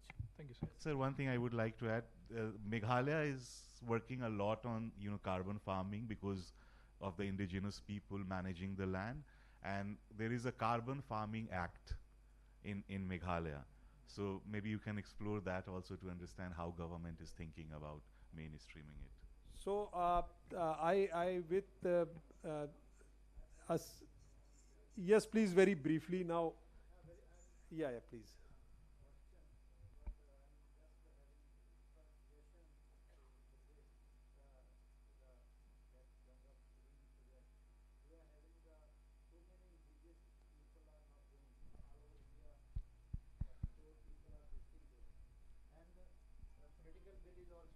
This project. Political bill is also there for this project, as well as the religious bill is also there. So my just suggestion is, you can encash this gathering. Though all over India, people are going there from all parts of India, looking to that project and the Gangas. What are you doing? Wonderful work you are already doing. That can be replicated in other parts of India.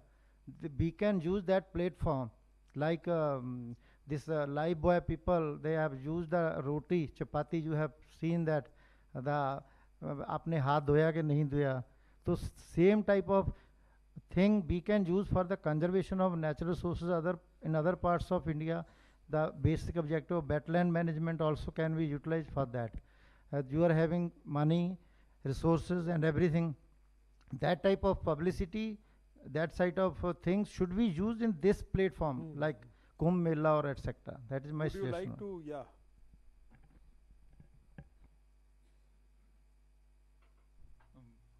In fact, well taken suggestion basically, but we are utilizing this platform for generating awareness. Kumbh is one of the main activities why we fund it, just because that we want to generate, as well as just want to mention that Government of India, Ministry of Jal Shakti is thinking of creating other river basin organizations in similar to, you can say, what National Mission for Clean Ganga or Ganga Basin Authority. And this is, I think it will be, I'll tell you one thing, we have already started working on it. We are basically in a planning phase. Unless until we develop our, you can say, what intervention, what sort of you can say infrastructure, what sort of governance structure, that will be decided when as well as when the thorough assessment of our national Ganga program is also has taken place. So we'll be certainly creating much more you can say river basin organization in country, maybe it Narmada, maybe it Krishna, Godavari, but it is in the offing. Right now government is thinking on these lines. My point is, again, the religious leaders should be used for that. Yes. Yeah. Where people are listening them, not the bureaucrats. Yeah. In fact, it's not. It's nothing to do with any category. If you say bureaucrat or non-bureaucrat or religious leader or non-religious leader, it is basically using the fervor and using their potential for the purpose. So we are well aware of it, as well as we take them in our folds. Basically, most of our functions are basically with certain rituals which encompasses all the religions and rituals. It has nothing to do with any particular religion or ritual. Thank you so much, Brijendra. And I think there are many questions left, but we will reserve it, and you can have discussion with the panelists over the lunch. And I think I can read the faces that there are many questions. I congratulate all the eminent panelists to have given very thought-provoking presentations. And thank you all the Thank you, panelists sir. and thank you audience. Thank you very much. Thank you, sir. Once again, we acknowledge the insightful sharing from all the experts as well as moderation by the session chair. Now, I would request Ashish Tiwari sir, Shri Tiwari sir, to present memento to our resource persons. As a token of gratitude, I would first request sir to deliver the memento to Vishwa Ranjan sir, Senior Program Officer, Water and Wetland, South Asia, IUCN, Bangkok, Thailand. We would also request him to deliver memento to Brijendra Swaroop sir. We are going to also I request sir to present memento to Shri Taej Mundkur sir, Good Earth Environmental Arnhem, Netherlands. Thanks to all of you for being with us. May I now request Director GEER Foundation, Shri R.K. Sugoor sir, to present memento to our session chair for punctual time management of the session. Thank you so much, sir.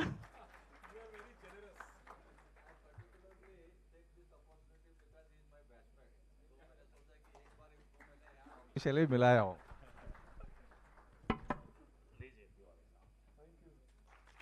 Thanks to all of you for being with us from across the globe.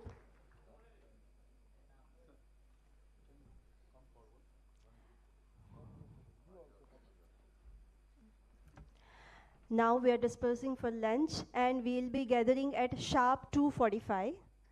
It's a request to come back by 2:45. We are going to start our second technical session then.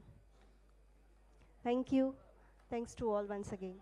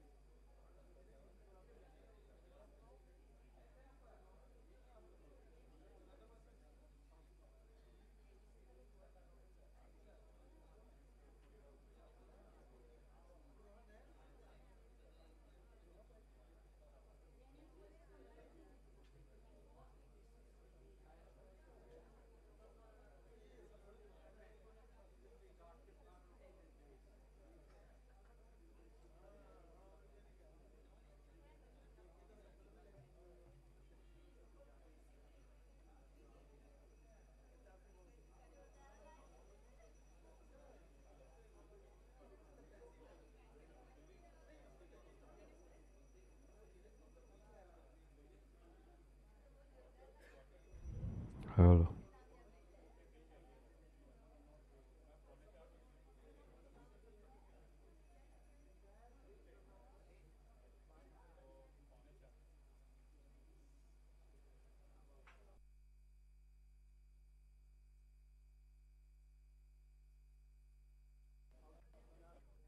Hello, hello, hello, hello. Hello. Hello, hello. Okay.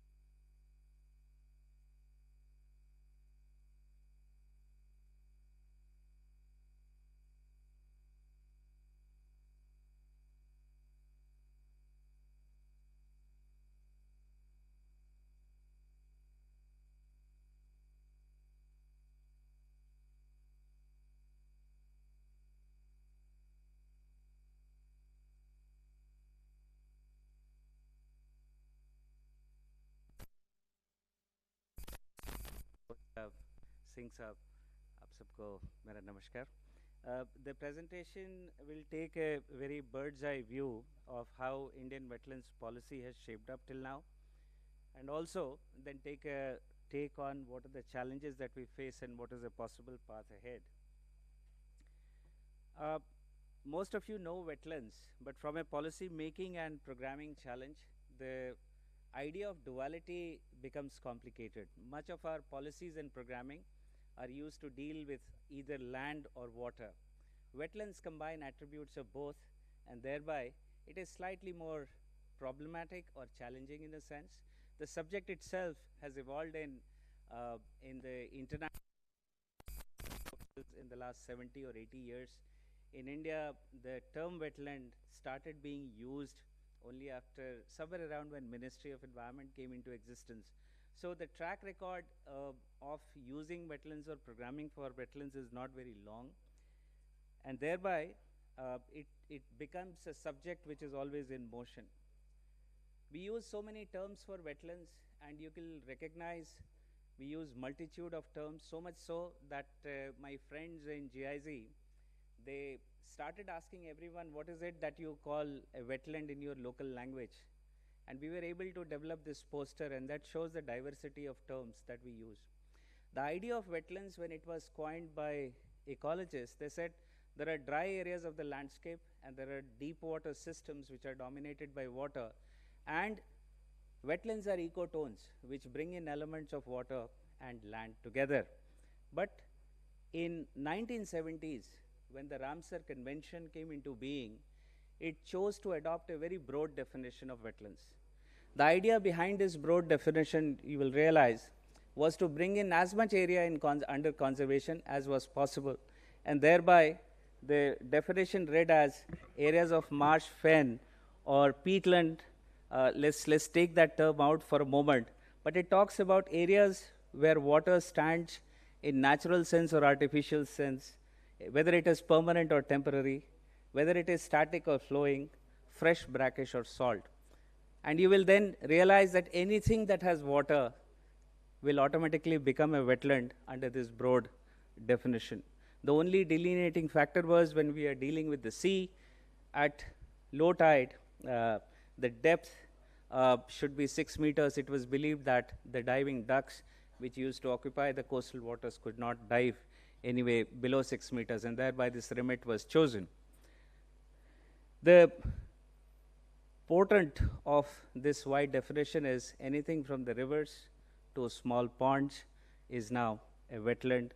Even artificial systems like rice farms, sewage treatment ponds, and irrigation systems. So from a policy making perspective, it is a nightmare because we are dealing with multitude of systems which are not delineated by any specific signature or even by area or by any other means. Yet, in 1985, India was, when the ministry was born, a national wetlands program was the first to be constituted.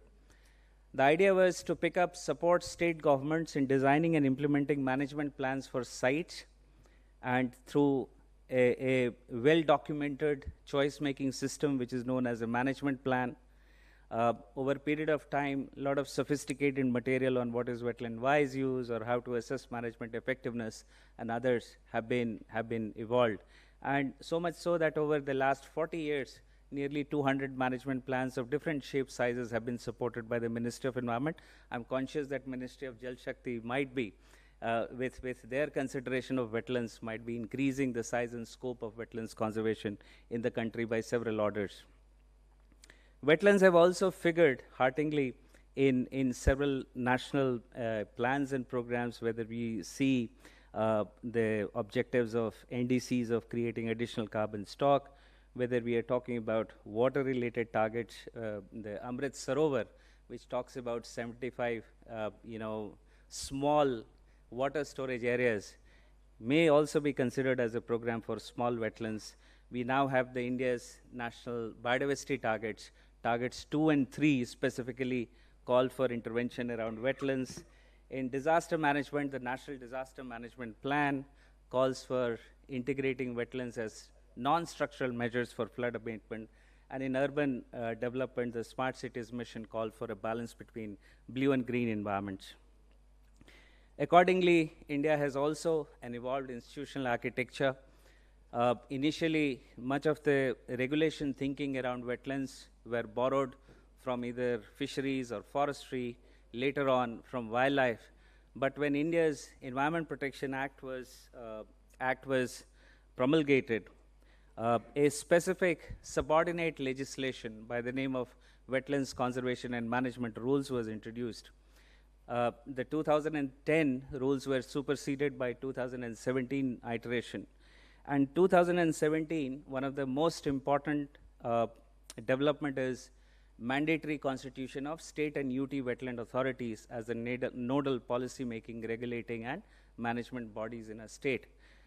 More so, several of the states have also constituted district level committees and authorities so that the subject of wetlands can be dealt at various levels. India has also risen up to the challenges of the Ramsar Convention. It is a signatory to the Ramsar Convention. It has designated 85 wetlands to the list of wetlands of international importance. It is the largest area to be so designated in Asia. We hope to hear some good news for another 2 sites on the 2nd February, which is World Wetlands Day. And on Friday, the Standing Committee of the Ramsar Conventions also accorded wetland city status to the city of Indore and the city of Udaipur, which is one of the very novel developments in the country. In last year, the national budget for the first time since independence put a specific program called Amrit Dharohar in its mandate, and it's a program which makes resources available for all the Ramsar sites, especially in 4 areas, which is species and habitats conservation, conserving wetlands carbon, securing wetlands livelihood, and nature tourism. And the ministry has also been championing, realizing that wetlands cannot be a government-only business. The ministry has been championing Sahbagita, which is an all-of-society approach. The all-of-society approach works on the schema of having a wetland manager and a wetland mitra network at every wetland site, which contributes actively to wetlands management and which is connected to a system through the district wetland committees to the state wetland authorities and to the National Wetland Committee and ultimately to the Government of India. For the last 2 years, a Save Wetlands campaign is under implementation, where more than 1 million people have been reached out through various measures under the campaign.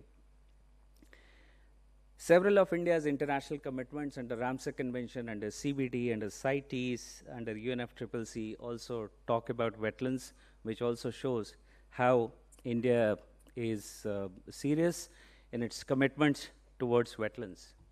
Yet, even after 40 years of extensive work, the challenge is so huge that natural wetlands have continued to decline.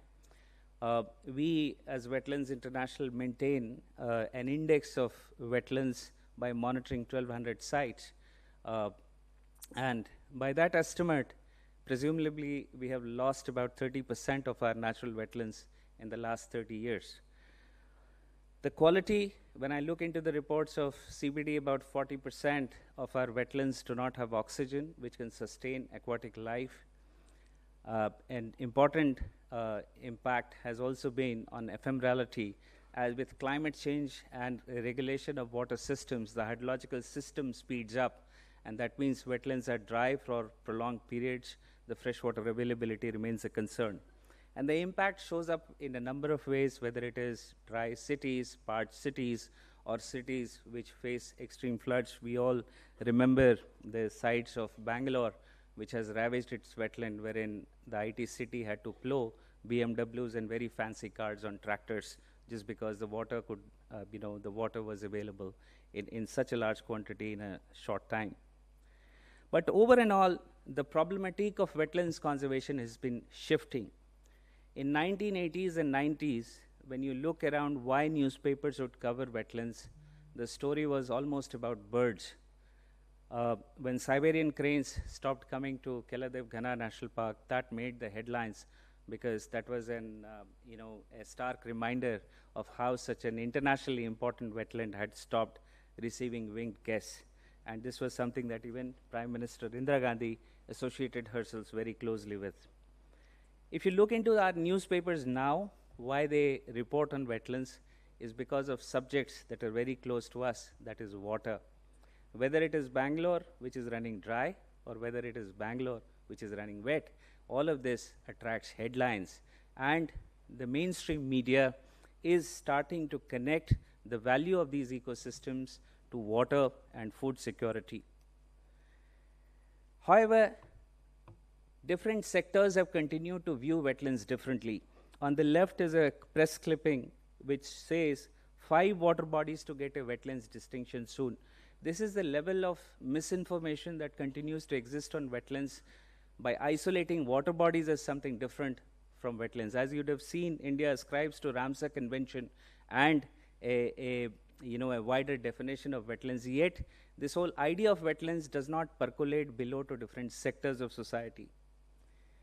Even our conservation programs at times run counter to the objectives of wetlands conservation. Sir, I was working in Uttar Pradesh, kindly under your leadership, and I was examining the data around Ganges for last 20 years, and I was surprised that we see lots of wetlands lost not to urbanization, not to agriculture, but due to forestry.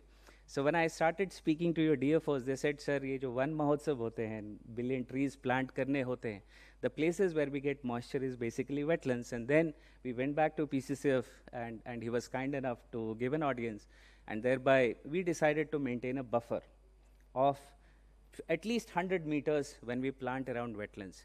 So even seemingly innocuous activities as greening and plantation, if done in a wrong way, could also harm wetlands. But so much so our smart city projects have also ended up putting a lot of concrete into wetlands. This is a picture of Coimbatore, wherein beautiful rain trees have given way to plastic trees, and natural shorelines have given way to a lot of concretized surfaces, thus affecting the whole, changing the whole nature of ecosystem, where cement is seen as more beautiful than nature itself.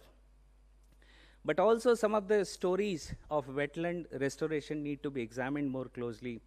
I'm aware, Singh Sahab, this is one slide that I'll need your attention. The area under mangroves, India is one of the few countries which has seen a massive resurgence in the area of mangroves, done by a lot of effort that is put around restoring mangroves and ensuring that community management systems exist. But if you look at the Space Applications Center data on what is happening to coastal wetlands on 10 years, you will see while mangroves have continued to increase, the area under mudflats has decreased. And in several states, we have found that mangroves are being planted on mudflats, which is actually converting one wetland system into another system without recognizing that even mudflats need an equal conservation attention. Again, India is one of the few countries to have satellite data on wetlands. And as the adage goes, we cannot manage what we do not monitor well. India is, we have beautiful atlases. But the atlases have, over a period of time, changed their resolution. If you pick the first atlas, which was done in 1992, 1993, it gives you a number coming from a different resolution. And every year, we get a new atlas with a new resolution. And it is very difficult to connect the dots. For a common public, it is very hard to understand why the number of wetlands in the country has gone up from 7.5 lakhs in the previous atlas to 35 lakhs today. So again, what it tells us that for forestry, we have mastered the art of monitoring our forests very well. Not only we report on the area under forest, we also report on the quality of forest. I think it is time that India also develops a standalone wetland monitoring program, wherein on a consistent scale and consistent temporality, we report on what is happening to wetlands in terms of area and also on their quality, not just water quality, but also about species, habitats, and ecosystem services.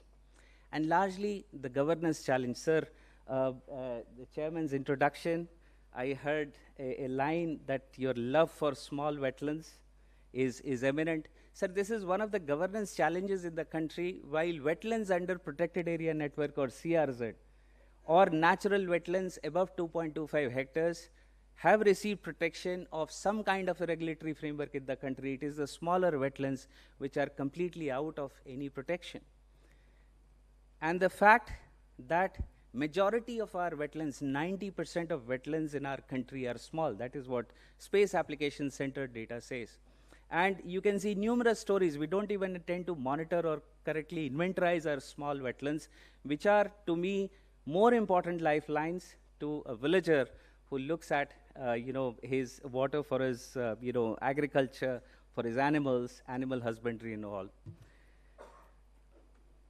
Sector mainstreaming, we have many opportunities, yet challenges, as different sectors continue to view wetlands differently. For example, a tourism sector, in the name of increasing tourism potential, ends up identifying measures that actually run contrary to wetlands. For each of these sectors, while the problematic is shifting to water, the idea of wetlands and preserving its ecology will still need time to, to be anchored in our policy making.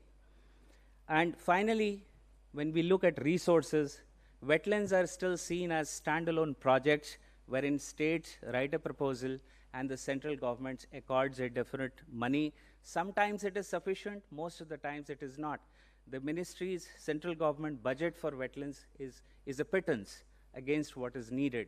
Most of the states have then debunked the central sector schemes and have started creating their own avenues, budget avenues to implement programs. For example, the state of Tamil Nadu has a separate wetlands mission which focuses on conserving 100 wetlands.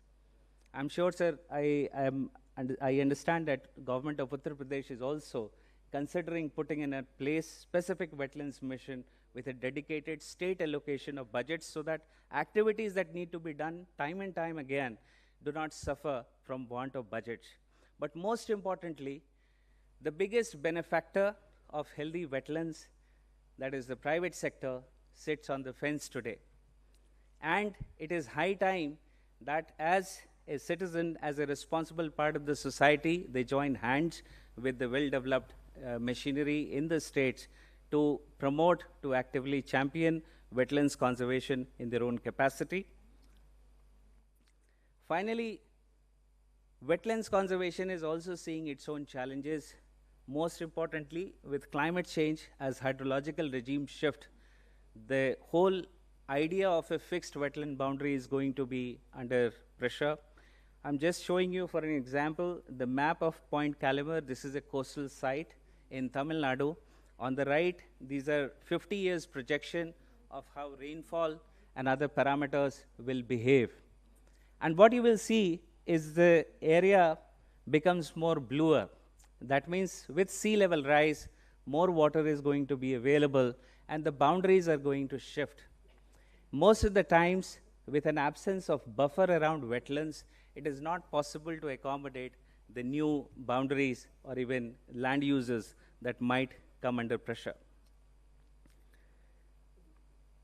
To create an enabling mechanism, it is very fundamental to connect topics like wetlands conservation to our education systems.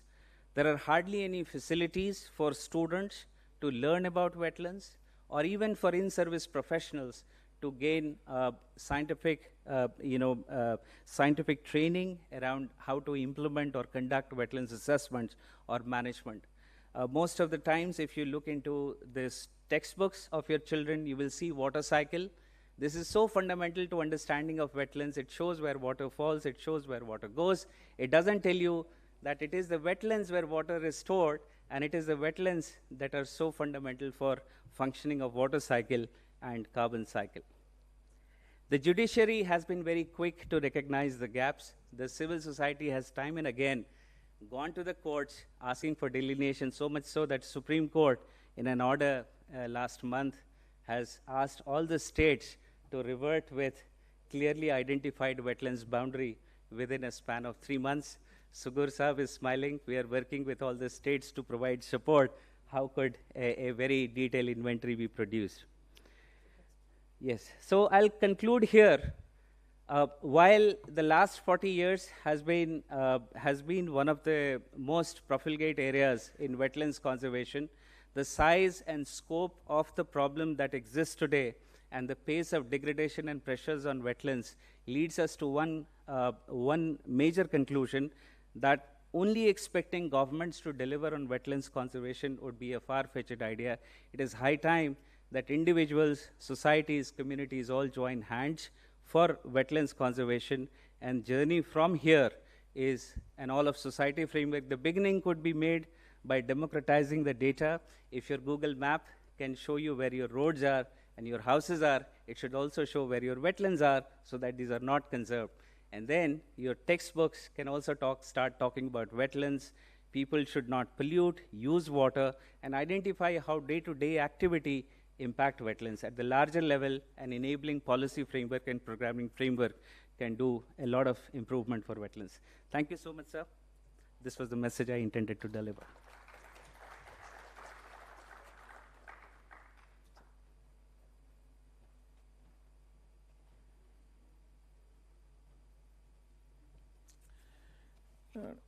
Thanks, Dr. Ritesh Kumar, Director, Wetland International South Asia Office. Without wasting time anymore, let me request Mr. Ashish Tiwari, Indian Forest Service Officer, 1995 batch of UP cadre, presently as, working as additional Managing Director of UP Forest Corporation. Please. Thank you, Chair. And presentation, please.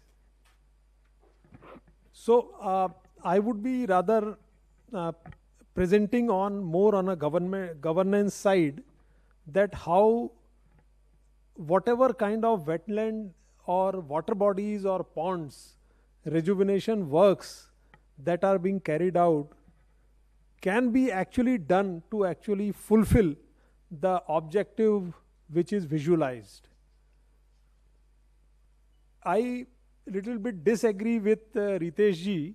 There is lot of funding under Mahatma Gandhi National Rural Employment Guarantee Scheme and other schemes also, where lot of wetland rejuvenation work is being carried out.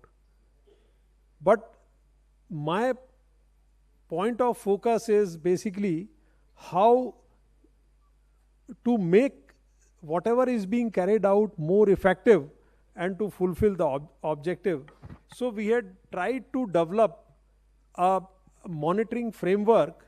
Of course, it's not that it's a de novo monitoring framework, but there are many monitoring frameworks are available, but it's a kind of an exercise which was done by UP Environment, Forest and Climate Change Department in collaboration with Development Alternatives to put all the frameworks in one platform and have a kind of a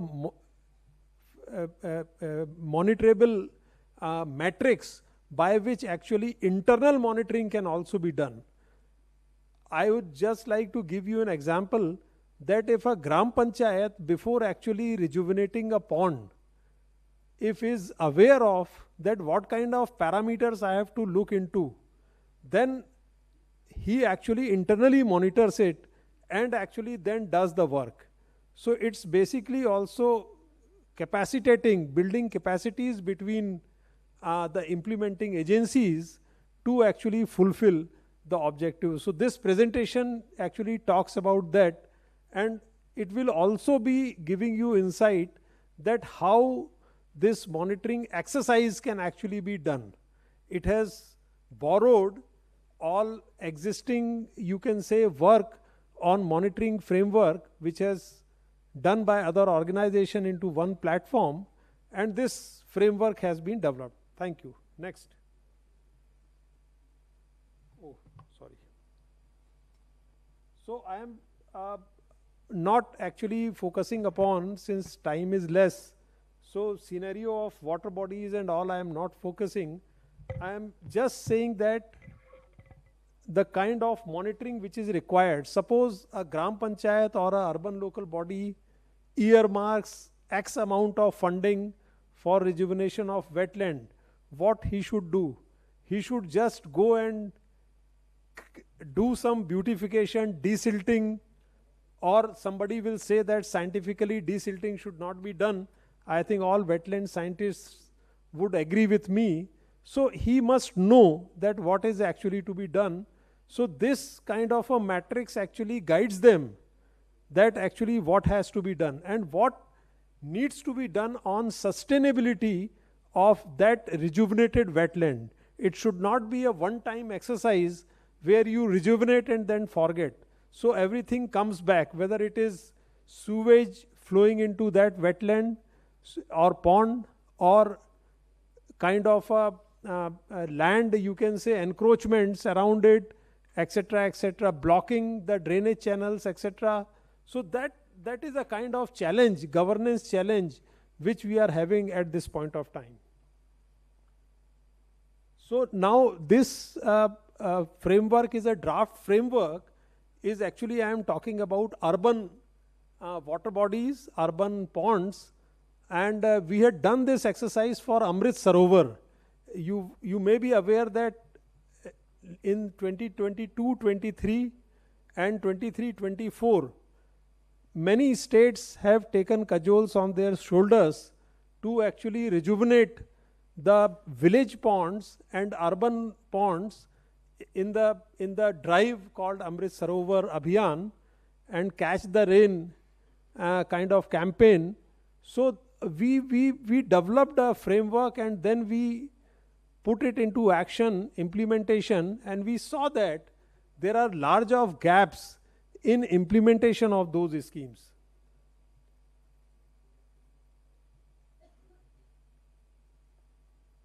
Whatever gaps are there, we saw that the rejuvenation guidelines, actually they are silent on community participation.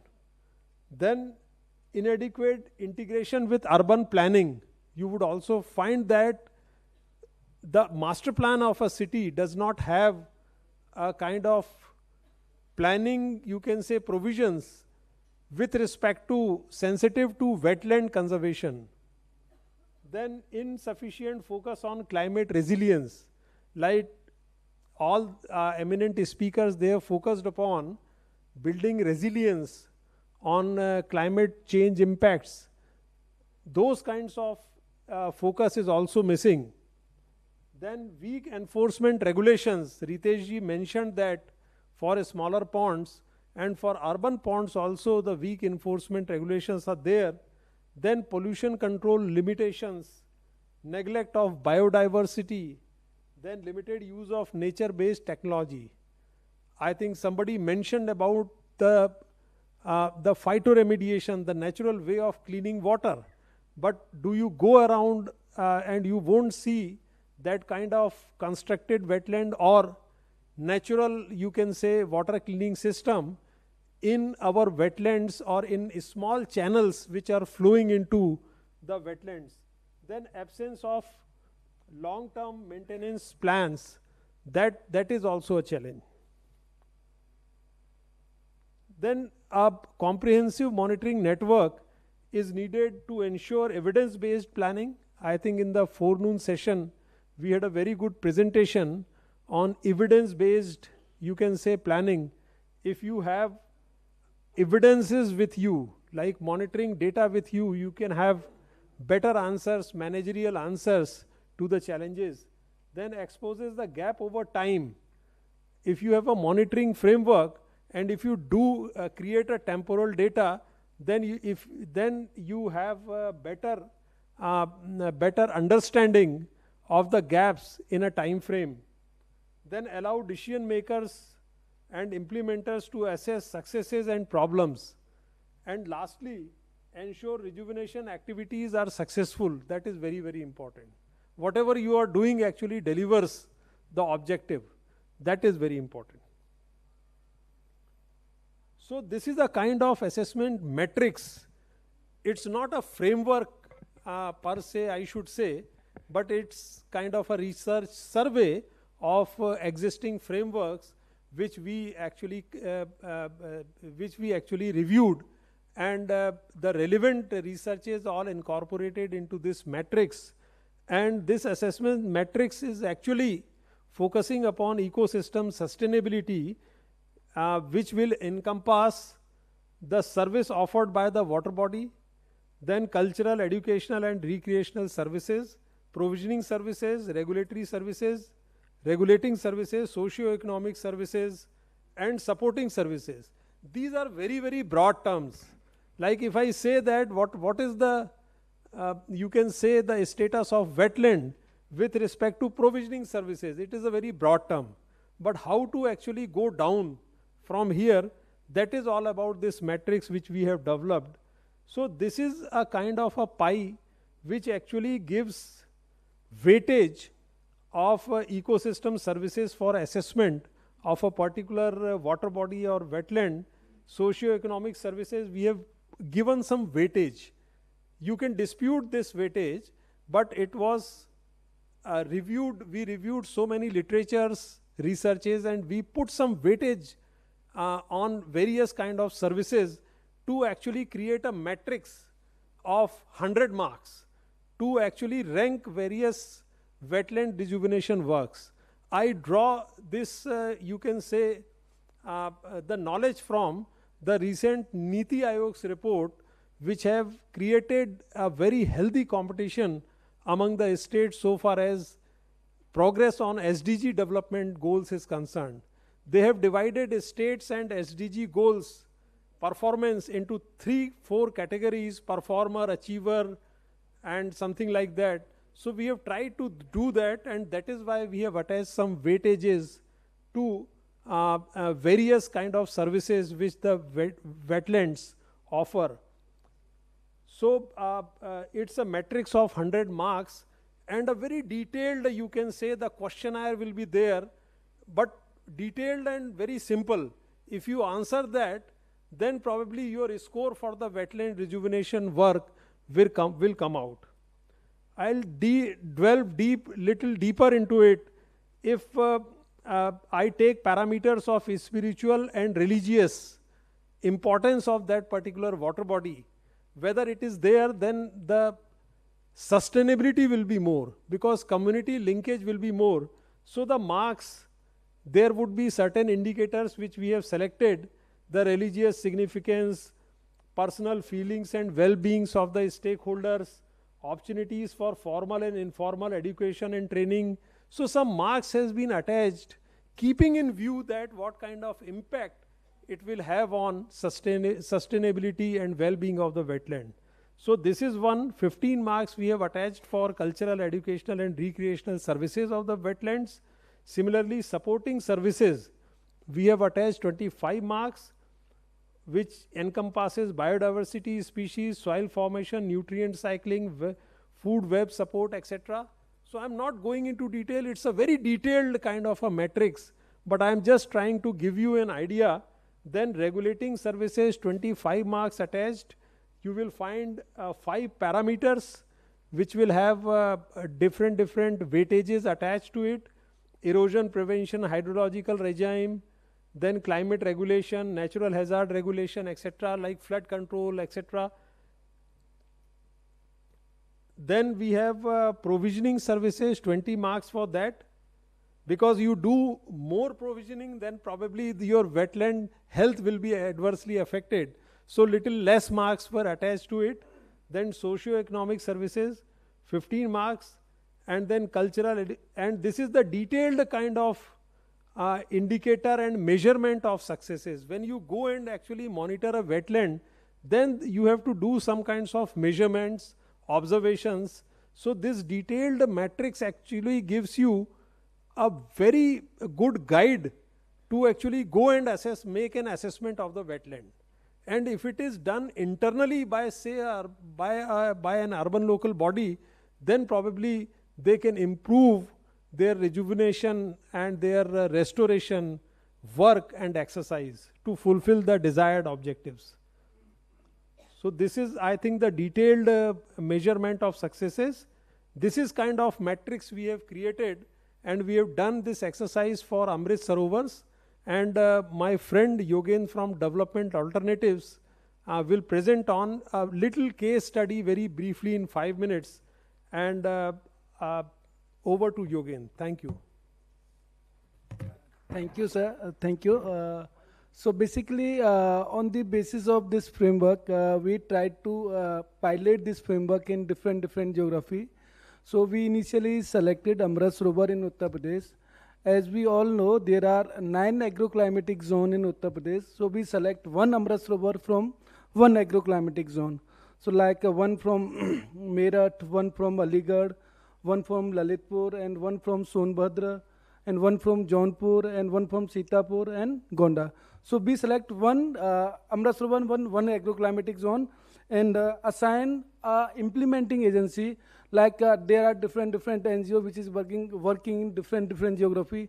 So we assign 5 to 6 NGO which is working in different geography to pilot this framework in the different geographies. So that we can have a data of like a third party data. Like if we implement our own things, so little bit like a ownership of our like expertise should be in there. So we thought this framework should be implemented to the different agencies, so that we can get the exact data and exact like of things that need to be incorporated to advancement of this framework.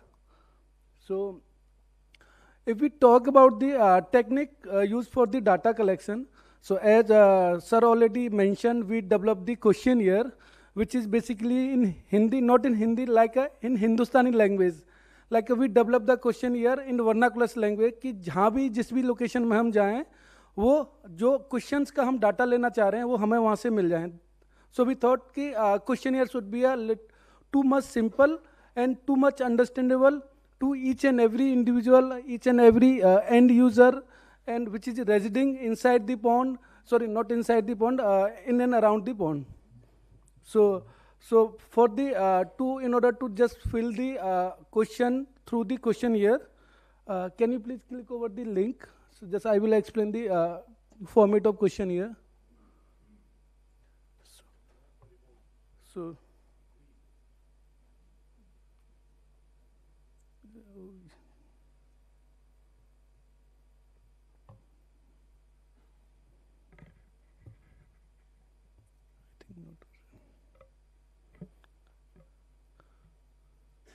no worry, I will explain in later.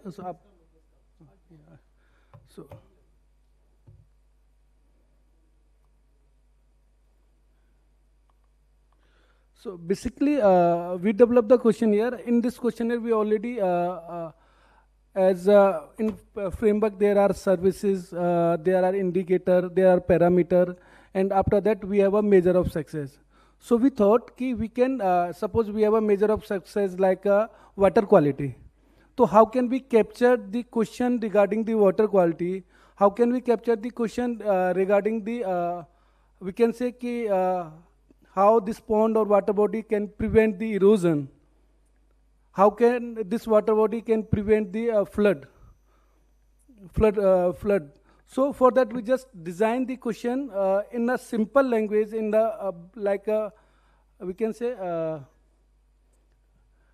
जो भी regional language में, जिससे कि proper लोग people can understand the question and answer in their regional language. So these are the long question here. I will just go through. Like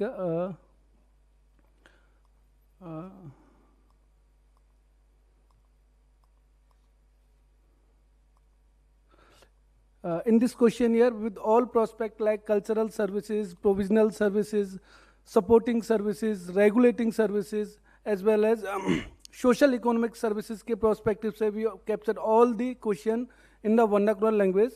So this is a questionnaire we developed to capture the answer for the framework or metrics.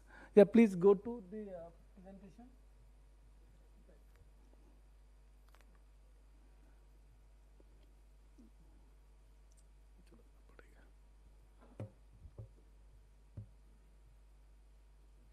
Yeah. So we already, this questionnaire was filled through the semi-structure interview with the implementing agency. Like there are different implementing agency in different region for Amrit Sarovar. There are different government officials are there. So we just take a semi-structured interview with the government officer. We just take a semi-structured interview with the implementing agency. We already did a focus group discussion with the mixed group of family, like which is residing in around the pond. We also taken the individual interview to capture the data, to capture the historical data of the water body, of the respective water body. So in order to fill the questionnaire, we conduct more than 100 community member or outreach in order to capture the data from 10 locations like a non-agroclimatic zone in Uttar Pradesh.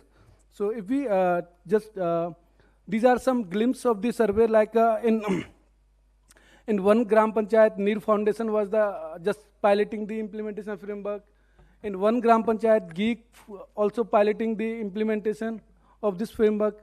In one foundation, Vasudha Foundation was there. District Forest Officer also was there in order to pilot this framework in one geography, as well as Development Alternative and Turtle Survival also piloted this framework. So we all 6 organizations piloted this framework in the 9 agroclimatic zone. If we talk about the like a robustness of the framework, so we just, as sir already mentioned, we just consolidated the all services in the 100 marks. So on the basis of 100 marks, we just list down the marking of the Amrasura which they get. So like in Jaunpur Pond, who get the maximum mark 65 out of 100. If we just talk about the summary of the service-wise weightage, so if we just summarize the all 10 pond, so we just come to a conclusion like regulating services got the highest mark, while social economic services and provisioning services got the lower mark. Because provisioning services got the lower mark, the reason behind that, we initially concluded that there are Amrit Sarovar scheme started 2 and 3 years before. So there are a lot of ponds which are newly rejuvenated. So that this may be a reason of getting provisioning services lesser mark, but we can conclude that this framework can be a robust framework in order to check the sustainability, in order to check the rejuvenation impactness of the water bodies or wetland as well. So if we can say what will be the motto and long-term vision of this framework, this framework can, by this framework we can develop the standard guideline for rejuvenation of water bodies or wetland for urban area, peri-urban area and rural area throughout the nation. And water body rejuvenation under the benchmark condition. Water body rejuvenation work should be under the benchmark condition as well. And we can also water body health and functionality monitor through the water auditor approach. So once there are a lot of speakers which talk about the maintenance and long-term sustainability of the water body. So we thought in long-term vision we can develop the water auditor approach so that they can monitor the health of the water body and wetland for the future maintenance of these kind of water body. And last one is like a impact measurement and promote the framework in across the country. Yeah, thank you.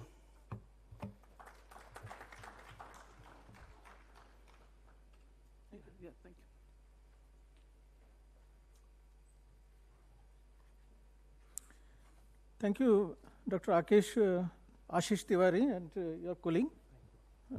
Thank you. Thank you so much. And I'm inviting Dr. Sharad Chandra. He is from SAC, Space Application Center, ISRO Ahmedabad. Let him just start his speech.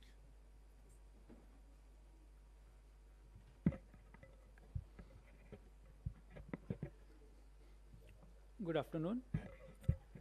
So in the morning session, we have learned that so many things about wetland that can be done using ground truthing, measurement, and there's a lot of science questions are still there, where we believe the space-based observations that can help and that can cater to the existing structure. So this presentation is mainly aiming at to showcase the capability that what space can offer, what are the current sensors having their capability to monitor wetland, and what are the future techniques where the existing lacuna is there that can be resolved using advanced sensors that are presently are coming into the space. So just initial few slides are on our capability of Space Application Center. It is one of the very unique center of ISRO. We are starting from development of sensor, we are going the applications. So basically we are making camera in the Space Application Center Ahmedabad. Then it is going to send it to rocket in the Sriharikota where the information is going into the space. Then the data reception. After data reception, it is again coming back to Space Application Center where we are doing the image processing, we are generating the images, and these images we are monitoring for any application, whether it is wetland monitoring or maybe the water resources application also. All these cater under the category of Earth observation. Earth observation, what we have started in the space domain was the food security. Initially, there was a demand to monitor the vegetation indices, and there too many space monitoring come into the picture, and later this information has gone into the water security also.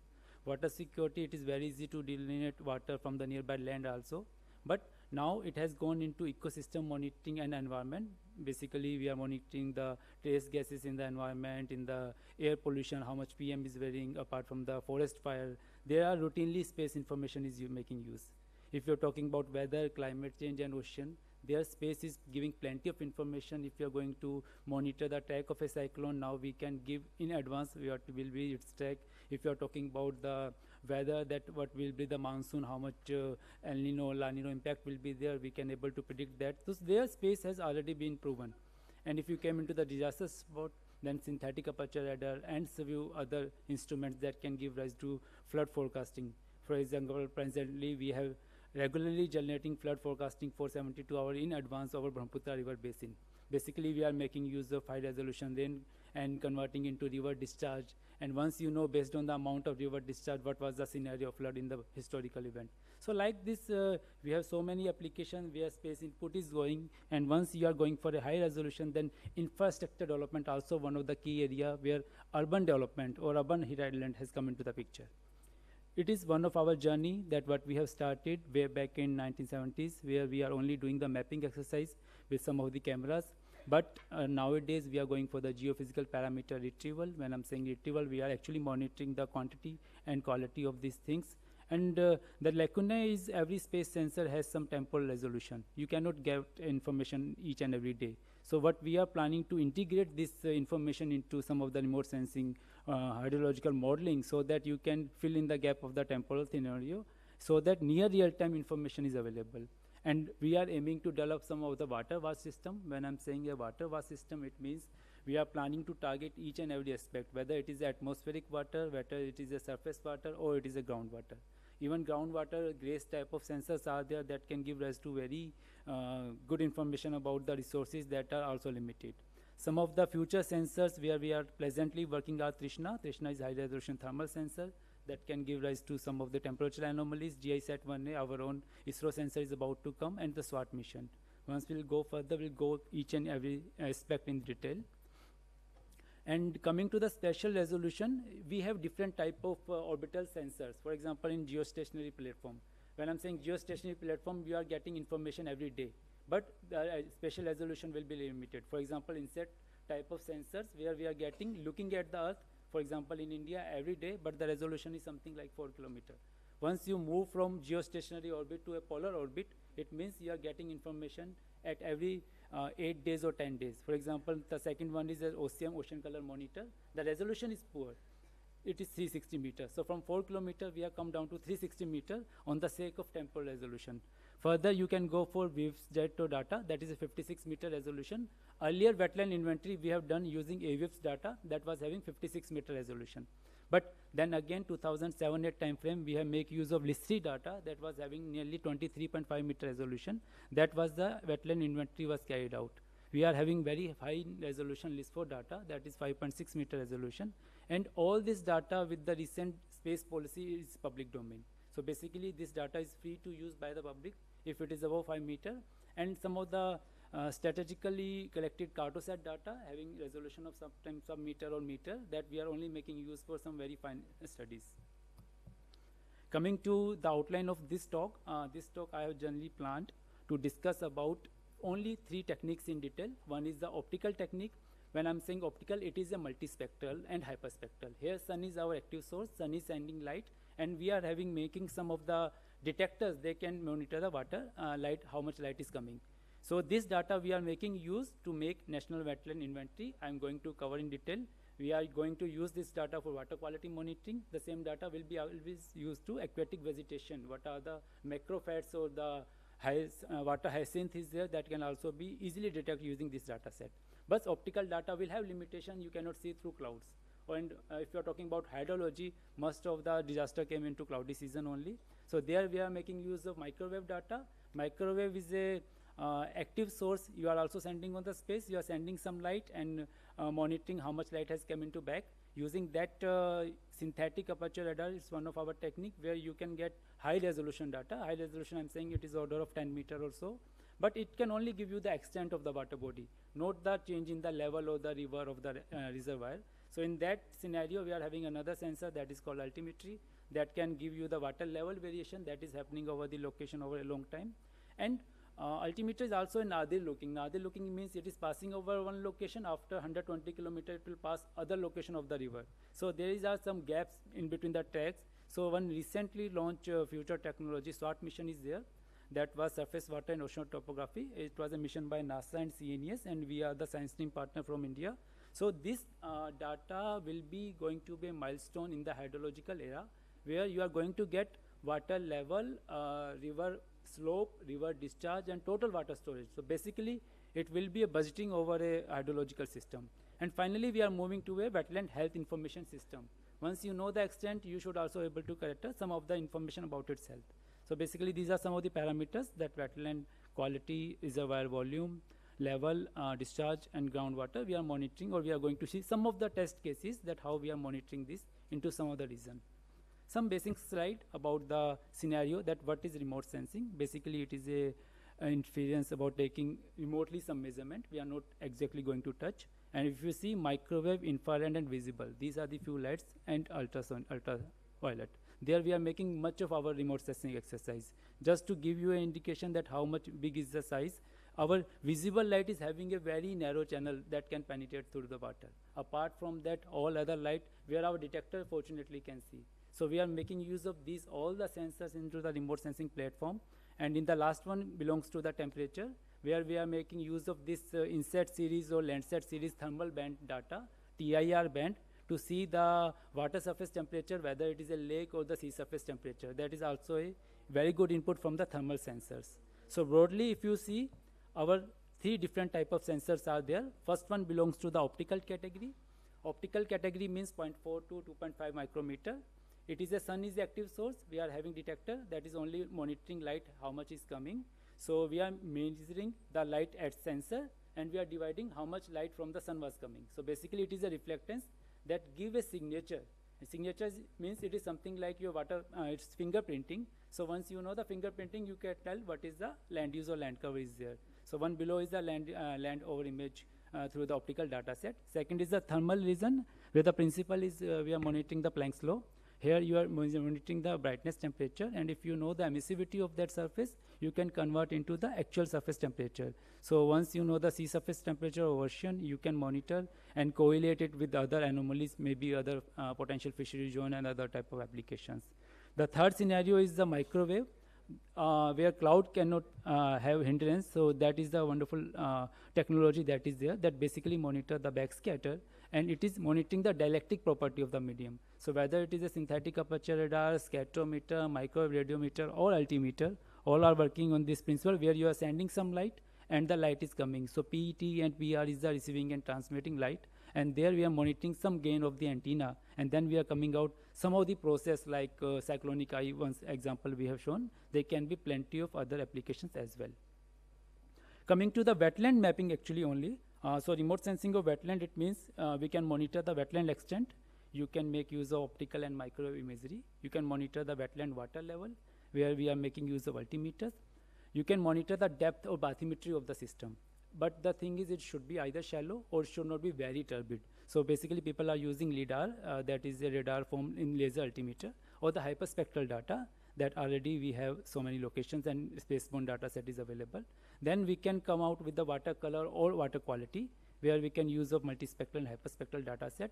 We can also tell about the microfats class distribution, whether it is a harmful algal bloom or it is a normal algal bloom. So there we are making use of hyperspectral data set. But obviously here when I'm saying these applications, the temporal resolution will vary from 10 days to 15 days. So every 10-15 days we are getting such information, and the spatial resolution will be something of the order of 10 meter to 30 meter. So 30 meter spatial resolution. If you need a high resolution sensors, then we are making use of airborne surveys. When Everest flight was there, where we have carried out simultaneously measurement over Ganga and many other locations. That data was nearly 4 meter spatial resolution and with the hyperspectral data. So the solution is, if you need a high resolution hyperspectral data, so either drone or airborne type of surveys are there. If 30 meter resolution is sufficient, then you can go for the space data also. And there are some ground-based measurement also if you are going for a very accurate result. Someone say why the wetland geodatabase is required, then it is a use of many government and non-government agencies. Many national and state policies depend upon that. Water resource management is required. So many things have already been discussed in the morning session, so I'm not going in detail, but eco-hydrological modeling, carbon credit, evolution of existing policies. So this data set has many utilizations. And obviously science and application, our goal is to see its impact on the sea level rise, carbon sequestration, climate change, impact, and other habitats. Just give you a glance, we have carried out National Wetland Inventory in 2007-11 time frame. It was the first of its kind scientific National Wetland Inventory, where we have make use of IRS P6 List 3 data. This was 23 meter resolution. Their minimum mapping unit was 2.25 hectare, and the scale was 1:50,000. At that time we have monitored, it was the total wetland, number of wetland was 2,12,387, and area was 15.34 million hectare. After gap of 10 years in a decadal survey, we have make use of similar resolution other resource set to list 3 data. The resolution was 23.5 meter only, and this data was also 1:50,000 scale, and minimum mapping unit was 2.25 hectare. So similar data frame, but we came to know that the number of total wetland has slightly increased, 2,31,000, and even area also there was a slight increase. Mainly there was an increase due to the man-made things. We have divided our wetland inventory either into natural or the man-made criteria. In the southern India especially, we have observed so many increase in the wetland inventory. Following slides I'm going to show you some of the reservoirs has came into the picture, and there was a transition from one wetland category to another as well. Then 23-24 timeline, we have also come out with a high resolution wetland inventory that was having list 4 data. List 4 data means 5.6 meter spatial resolution. So here nearly 4,000 times scene have increased, and their minimum mapping unit was 0.1 hectare and above, and below 0.1 also we have kept, but that we have taken as a points data only. So here the scale was 1:12,500. Here you can see the total number was almost 3.58 million. And the total area was increased because here we were mapping unit was smaller, higher in the terms of spatial resolution, 16.89. And what we are looking beyond this thing, now we have an inventory with us that we have shared it with our wetland authority. Now we want to go for its health system. So right now we are monitoring nearly 1.5 lakh wetland every 14 days, and the data set is available on our Vedas web portal, where we are making use of all optically data active. There we are making its health status. So basically our idea is to firstly monitor the Ramsar site first, and then extend this to another available wetland also. The existing algorithms that are empirical in nature we are using apart from the deep learning algorithms, and future will be to do some science with this data set. This is our classification system. So basically there are broader 19 classes. You divide it into inland and coastal categories in level 1. Level 2 is natural or man-made. And once this natural and man-made criteria, there are lake, pond, and different type of categories are there. Our main criteria was wetland hydrology, was finicity, because you can easily monitor the water extent in a satellite imagery. And the second was the vegetation part. There also you can tell about what are the vegetation within the wetland is varying. These are some of the examples, how we will identify a lake, oxbow lake, high altitude, riverine thing into the remote sensing images. List free sensor images we have shown, and similar images we have analyzed for the same season for the similar scenario and going for the decadal survey also. So here, just for the sake of example, I have shown when you see a spectra from a remote sensing, the spectra tells about its spectral signature. If it is a water, it will give reflectance into the blue part, so water looks blue to our I. And then in the IR part, it will get absorbed. But it is a vegetation. There will be a similar green signature will come, but it will give high signature in the NIR part. So basically, in the x-axis, we are having wavelength, and in the y-axis, we are having how much reflectance is there. And once you know that, you can tell whether it is a dry soil, whether it is a moist soil, whether it is a vegetation, whether it is a floating, or it is a submerged. So like this, one such example, you can classify your image, and then there are different type of thresholds also. Threshold means that is a easier way to do some exercise. You can take difference from one band to another band. For example, highly utilized threshold is NDWI, normal diffuse water index. If you take a ratio of green minus NIR upon green plus NIR, because water looks you green, so this value should be greater than 1. If it is greater than 1, it is a water pixel, otherwise it is a land pixel. In NIR, physics says the absorption should absorb all the wavelength. So ideally it should not give any value. But if it is a turbid water, there will be some reflectance in the NIR band also. So that's why later on a new index came where modifies normal difference, where in place of NIR you are going for sphere band. That is all in the right hand side of the wavelength. So basically these two criteria is taken for the water boundary extraction. Then there is a criteria for turbidity. Turbid water looks red in color, so it is giving the red minus green upon red plus green. Then there is a vegetation indices that is highly useful in agriculture and aquatic vegetation. You are taking the difference between a red edge NIR minus red band. If it is greater than some particular number, we identify as a greenery pixel. And finally, it is a pond index. And here, if I show you on the imagery, this is null Srovar image. So first one is a water extraction over null Srovar. Second is a pond index. Third one is a NDVI. A fourth one is a NDTI. So if you are looking for different indices, you will get two few colors. And once you add RGB, so in place of RGB, we are carrying pseudo color. If you add MNDWI, NDPI, and NDVI, for example, you can easily distinguish within null Srovar how much area is under the water category, how much area is under the aquatic vegetation category, and then you can estimate the area, and this will come one-time image. It's like this, we are having so many images in temporal domain, so you can easily point out within a season how much things are changing, and after a season of maybe a decade, what are the area has been lost. Similarly, over one other example, over bird sanctuary Valdra, you can see the actual image over wetland. Then what is the water and non-water pixels that we have identified. Within water, there is a turbidity, so we have tried to moderate into low turbidity, moderate turbidity, higher turbidity. And then apart from that, what are the aquatic vegetation? Recently, we have come out with a more detailed analysis where apart from telling only scenario about the vegetation, we are also telling whether it is a emergent vegetation or submerged or floating. So basically, you are making use of neural network and advanced AI type of techniques, where in place of only quantifying the things, we are also going one step ahead, where we are targeting land water, shallow water, turbid water. So all type of possibilities are there based on the indices. And this was, sorry, it was movie. I have converted into PDF, so it will not show. But this was the decadal change that what we have seen in the initial images. Some of the normal one type of wetland category has shifted into other category in the after a domain of 10 years, or maybe sometimes one reservoir was not there in the 2006-7 time frame. Both the images are of post monsoon, you can easily see. But after a reservoir came, you can see the difference in the greenery also. So basically water also, catch the greenery aspect. So beautifully picture have been captured through remote sensing that can tell you the ecosystem variability that is happening. Like that, we have gone up to high resolution. That this particular slide is basically tell why we need a high resolution data. So if you see the Ahmedabad district, if you are looking for a 1:50,000 or 23 meter data, you can only get up to 166 number of wetlands. But if you are having a high resolution 5 meter data, the number is like something like 1300. So area wise, you can see 5,974 hectare wetland if you are going for a high resolution inventory. So this data also we have shared it with the wetland authority, and the objectives was to map same wetland with the high resolution data set and prepare national wetland atlas. So this is the national wetland atlas. This is already available on, I believe, wetland authority site also.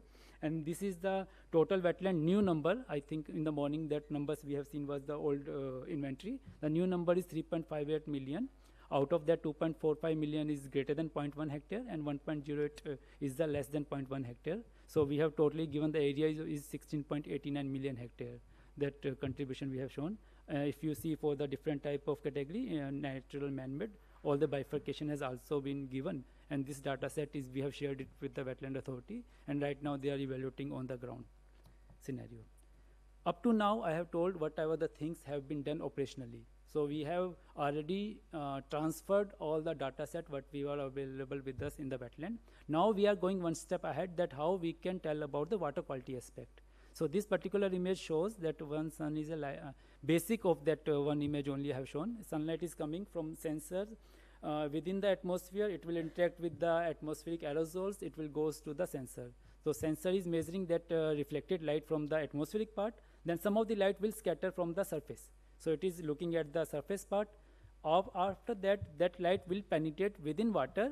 Either it will get absorbed or scattered. So basically, once light is entering into the water, it is getting absorbed due to particle that we know. So what we are doing simulations. Simulations means for known amount of absorption in the phytoplankton, how much light should go back to the surface. So once we are having that simulation power, we are doing the non-linear optimization type of methods. We are inverting the spectra and then going, okay, this much amount of light is coming. It means there will be this much amount of number of particles will be there of absorbing nature, this much amount of particle will be of scattering nature, and bottom will have a finite reflectance. So basically, this all simulations we have done it, and right now we are monitoring many parameters from water quality. So I have just listed out. Once it is a optically active particle.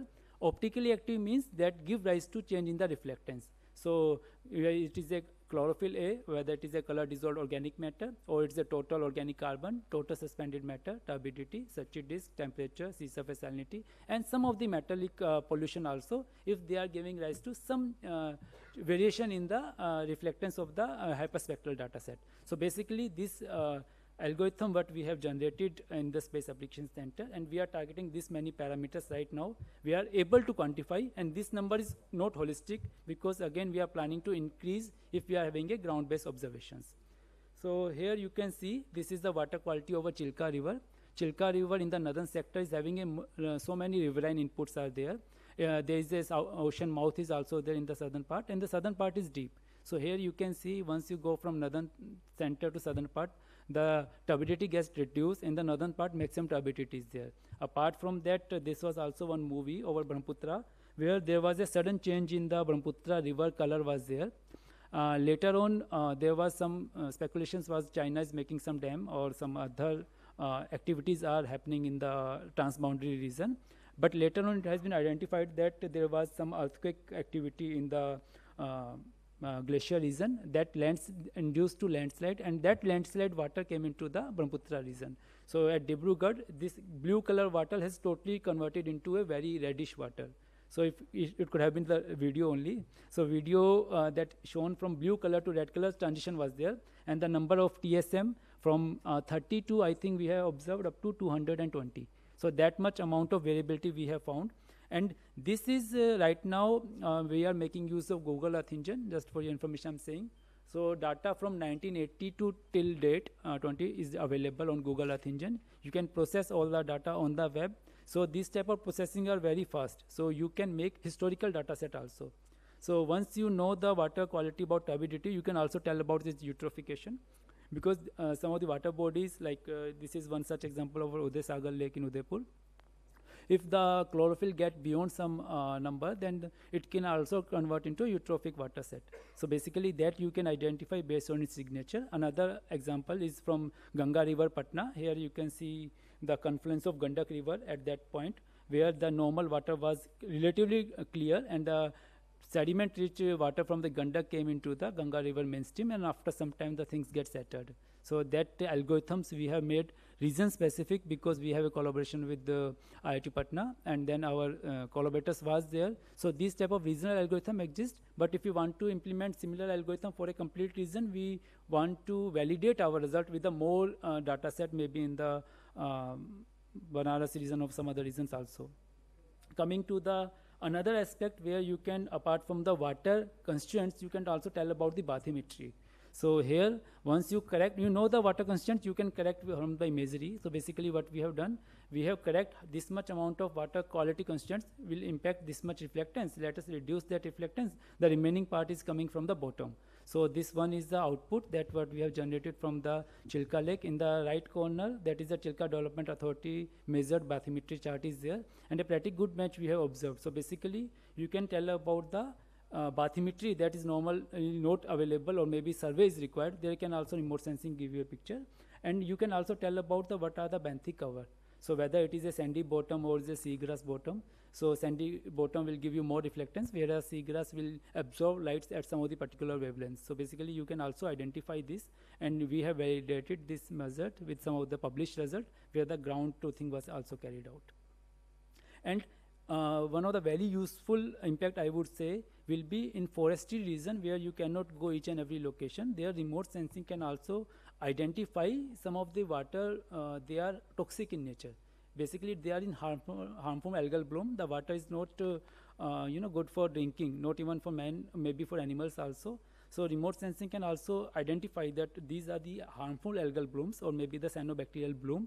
They are give rise to reflectance at one particular peak, but that peak is not shifting with time. That is the normal scenario. It should shift, but in the case of bloom, we get a peak every time at a single wavelength.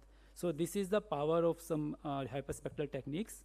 And aquatic macrophytes. This information we have passed on to Surat Municipal Corporation, where during the summer season, especially when the water availability is less in the river, lot of riverine nutrients from the industrial waste and agriculture waste and human waste also it is coming. So they give an ideal bed for some aquatic macrophytes, for example, water hyacinth. So they will make a mat-like structure, especially close to the water treatment plant, and the water get choked. So this information we have shared that recent years, there is a large increase in this water extent.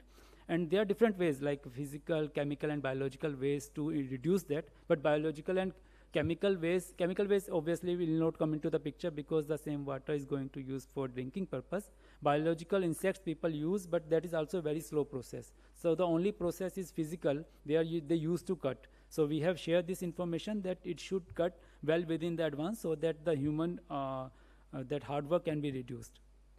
Third part of my presentation is something related to quality to storage, where we can also talk about the microwave data. We can tell about the water extent, level and volume. So synthetic aperture radar is one of the instruments that can give you 5 meter or 10 meters resolution information about the surface. Altimeter is another sensor that can give result to level. And then if you club both things, you can tell about the variation in the volume. Yes, sir. Just I will scroll down to this. Okay, sir. So this is the water spread over two different time domain. We have compared it microwave and optical data set. Surface dynamics, you can see if it is I have told you it is available on the Google Earth platform.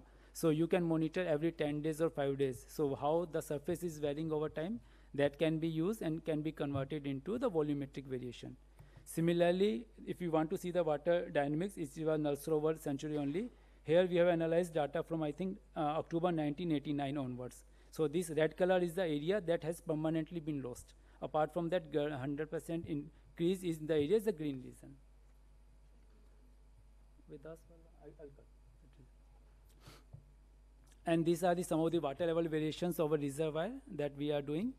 Then some of the rivers that we are monitoring regularly. You can see the variability of a Ganga river over a domain of 3 to 4 years. And then the good thing is you can monitor how much water is going into the ocean, and then we can make use of this information for ocean state forecasting also. It can equally work on the transboundary basin, means in the China region also, if Brahmaputra variability is there, you can easily modify this type of data set. And then long-term analysis will be something like whether rivers are shrinking or are stable. This was one of the very good outcome, where we have seen in Kaveri region, there was a drastic decrease in the water level, whereas Ganga and Brahmaputra have shown this nearly similar things. And the future is wide swath altimetry, where I have told in place of Nadir, you are going to get the swath data. Swath data means you can tell about the extent, you can tell about the river slope, and then it'll finally come into the discharge part. These all our application in our Vedas. So this is one of the demo I have just going to show you. Okay. Sure. So basically whatever result I have shown you earlier, whether it is related to water level or water quality or wetland information system or wetland health system, all data we are making it public and we are keeping it at Vedas web portal. So it is the screenshot of Vedas web portal. It is our ISRO web portal, and it is open to general public. So you can go to Vedas web portal, and there you can see what type of products are there. So I have just listed out. We are giving product from hydrological model. We have set up WRF hydro model, that is 5 kilometer spatial resolution. So you can see the precipitation, evaporation, soil moisture. Internet hoga? I don't know. I will cover and then I will go there. So these are some of the variables. There we can show, I will show you the live demo also. Then there are some satellite-based hydrological parameters, that water level using altimetry. You can go there, and there you can select if you want to see the water level variation. I have shown you over Ganga and Brahmaputra. Similar product is available there. We are giving flood index using microwave imagery, using radiometer. Soil moisture product is there. Wetland map using optical data, and wetland information system. And flood forecasting we are giving over Brahmaputra region and Ganga region also. So this type of wetland information system is there, where you can select any, here you are seeing some of the parameters that we are giving, like water color, vegetation, dominant hue, MNDWI, NDCI. Right now 7-8 parameters are there, we are going to increase. Or you select any water body. This is a link, vedas.sac.gov.in, we are going to see. And this is the temporal data. Basically you click any pixel, you will see the temporal variability over that location, how it is varying. Like that, I have next listed out what is the variability of floral index. Basically it tells about whether water is oligotrophic, mesotrophic or eutrophic. You can quantify based on this index. Then you can also see the optically water types. We have quantified into 13 different water types. Then we have apparent color, how the color of the water body will look like. Its hue, dominant hue will be there. Aquatic vegetation also we are giving, whether it is a floating or submerged. And then the chlorophyll index, then how much chlorophyll it may be having. These are some of the science questions that right now we are facing. We are trying to answer this, whether wetlands are diminishing, rivers are shrinking. We are planning to forecast some of the hydrological isms, and in future we are planning to go for the isotopic signatures so that we can tell about the things. Thank you. Can we go to the Vedas web portal? Internet Vedas.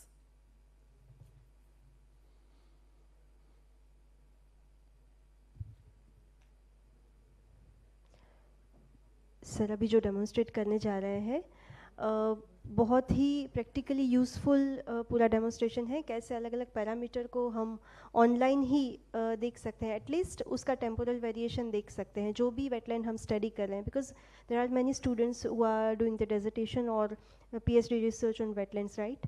तो उनके लिए ये बहुत ही useful exercise होने जा रही है.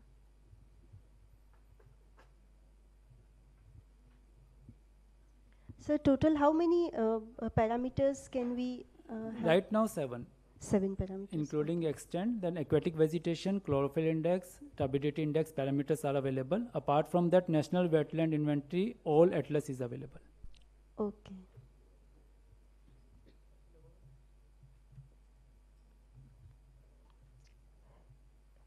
So I also had one question regarding the total number of inland wetlands. It was there in one of your slide, right? Yes. And is that more than 1,34,100 or?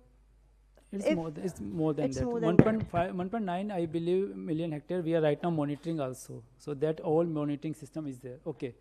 So Okay. here you can go from application.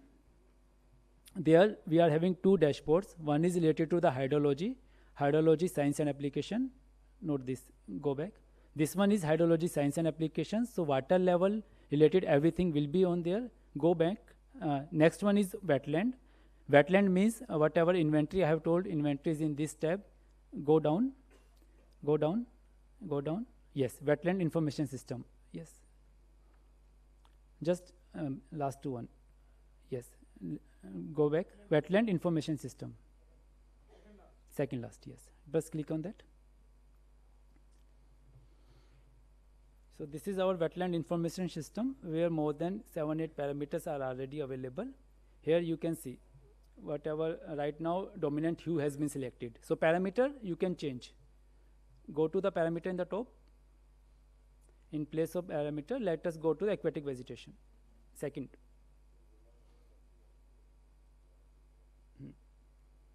Let us zoom to Nal Sarovar. This is a composite for 5 days. So every 5 days composite images we are generating. Anywhere you can go to the Gujarat region.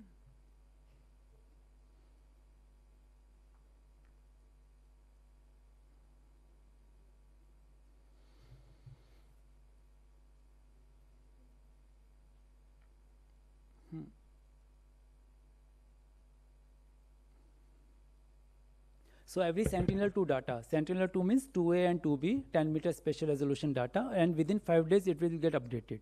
So every 10 days you will get near real-time data set of that particular vegetation. So we have whatever inventory we have made, we have taken shapefile from inventory only. So that inventory, within inventory you can see the water bodies, Gujarat, where it is written, Nal Sarovar portion.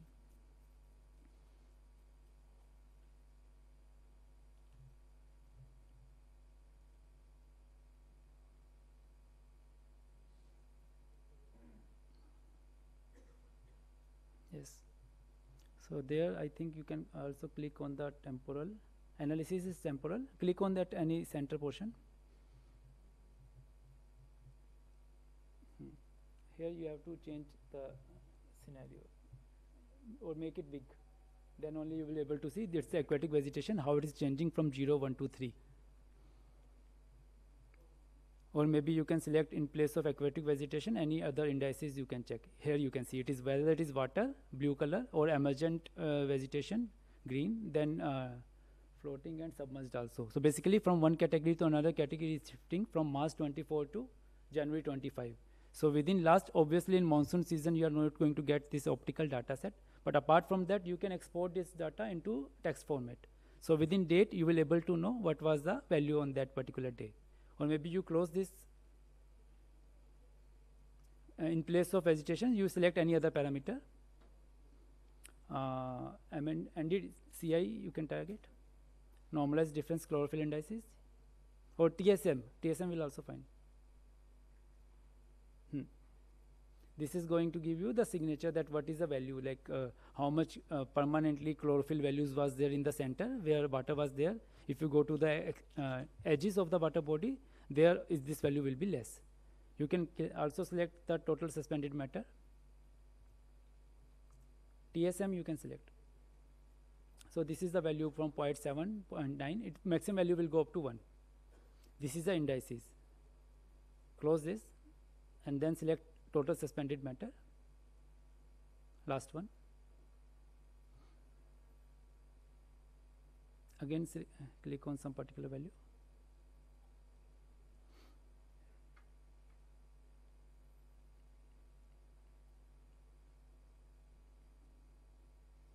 Again export it. So some of the maximum values are reaching 250 because it was something like a land pixel, otherwise its value will be 50, 70 and 80. So like that its value are changing. So this is the outcome. You can close.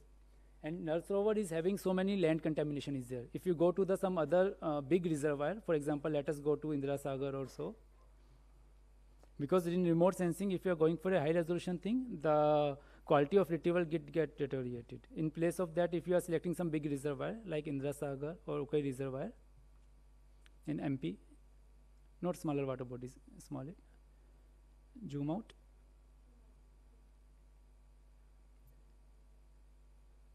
Can you move up to Central India region? Or you can go to Ukai. Ukai you can see, na? There it is, yes, this one is Ukai. Zoom it.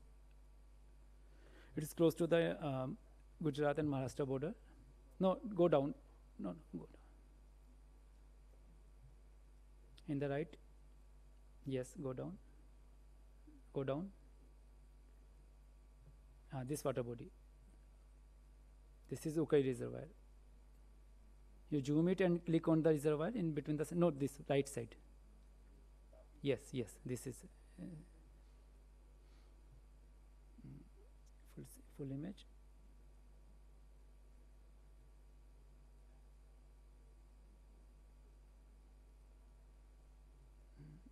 Do full image.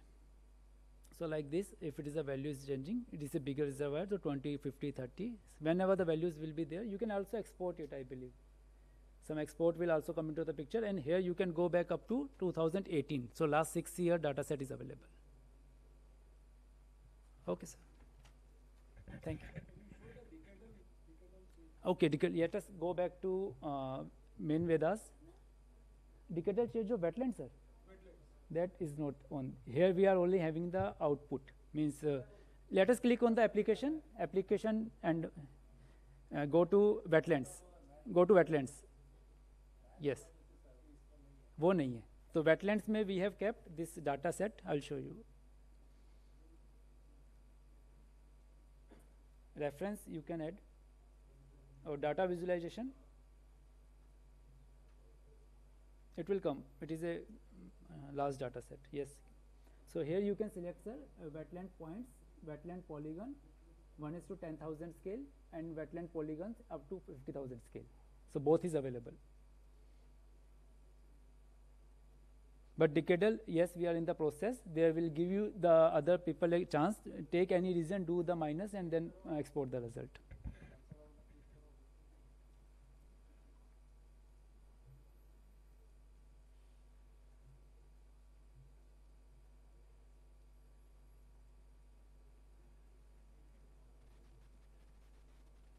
Aquatic vegetation, yes, turbidity low, area is this much, inland natural, lake pond, this is our category. So like this, if you select, it is a area of wetland. So basically not water extent, it is a wetland extent, maximum extent. Water spread during post-monsoon, but what we are doing, we are giving wetland area. Wetland may have aquatic part and may have the land part also. But in some of the season when there is a good monsoon,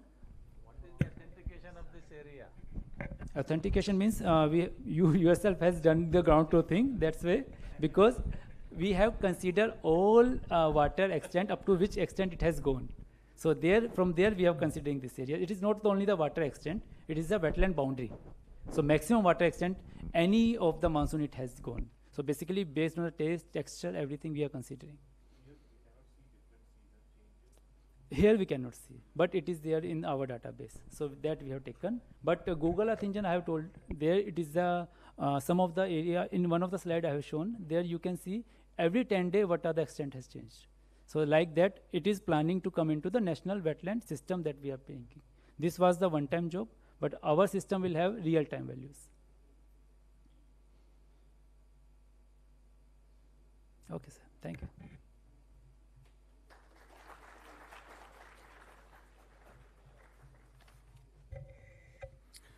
friends, हम समय को पार कर चुके हैं. समय 4:30 तक का था और 4:35 हो चुके हैं. मैं डॉक्टर आशीष तिवारी से बात किया मैंने. उन्होंने कहा कि अभी 10 मिनट है मेरे पास में. आपके पास अगर कुछ ऐसे प्रश्न हो जो आप उनके सम्मुख रखना चाहें, मैं चाहूँगा कि वो उसका जवाब दें.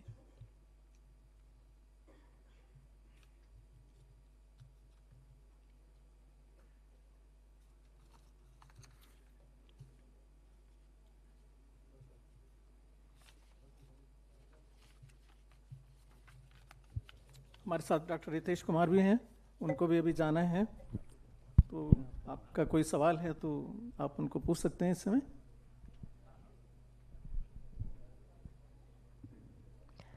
Sir, I have a question. My question is anybody there?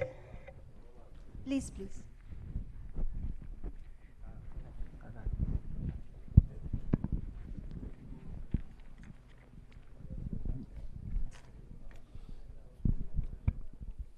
Hello, sir. My question was regarding the wetlands which you showed right now. So the mapping is regarding the large wetlands which are present in India, or they could be focused also upon the local water bodies which are present in the nearby region, or? So basically, earlier our minimum mapping unit was 2.25 hectare. Right now we have taken any water body greater than 0.1 hectare. So whether it is a natural or man-made category, we have covered it. Thank you so much. If it is less than 0.1 hectare also, we have kept it a dot. So basically this time we have tried to identify each and every water body, it is in our database. So this parameters for the smaller water bodies could also be accessible through the site, right? If for the study purpose or Right now we have given top 1.9 million hectare only. So smaller water bodies are not there because remote sensing data will have a limitation. If it is a 10 meter spatial resolution, the minimum size it will be 3 by 3 pixel. So 30 by 30 meters should be there at least if you are mapping it through remote sensing. Thank you so much.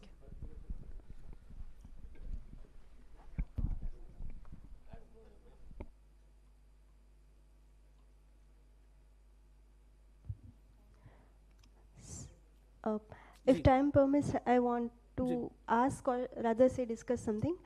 As Dr. Ritesh sir initially said that smaller water body, and you also, I mean Tyagi sir also insisted the importance of smaller wetland.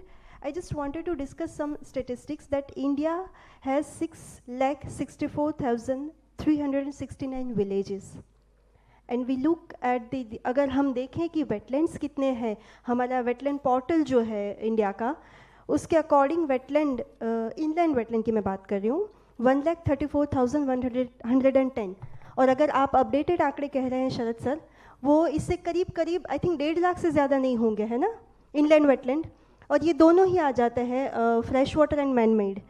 तो लगभग 1.5 lakh inland wetland है, और जबकि हम देखें कि गांव 6 लाख 6.5 लाख से ज़्यादा है भारत में, और सारे के सारे गांव में एक तो वेटलैंड है ही, गांव का पॉन्ड हमें पता है, दूसरा होता है एक कंट्री साइड पॉन्ड, पर करीब करीब एटलीस्ट गांव का एक पॉन्ड तो होता ही है. इससे साफ it clearly says that there is a great need or necessity to involve the people, locals, in the rejuvenation or say any betterment of the wetland. तो इसके ऊपर मुझे सारे ही experts से चाहिए था कि जो भी आप कहना चाहें क्या हो सकता है, क्योंकि there are 5,30,000 wetlands which have not been there in the record. जो छोटे पॉन्ड आप सर बात कर रहे थे एग्रीकल्चर के लिए जो ज़्यादा ज़रूरी है, तो इसके ऊपर आप कुछ कहें तो it would be useful. So ma'am, your observation is valid. So if you read the latest high resolution data carefully, the number is 35 lakhs. 35 lakhs. 35 lakhs. So your concern on small wetlands is taken care of. The only thing is कि जो remote sensing what point you have made is very valid. Remote sensing can only is dependent on resolution and capacity of the satellite. Definitely. The satellites that we use at current are good for 0.1 hectare and above. Yes. Below that it will show it as a dot, and thereby there is a need for different inventory systems. For example, local जैसे biodiversity में अब हम जो है local biodiversity register की भी बात करते हैं, और एक ZSI और BSI के भी सर्वेस की बात करते हैं, तो वैसे एक decentralized data architecture भी डेवलप किया जा सकता है जिसके ऊपर जो है ये सैटेलाइट को कॉम्प्लीमेंट करेगा. और दूसरी ये बात है कि सैटेलाइट अपने आप में एक वन टाइम शॉट है, अभी इसको रेगुलरली ग्राउंड ट्रूथ करने की ज़रूरत है. जी जी जी, मतलब एनी डेटा विल हैव एक जो साहब जो बेहतर एक्सप्लेन करेंगे, एक यूज़र एक्यूरेसी होती है, एक प्रोड्यूसर एक्यूरेसी होती है, और वो कभी 100% नहीं होती है. इसका मतलब 100 में से 3% या 4% का एरर रहता है. उस एरर के लिए जो ग्राउंड ट्रूथिंग है वो हमेशा जो है वो गोल्डन मंत्रा रहेगा. नक्शा चाहे जो भी कहे, ज़मीन पे जब तक आप ना जाके देख लें कि वो इमर्जेंट वेजिटेशन, सैटेलाइट भी इमर्जेंट वेजिटेशन बोलता है, तभी जाकर के वो मैप सही है. अदरवाइज फ्रांस का एक बड़ा इंटरेस्टिंग केस है. फ्रांस ने रिपोर्ट किया था कि तकरीबन 12% उनके वेटलैंड्स खत्म हो गए. बड़ा इंटरेस्टिंग फिगर था. पार्लियामेंट में मसला उठा, बाद में देखा तो रिमोट सेंसिंग के गलत इंटरप्रिटेशन की वजह से वो सारा जो है किसी डिफरेंट क्लास में चला गया था. और एक जो मसला जो हम लोगों को डिस्कस करना है, सैटेलाइट जो है, सैटेलाइट साइंस एक बहुत ही इवॉल्व साइंस है, लेकिन वेटलैंड का जो सब्जेक्ट है उसमें इकोलॉजिस्ट का होना बहुत ज़रूरी है. इसमें बॉटनिस्ट का, जूलॉजिस्ट का, हाइड्रोलॉजिस्ट का, टाउन प्लानर्स का होना ज़रूरी है. जो हम 19 टाइप वेटलैंड क्लासिफिकेशन करते हैं, वो क्लासिफिकेशन कितना सही है और क्या हमें उस क्लासिफिकेशन की ज़रूरत है, उस पर एक विचार करना ज़रूरी है ताकि स्पेस एप्लीकेशन सेंटर को सही इनपुट दिया जा सके. फॉर एग्जांपल, कई कंट्रीज़ ये जानना चाहती है, हमें नहीं चाहिए कि इंफॉर्मेशन की ये मार्श है कि स्वैम्प है, ये प्लांट वालों के लिए बहुत अच्छा है कि जहाँ पे ट्री डोमिनेटेड है उसको हम स्वैम्प बोलेंगे, जहाँ जो है प्लांट डोमिनेटेड है उसको हम मार्श बोलेंगे। लेकिन जो इंजीनियर है उसको ये चाहिए कि भाई इसमें पानी कितना रुकेगा। इसका मतलब हमें वेटलैंड फंक्शन की इंफॉर्मेशन चाहिए ज़्यादा, ना कि स्ट्रक्चर की।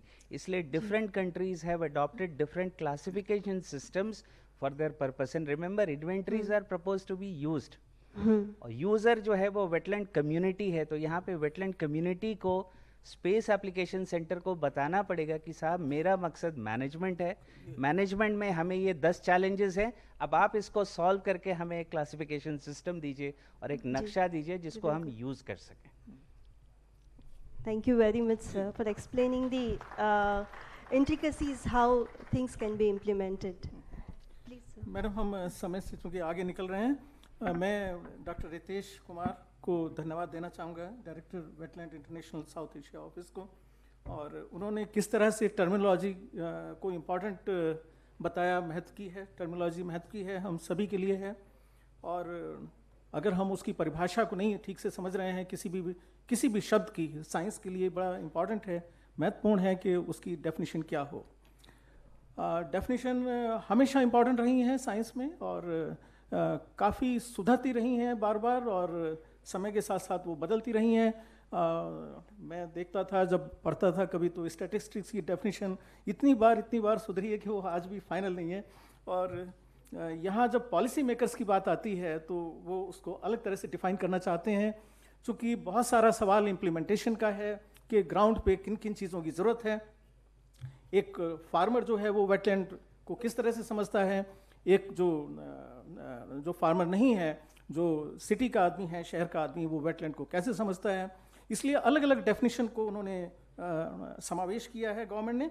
और फिर इन सभी को मैं देख रहा था, रिवर्स को भी वो वेटलैंड समझते हैं। जब हम कभी इकोलॉजी पढ़ते थे तो वेटलैंड को हमें 2 ही चीज़ें बताई जाती थी कि वेटलैंड की 2 इंपॉर्टेंट कैरेक्टरिस्टिक हैं, एक तो सॉइल हाइड्रिक है और दूसरा उसमें पल्सिंग है। कभी वो ड्राई होती हैं और कभी वो वेट होती हैं। मेरे साथियों, मेरे दोस्तों, ये दोनों डेफिनेशन जो हैं वो एक तरफ हो जा रही हैं जब हम रिवर्स को इसमें शामिल करते हैं और समुद्र को शामिल करते हैं।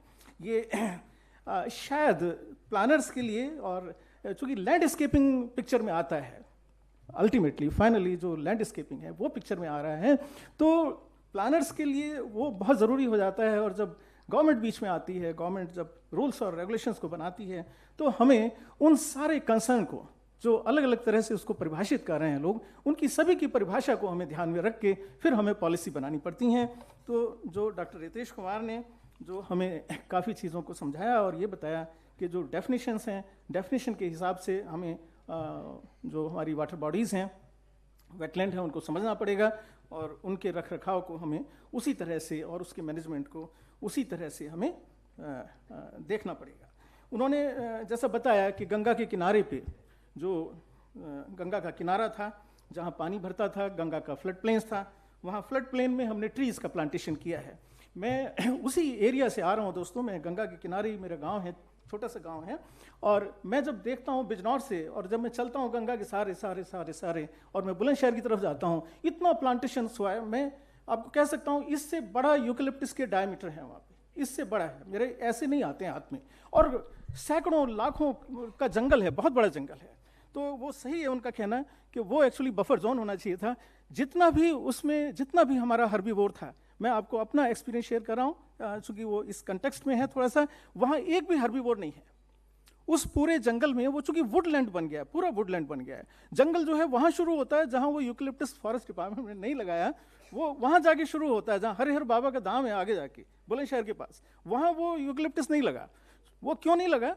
क्योंकि वहाँ ऑलरेडी हरिहर बाबा ने बैंक बना दिया था, पुस्ता बनाया, मतलब गंगा को दोनों तरफ से उन्होंने उसको घेरा और पुस्ता पुस्ता बांधते चले गए। 50 किलोमीटर करीब पुस्ता है, तो वहाँ वो यूकलिप्टस का जरूरत नहीं पड़ा। तो लेकिन जिस एरिया में वो पुस्ता नहीं था, वहाँ पे वो ट्री लगा के वो वहाँ से पूरा जानवर जो है शिफ्ट हो गया है।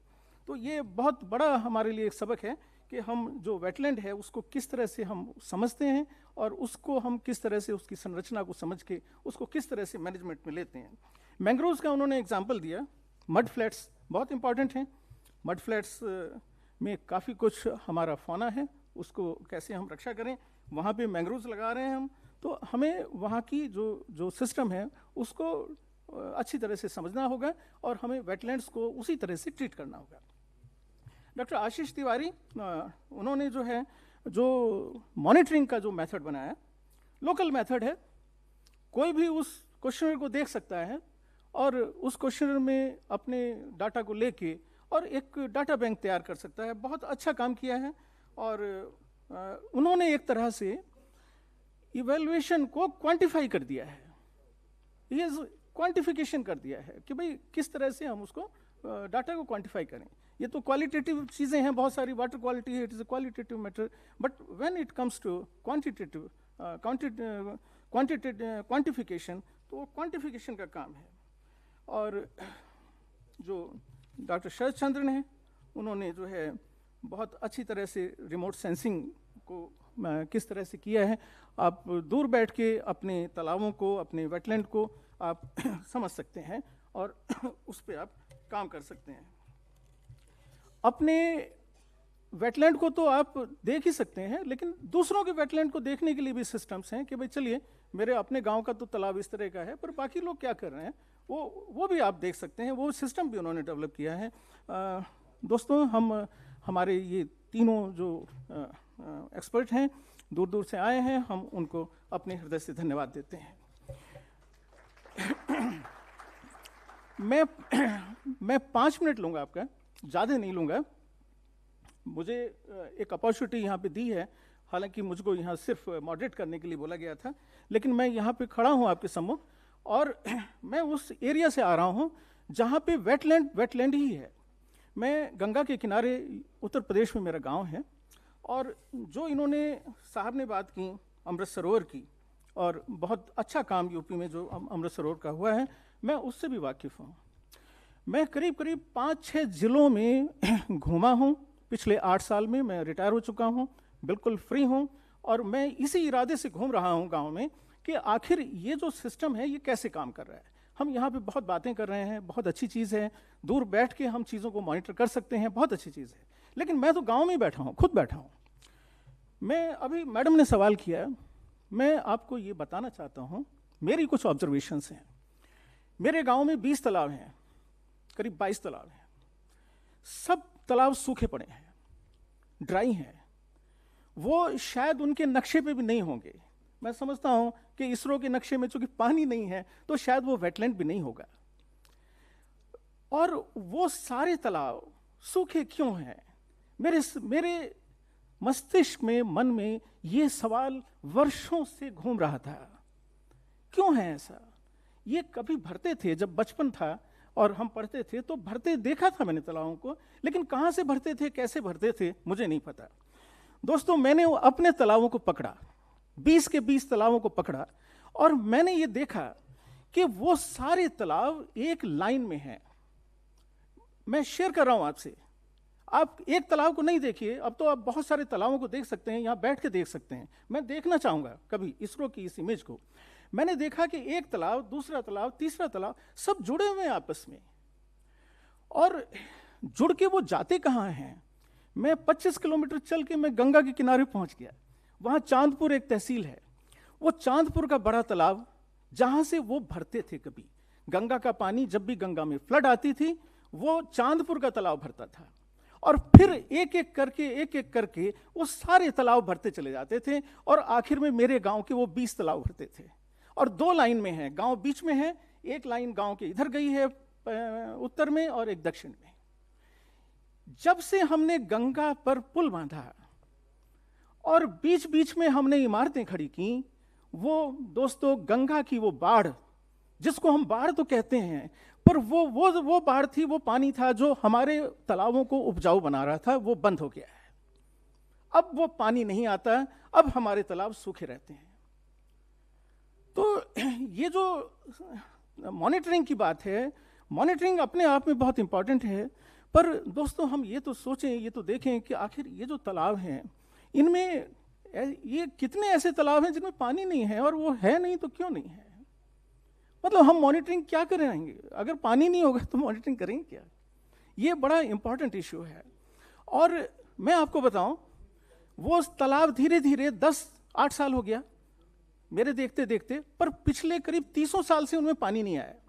तो हुआ क्या है कि धीरे धीरे धीरे धीरे वो वेटलैंड थी, लेकिन वो वुडलैंड में कन्वर्ट हो गई है। मैं आपको ऐसी बहुत सारी जगह दिखा सकता हूँ यूपी में, आप अगर कभी उधर आए, कि आप उस तालाब में घुस नहीं सकते हैं। वो आश्रय हैं, वो मिनी सेंचुरीज बन चुकी हैं और उनमें बहुत जानवर है। उनको संरक्षण कौन दे? और उनका ये जो तालाब हैं, चाहे वो वेटलैंड हो, पानी भरता भी हो, और चाहे वो वुडलैंड में कन्वर्ट हो गए हों, दोस्तों अगर हमें लोकल पब्लिक को तालाबों के, वेटलैंड की महत्व को समझाना है, तो उनको हमको नज़दीक उनके लाना पड़ेगा, उन तालाबों से जोड़ना पड़ेगा। और एग्रीकल्चर लैंडस्केप में अगर कोई इंपॉर्टेंट है, तो दूर दराज का वो बड़ा सरोवर और बड़ा जलाशय उस लैंडस्केप के लिए उपयोगी नहीं है। उसके लिए तो वो उपयोगी है जो बिल्कुल नज़दीक में उस तालाब का, उसके गांव का जो तालाब है, वो उसको कहीं उसके एग्रीकल्चर लैंडस्केप में कहीं ज़्यादा मदद कर रहा है। तो ये जो अमृत सरोवर योजना आई, इसने एक ही योजना है, ये सौंदर्य पे फोकस्ड योजना है। इसका पूरा का पूरा जो पर्पस है वो सौंदर्यीकरण है। और गांव के सरपंच पे, मेरे ही भाई हैं, खूब पैसा आ रहा है, और वो पूरा का पूरा चारों तरफ से बुलडोजर लेके उस पूरी वनस्पति को खत्म करके और वहां पे पेवमेंट कर रहे हैं ताकि पानी भरा जाए और उसको आमोद प्रमोद की जगह बना दिया जाए। मैं पूछता हूं अपने वीडियो से कि सर, आपके पास कोई ऐसा मॉडल है कि मैं इसके इकोलॉजिकल स्टेटस को मैं मेंटेन कर सकूं? आज हमारे पास कोई दूसरा मॉडल नहीं है। मैं आप लोगों से गुजारिश करूंगा, आप सब हैं इकोलॉजिस्ट हैं और आप कंसर्न हैं तालाबों के लिए। दोस्तों, ये जो हमारी एक योजना है सौंदर्यीकरण की, केवल एक योजना है ये तालाबों के ट्रीटमेंट की, वेटलैंड के ट्रीटमेंट की। आप कोई एक अलग से वैकल्पिक योजना जिसमें इकोलॉजिकल स्टेटस का कंजर्वेशन हो और थोड़ा उसमें कुछ डेवलपमेंट करके उसमें से कुछ इनकम अगर गांव वालों को मिल सके, कुछ ऐसी योजना बनाइए। अगर इसका कोई उपयोग लोगों को होगा तो ये संरक्षित रहेंगी। हमें एक ऐसे वैकल्पिक स्कीम की जरूरत है जो सौंदर्यीकरण के लिए केवल ना हो, जो वहाँ के इकोलॉजिकल स्टेटस को रेस्टोर कर सके और आसान हो, इम्प्लीमेंटेशन में आसान हो। मैं बहुत समय नहीं ले रहा हूँ, आपका बहुत बहुत शुक्रिया और बहुत बहुत आपको धन्यवाद। Thank you, sir. Thanks to all the experts and our session chair. I would request our session chair, Shri Tyagi sir, to present the memento to our experts today. I would request first of all to present the memento to Ashish Tiwari sir. Sir, please.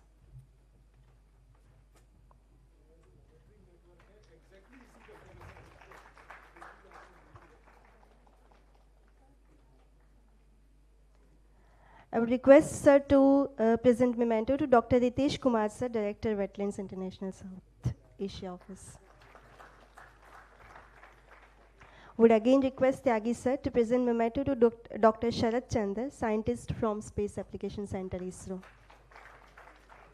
I would request Deputy Director, GEER Foundation, Research and Development, Shri Galot sir, to present memento to our session chair.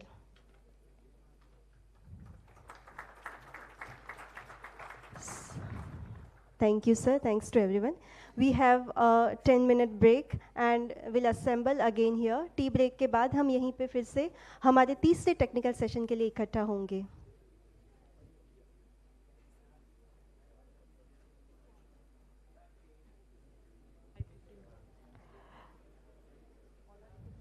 All are requested to assemble within 15 minutes at 5:15.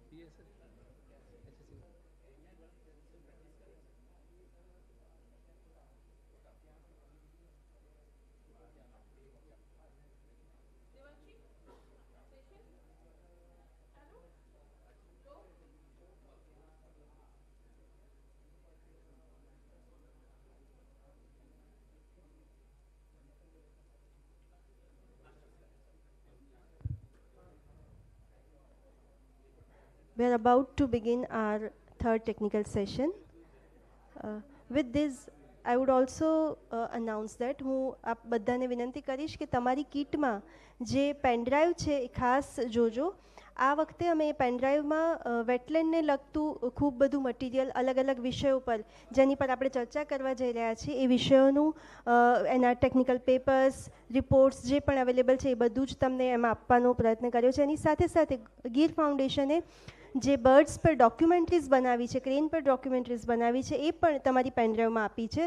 અને એ pen drive ખાસ તમે direct મોબાઈલમાં પણ use કરી શકો, એપલના મોબાઈલમાં પણ use કરી શકો, એન્ડ્રોઈડમાં પણ યુઝ કરી શકો એ રીતની આખી આપને આપી છે જેથી વેટલેન્ડને લગતું આ મટીરિયલ તમે બહુ સરળતાથી એક્સેસ કરી શકો. તો ખાસ તમને જે પેનડ્રાઈવ આપી છે એને શાંતિથી આખી જ થરો ગો થ્રુ થઈ જજો.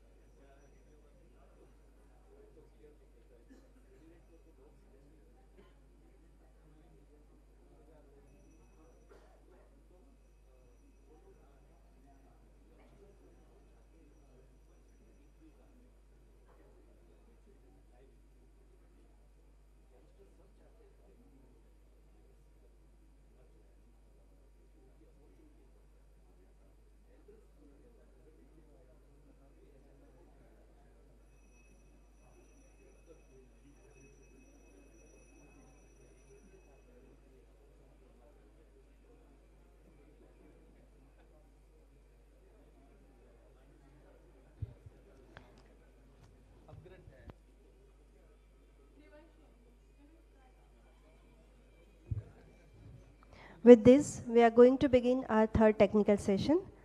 For this, I would invite Dr. H.S. Singh sir on stage. I would invite the session chair of the session. H.S. Singh sir को विनती है वो स्टेज पे अपना स्थान ग्रहण करें.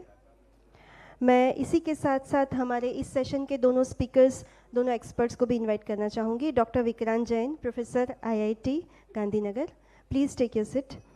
Doctor B Suchindra sir, IFS project director, PMU पर्ज गांधीनगर, आपसे विनती है आप मंच पे अपना स्थान ग्रहण करें।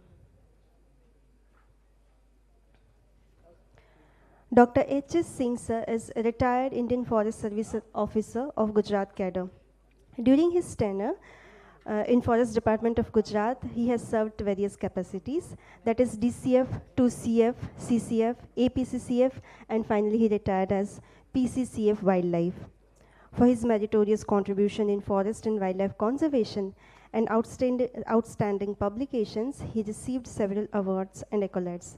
That includes Forestry Service Medal 1993, Chaturvedi Prize 4 times he won, and ICFRE Award 1998-99, Brandeis Prize 1997, Award by Biological Conservation elsewhere, Amsterdam, Netherlands.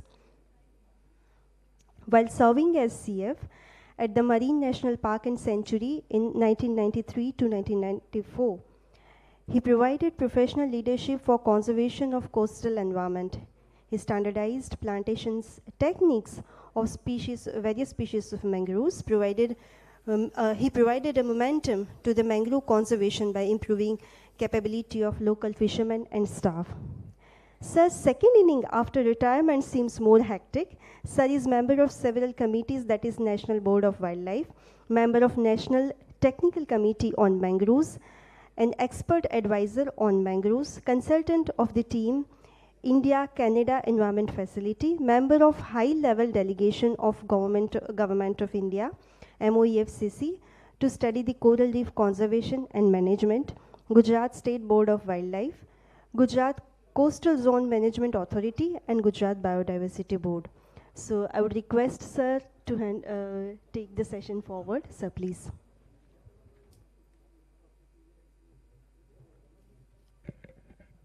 Thank you very much. This is last session. So we have to close in short period as much as possible. Last session, it was very good presentation, and Tyagi Sahab has a lot of insight and he has informed you. Actually, I have visited Ganga, the floodplain.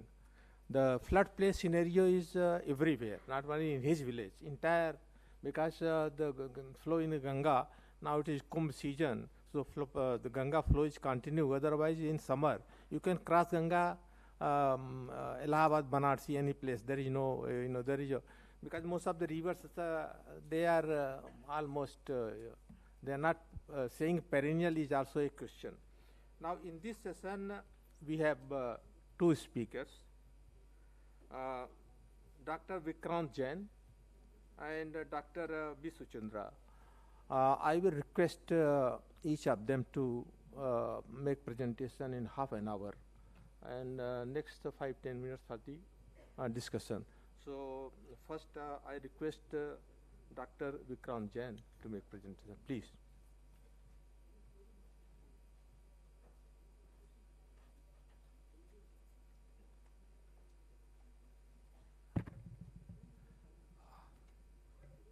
Yeah, very good afternoon here.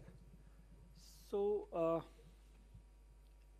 I'm going to discuss about the, I can see this here, yeah, about the shoreline dynamics. This is one of the larger wetland, and all of you ever.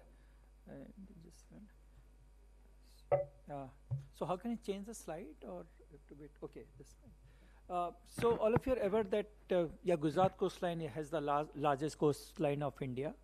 And it is already known that there are some problems with the coastline. So I will discuss about the processes and some of the recent method, what are the new data set or new understanding is there, and how it can be used towards the management plan. These are the general details are there, so I will skip those things. It's, yes, the general things are there that it is important global coast. And we will move to the next slide. And that's there, yet is there in the news. There are lots of erosion going on, and there are the number of news sites are there where it shows that many part of the coastlines are eroding at a very fast rate. And but what is happening in terms of the variation, if we look for the reach scale variation, that along the coastline, every part of the coastline is retreating, or there are some part which are behaving in a different way. That needs to be analyzed. Second aspect, if you see the bar plot, which is showing that the maximum problem is there along the Gujarat coastline.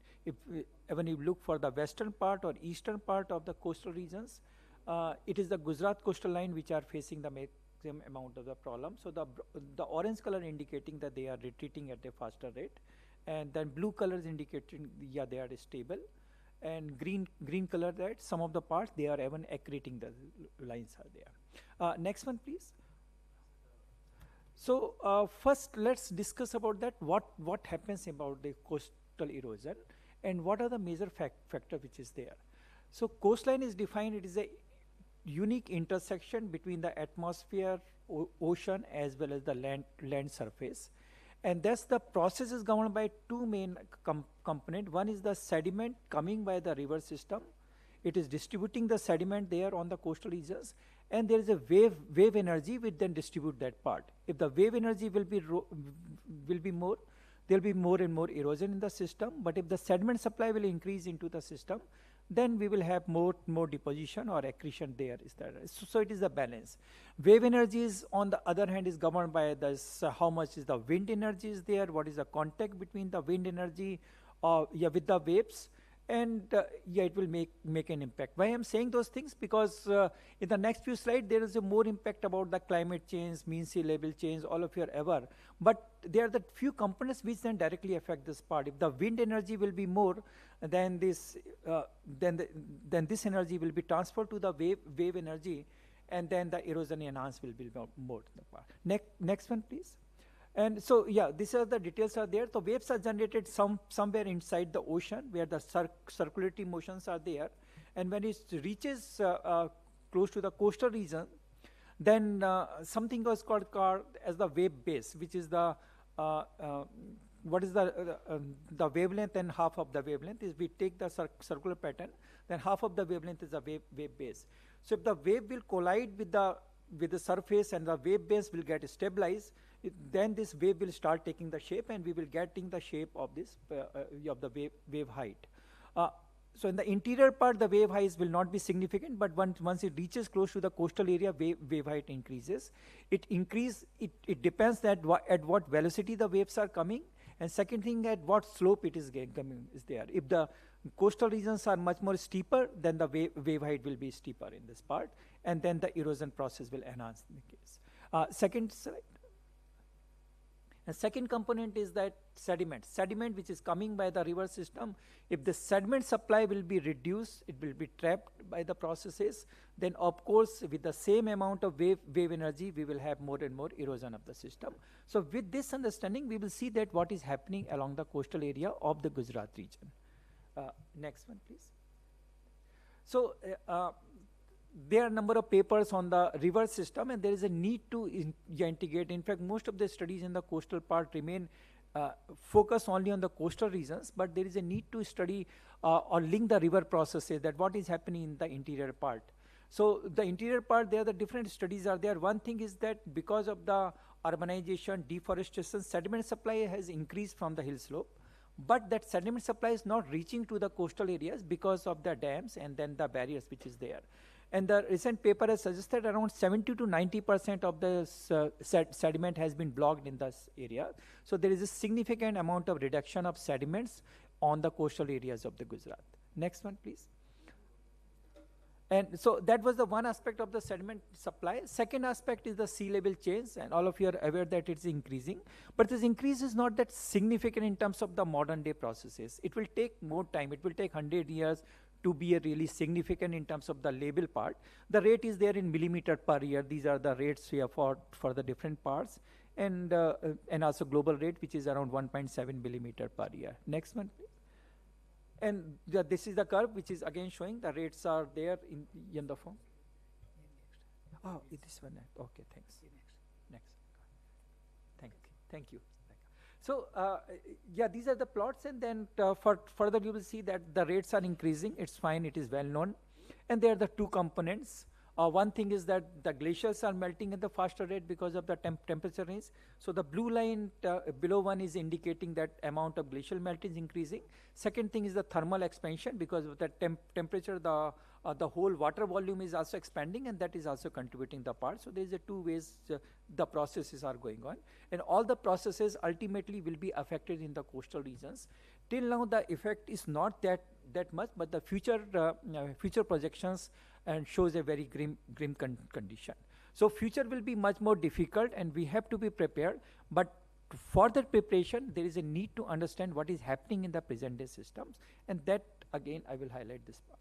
So lots of work has been done on the coastal erosion at the global scale. Number of papers are there at the global, and then the Indian scales are there.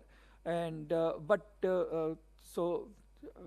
we are going to highlight is that now there are new tools are available which will provide a much better understanding, or it can give us the long-term data set to analyze, and we can automate the data set. Automation gives the hand that we can minimize the error which can be done by the user communities are there. And that was the work I will show. It is the work done by one of my PhD student, Abhijit, and I'm showing to this part is there. I will quickly go through this part. It shows that number of studies have been done, but now those new approaches which we are showing in terms of high resolution sub-pixel data set, and the application of Google Earth Engine is the new things is there. And what we will show that that what can we get from this picture part. So now coming to the main part is the second part is that the analysis and some of the results which I will share with you. And that shows that is a huge amount of data set has been analyzed. So Google Earth Engine, some of you maybe started working on this part. This is a new platform in which we can write our programs, and we can take the input data set. So lots of the images are there within the Google Engine. We cannot take those images, but we can analyze the image and we can extract the result of this data set. So through the Google Earth Engine, more than 3,000 satellite images of last 40 years has been analyzed. And so this is the distribution. The x-axis is showing actually the years, and then y-axis is showing that these are the number of satellites in a different period, monsoon, non-monsoon period. And the Gujarat has been divided into 8 different groups. So overall, these number of satellites are there. These are the details of methodology, but very simply I will say that what have we done? The red color points in those right plot, these are the points of the satellite data set, and then the this tide data set has been generated, taken from the model-based outputs. So black color dots are indicating the tides. So the problem with this estimation of the erosion rate is that we have to understand that whether this migration we are recording at the high tide level or low tide level, because there is a significant amount of difference in the tidal zone. So there is a very important to remove the tidal effect, and that's what has been achieved by this automation process. So the red line means the so zero line is there in between within the part, and within the zero line 70 to 70 centimeter has been taken as the area where it is the very close to the baseline is there, in which case we have removed all the satellite data which belong to high tide or low tide regions is there, and only those satellite data has been analyzed this part. And then rest of the things is the automation process, writing algorithm, and then automate the processes. So this tidal based relationship has been used by using a work in the Australian landscape, but then automation work has been done here at this scale. And this is the final data set which is showing is the part. So all the red color indicates that the rate of erosion is higher. A blue color indicates that there is a stable shoreline is there. And the green color indicates that somewhere the shorelines are also accreting, they are increasing in this part, advancing in this notch is there.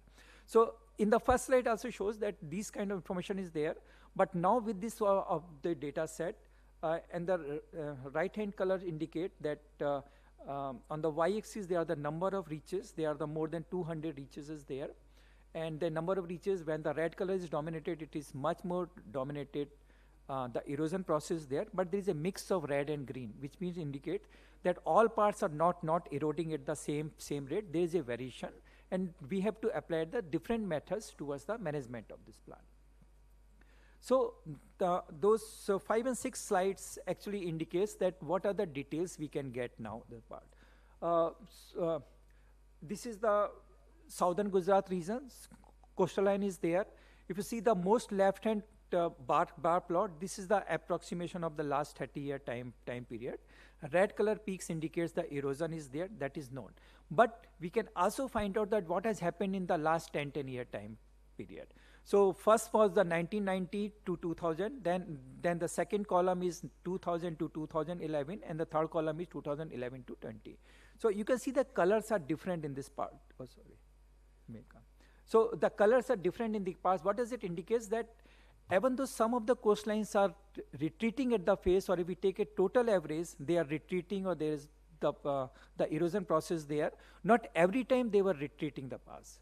So we have to see that what were the causes behind those things, because this data set gives us the temporal variation as well, that at some of the time, we can also see the green line are also associated with the red line, that some of the time it is the green line, like the coastal process were also accreting, and most of the time they were eroding in this time.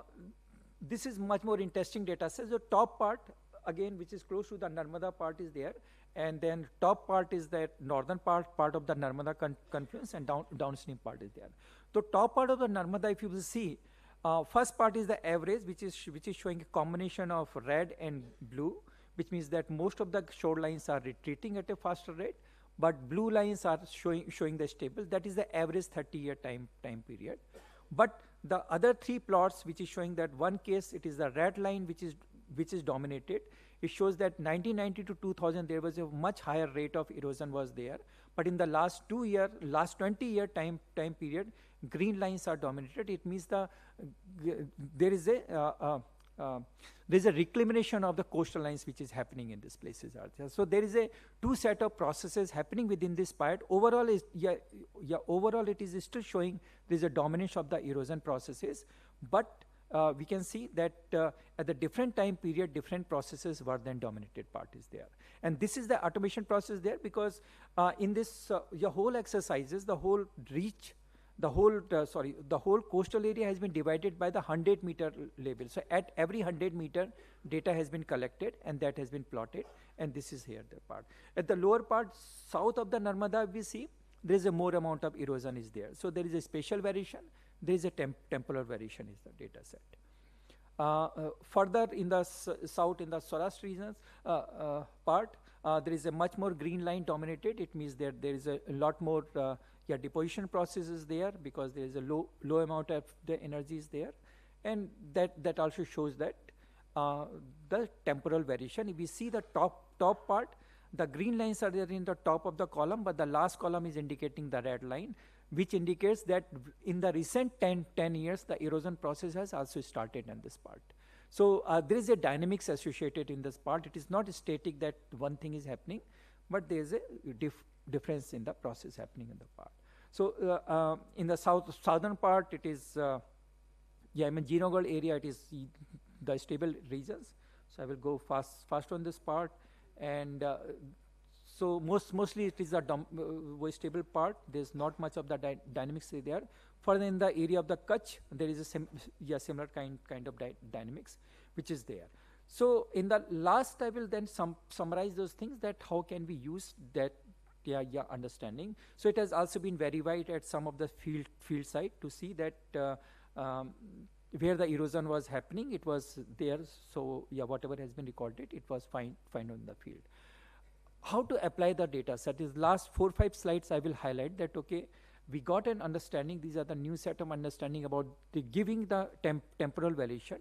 What are the new set of information we can get? Once it is that, one the data set is there in the temporal dimension, we can understand the evolution of a landscape. So here it is showing the evolution of the landscape very close to the southern part in one of the river mouth area.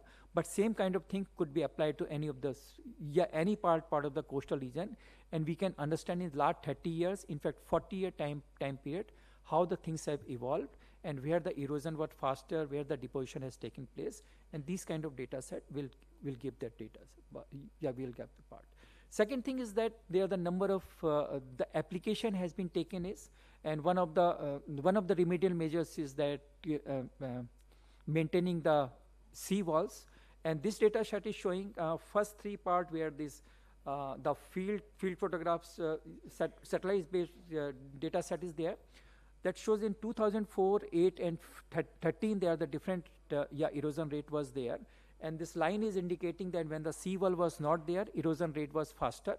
But once the sea wall was formed after 2010, the erosion has stopped. In fact, at one point of time, the coastal area has been advanced in this part. So it is showing the effectiveness of the seawall, and we can also estimate that how much is the effectiveness part is there.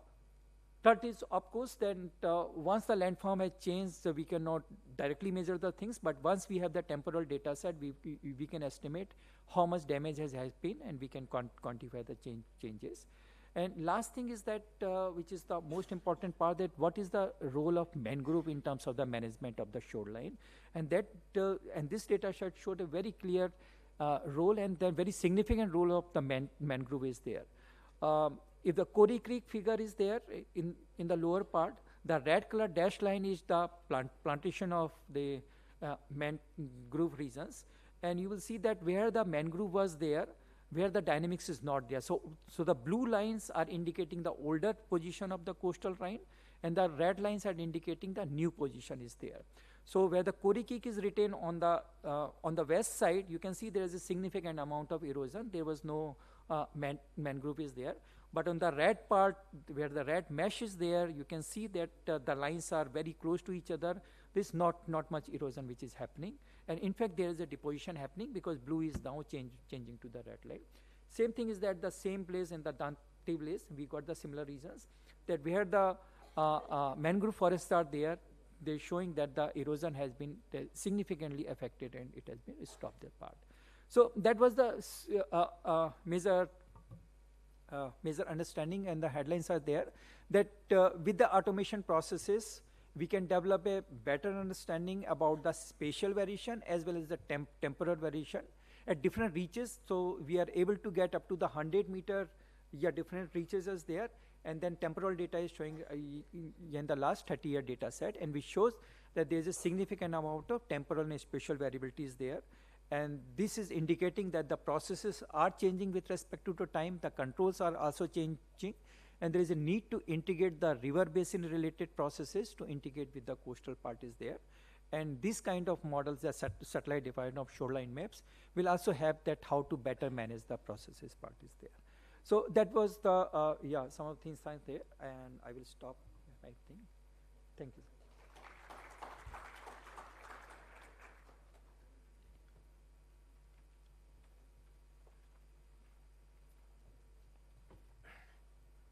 Thank you very much, Dr. Jain, for making such a good presentation about the behavior of sea and its impact on the coastal area. Now I request Dr. Jitendra to make presentation.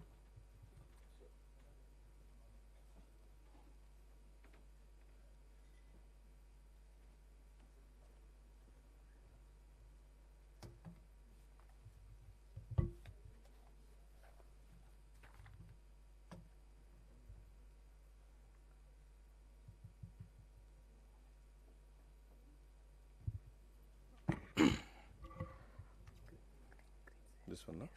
Yeah, thank you. Previous one. Good evening, all of you. Respected Chair and my fellow speaker, participant, respected officers, NGOs, volunteers, and research scholars from the different colleges, and all the frontline staff from the Forest Department and the media persons. Welcome you all for this one-day seminar, and especially to my part of the presentation. Basically, the topic that was given to me, because I being a forest officer working with the Gujarat Forest Department since 2008 onwards, and considering my posting as a project director in the project for ecosystem restoration in Gujarat.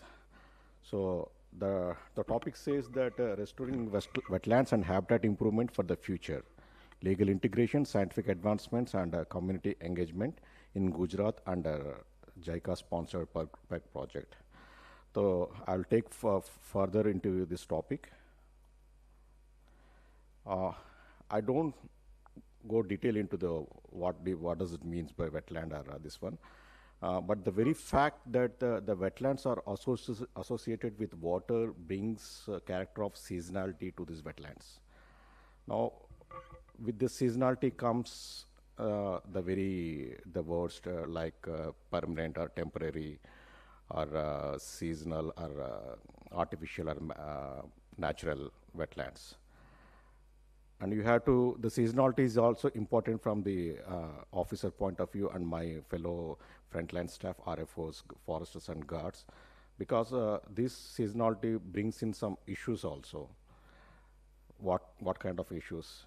For example, in case of Nal Sarovar, if there is a water, there is an issue. There is an issue of problem of poaching of birds in the guise of fishing, and रात को they will उसको पाकड़ बोलते हैं, रात को उबा करके birds को पोचिंग तरीके से जाली तरीके से यूज़ करता था और उसको पकड़ लेता था. So the problem is that when the water is there in Nal Sarovar, this is an issue. And when it comes to Little Run of Kutch, the Drangadra Wildlife Sanctuary, when there is no water, there is a problem. The problem is that our frontline staff are in conflict with the salt making communities, and though the communities were identified, there are more number of people who wants to earn a livelihood out of salt making. So the character of the seasonality of this wetland brings in the problems also. So, and as you can see from the wetlands, the hydric nature of the soil and the vegetation, that the hydrophytic vegetation brings in a distinct ecosystem known as the wetland ecosystem.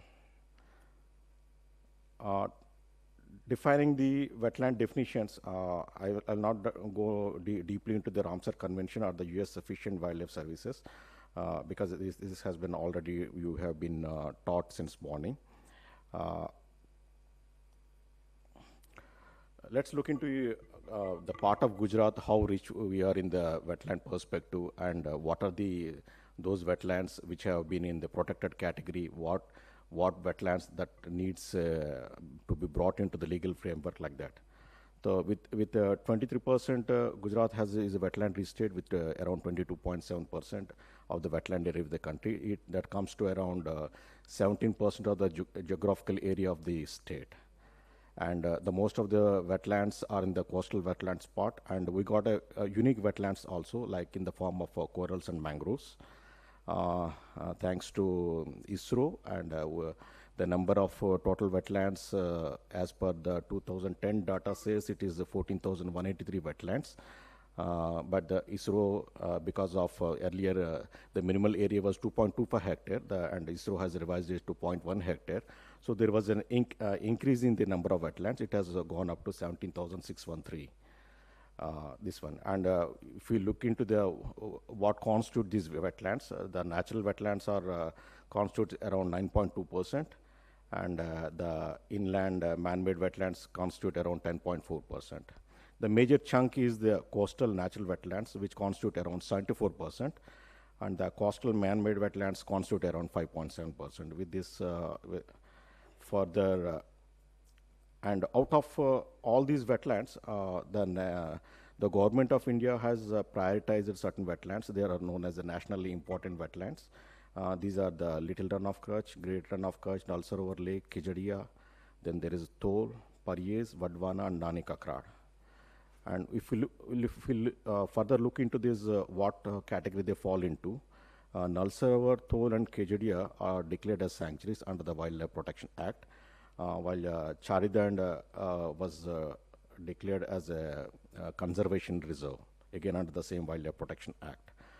The Kutch Biosphere Reserve constitutes GRK and LRK, and with referring to Ramsar Site declaration, Nal Sarovar was declared as a Ramsar Site in 2012, while Thol, Khijadia, and Vadwana were declared as Ramsar Sites in 2021.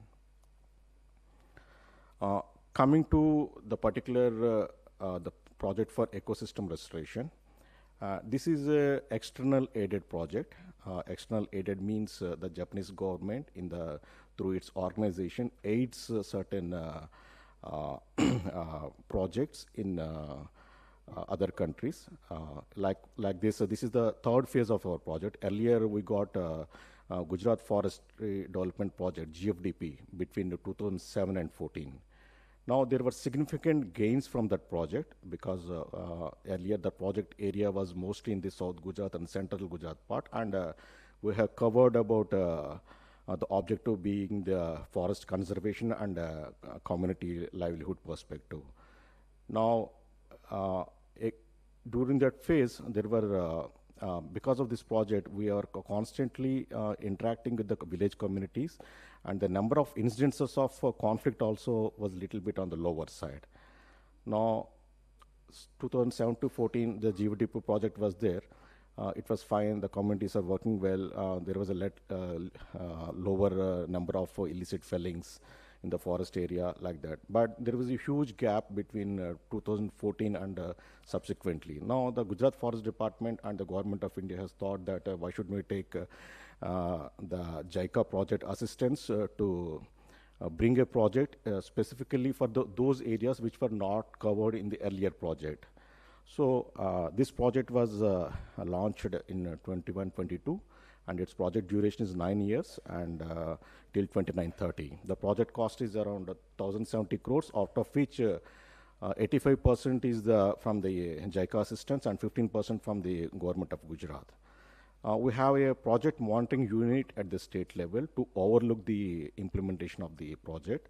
And this project management unit was headed by a chief project director. Shri Srivastu sir, APCCF he's working as a CPD, myself as working as a project director, and we got 2 deputy directors and 1 assistant director.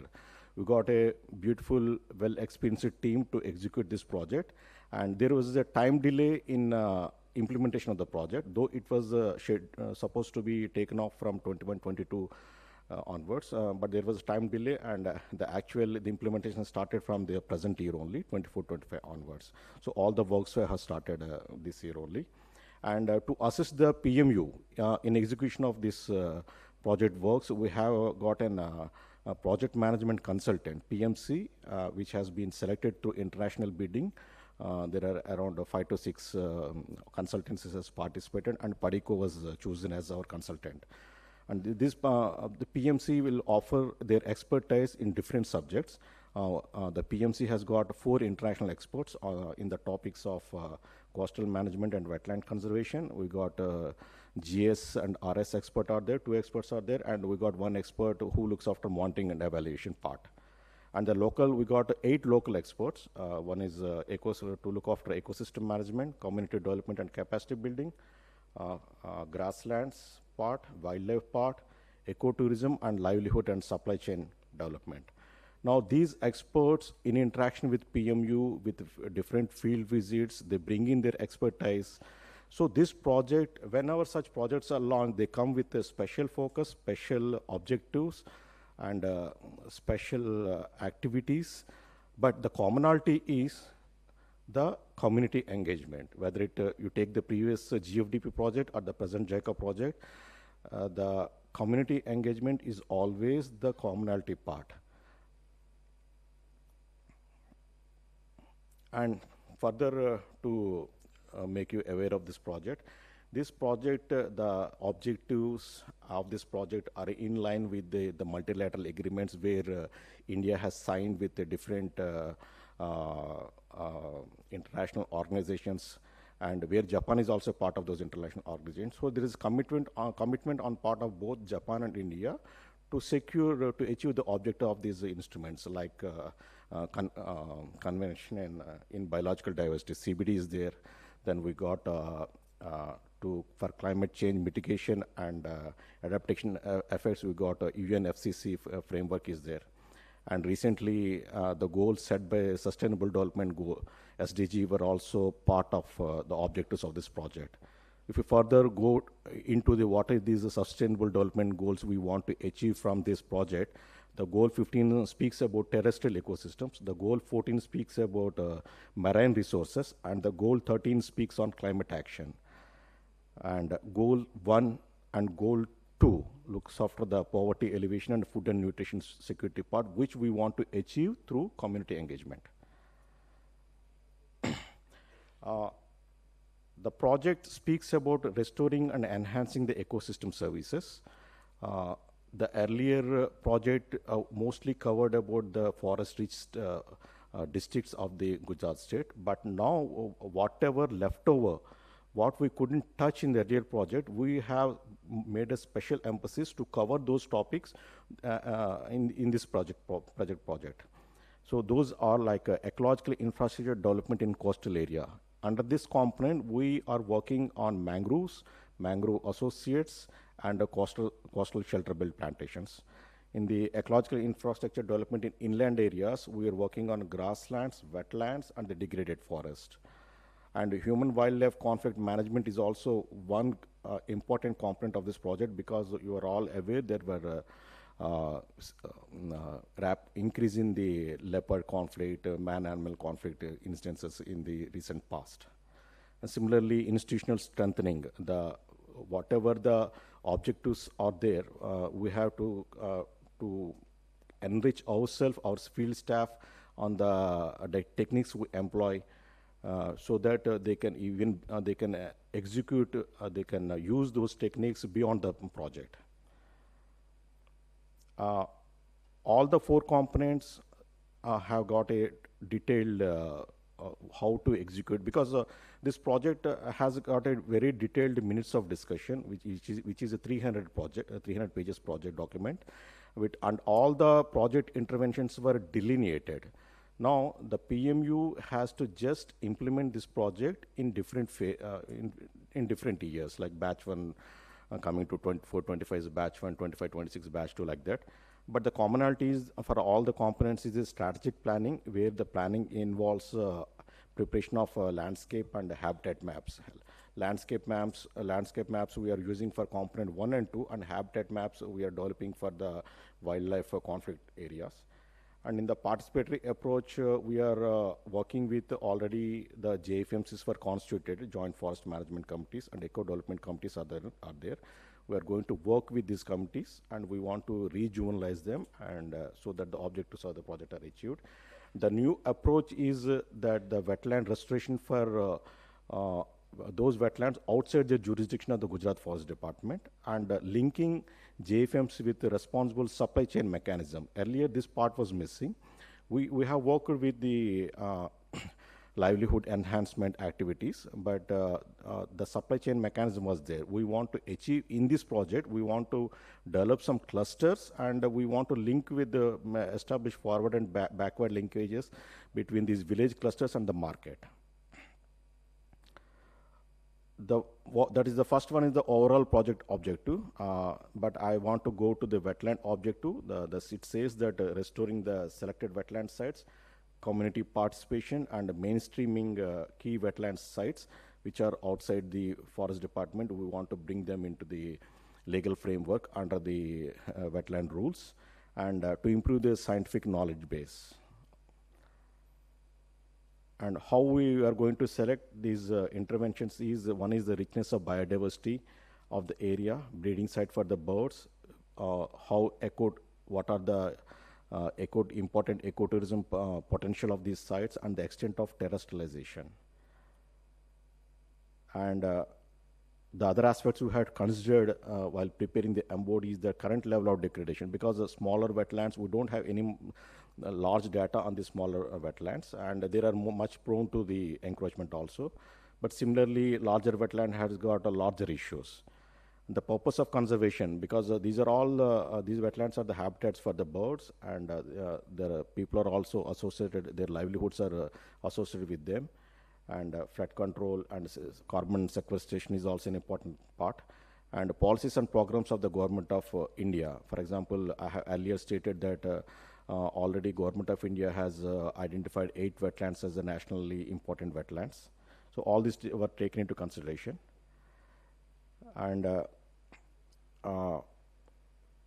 we're going to work on 8 wetlands in this project, and we are working on the restoration and habitat improvement. Some wetlands we are working for mainstreaming into legal framework, and few wetlands we want to achieve global recognitions.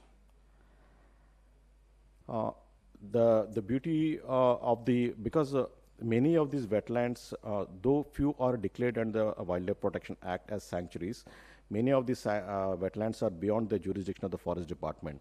At the same time, we don't expect them to be declared as sanctuaries because we got the limitation of our own staff. We got there are areas and aspect, smaller wetlands, so cannot be covered, and other functional aspect limitations are there.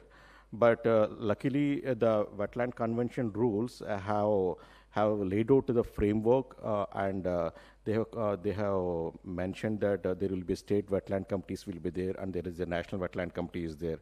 And the wetland rules also says that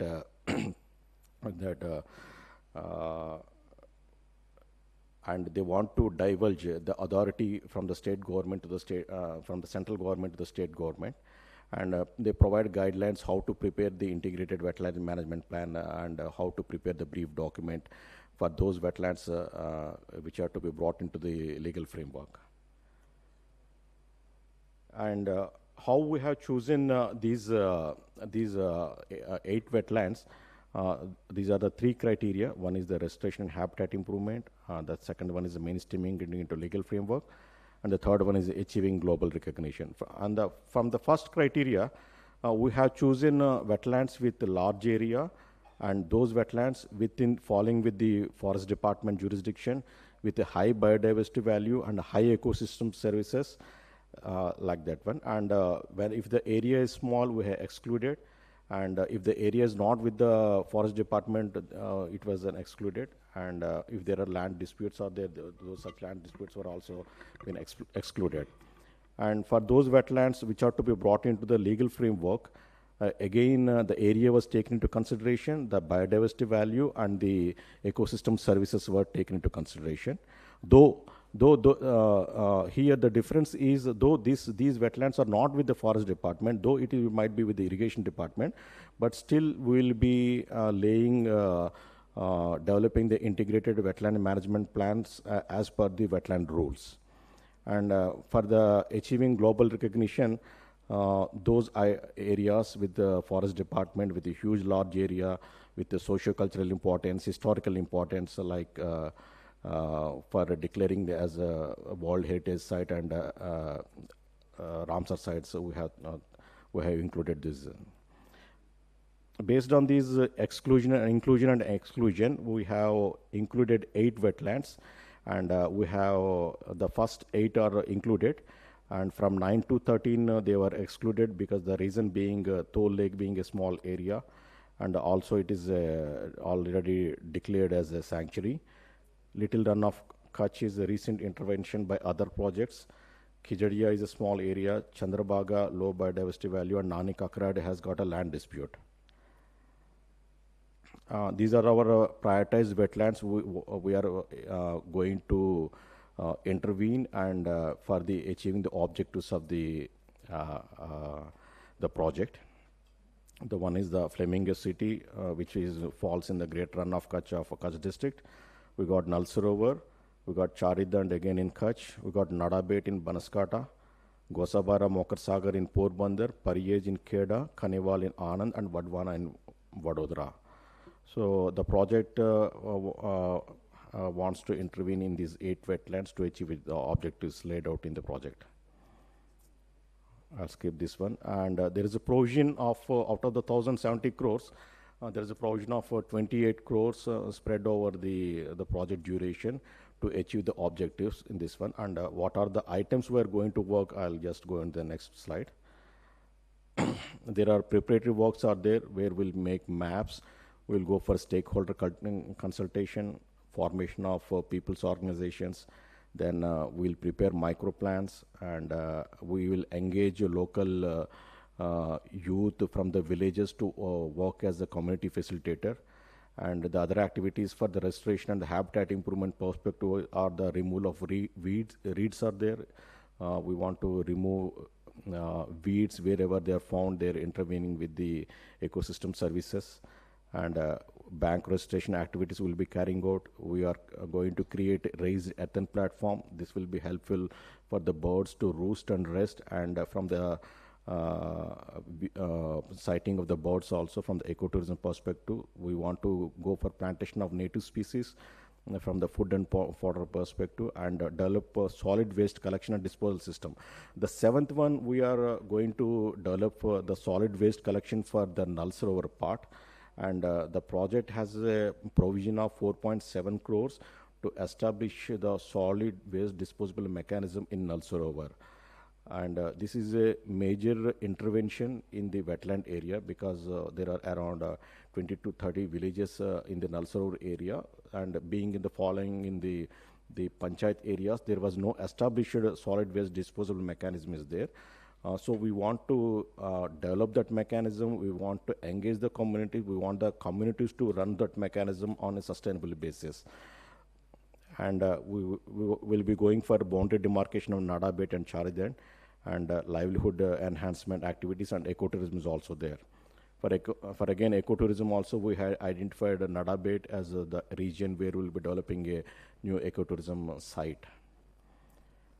And to go to the physical numbers, again that was the removal of weeds in 9 hectares, earthen mounds, plantation of native trees.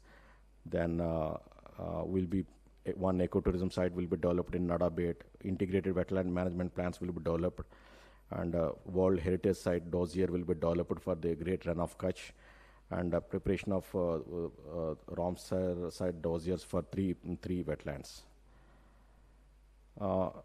This part is the one which we want to focus very earnestly. There are around 21 villages falling in these wetlands.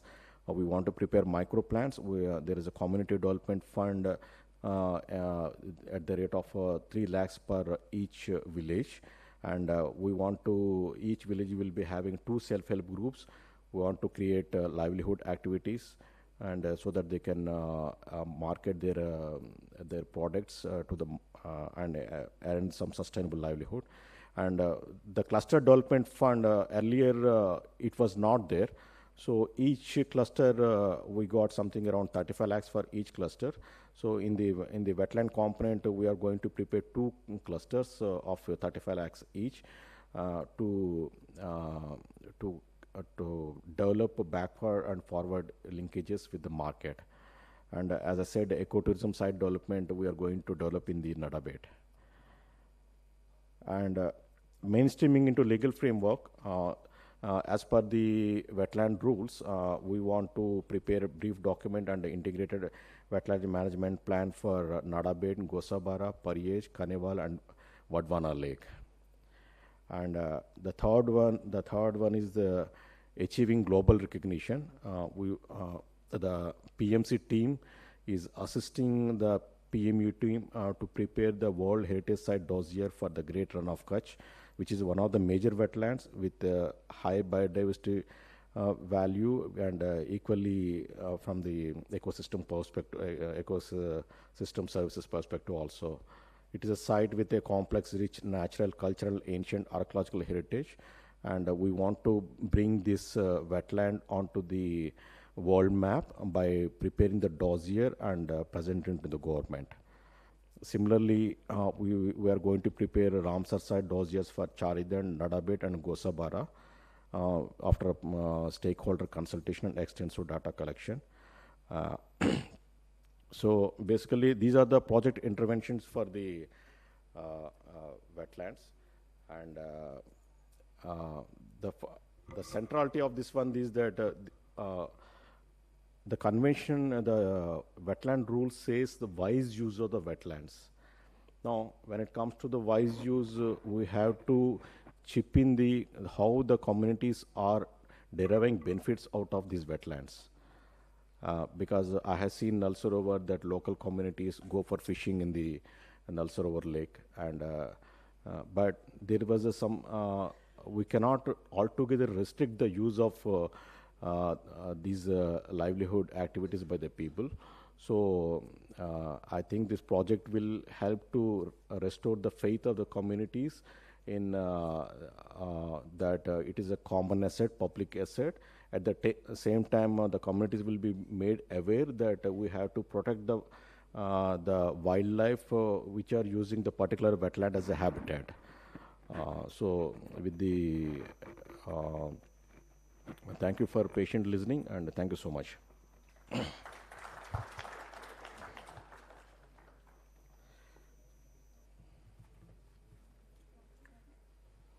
Thank you very much, Dr. Brijendra.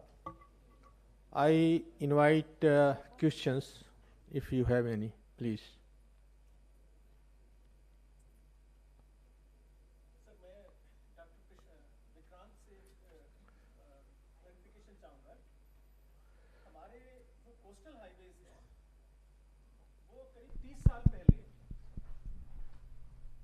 Before 30 years ये coastal highway उतने ऊंचे नहीं थे. मतलब हम जब service में आए तो ये बिल्कुल धरातल पे थे और खराब होते थे, बारिश में खराब होते थे. लेकिन जो भी फ्लो सेंटर से आता था, सौराष्ट्र का जो सेंटर है राजकोट, वो काफ़ी ऊंचा है और पानी चारों तरफ को बहता है, कोस्ट पे आता है, चारों तरफ को कोस्ट पे आता है. तो ये जो पानी आता था ये धीरे धीरे आता था और रोड के ऊपर को होके निकल जाता था. तो हमारे कोस्ट पे जो भी मैंग्रोव था वो सुरक्षित था, कोई उसमें कोई दिक्कत नहीं थी. कादव आ रही थी, धीरे धीरे आ रही थी, जमा हो रही थी और मैंग्रोव अच्छी तरह से डेवलप हो रहे थे. ये जो हमारे कोस्टल हाईवेज हैं ये धीरे धीरे हमने ऊंचे किए और ये अब एम्बैंकमेंट की तरह से काम कर रहे हैं. बड़ा एम्बैंकमेंट है, बहुत लंबा एम्बैंकमेंट है, पूरा कोस्टल हाईवे एम्बैंकमेंट की तरह काम कर रहा है, पुश्ता है एक तरह का. और उसमें अब पानी को निकलने के लिए जगह जगह उन्होंने जगह छोड़ी हैं. तो पानी का जो वेग है, जो वेलोसिटी है, वो इतनी ज़्यादा है अब कि वो सारा वहाँ से इरोड हो रहा है. मैं देख रहा था, मेरे देखते देखते भावनगर का पोर्ट जो है वो बंद हुआ, अब ओल्ड पोर्ट हो गया. कई सारे आप जाएं तो इतने सारे ड्रेंचर्स लगे हुए हैं, लगातार उसको आगे फेंक रहे हैं. वो कहाँ जा रही है? गोगा के पोर्ट पे जा रही है. गोगा वाले उसको और आगे फेंक रहे हैं. तो ये सिलसिला चल रहा है. तो मैं आपसे ये पूछना चाहूँगा कि जैसे आप इतना बड़ा स्टडी कर रहे हैं, बड़ा इंपॉर्टेंट स्टडी है, क्या पानी की वेलोसिटी, जो पानी का इकट्ठा होना और उसकी वेलोसिटी, और उस वेलोसिटी से हमारी वेजिटेशन का जो इरोजन है, क्या उस वेलोसिटी को भी आप लक्ष्य में ले रहे हैं कि नहीं ले रहे हैं?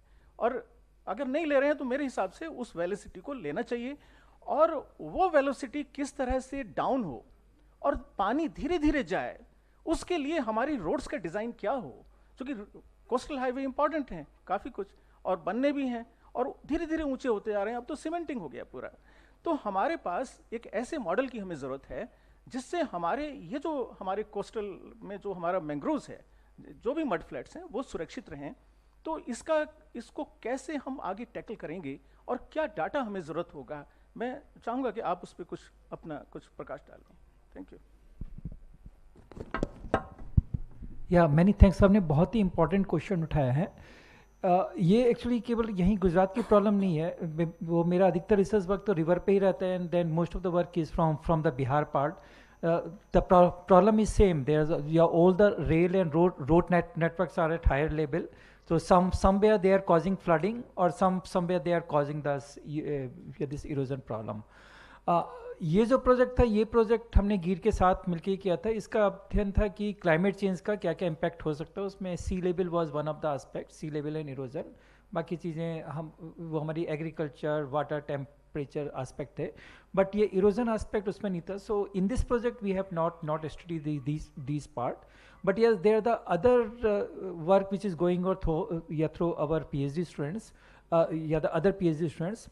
They are trying to assess the soil erosion at the different parts, but we have not think about this anthropogenic impact and this impact. We are thinking, so the basic data, जैसे आपने पूछा, basic data हमको चाहिए, topography का data, soil type data, vegetation data, rainfall intensity जो हम IMD grid से ले लेते हैं, तो उससे हमारा एक मॉडल है सॉइल इरोजन एसिस्टिविटी निकल के आ जाती है, एंड देन वी सी कि वहाँ पे वेरिएशन क्या है. बट एंथ्रोपोजेनिक एस्पेक्ट को हमने नहीं किया है.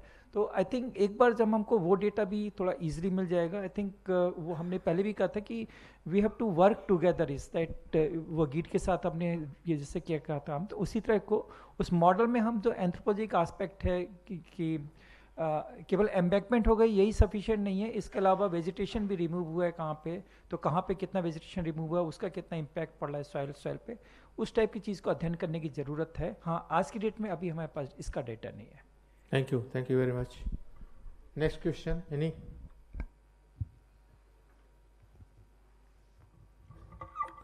Please.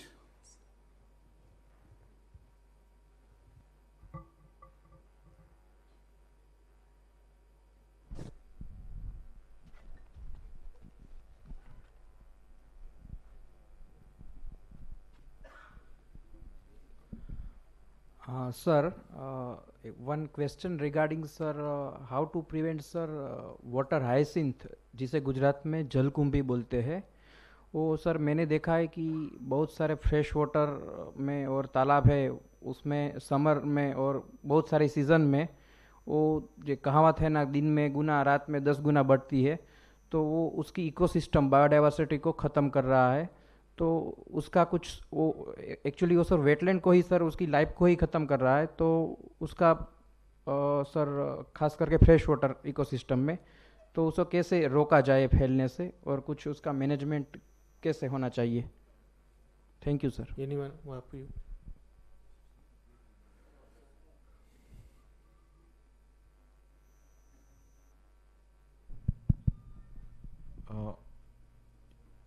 Basically, these kind of problems, as per the research articles, there are very good biological agents out there.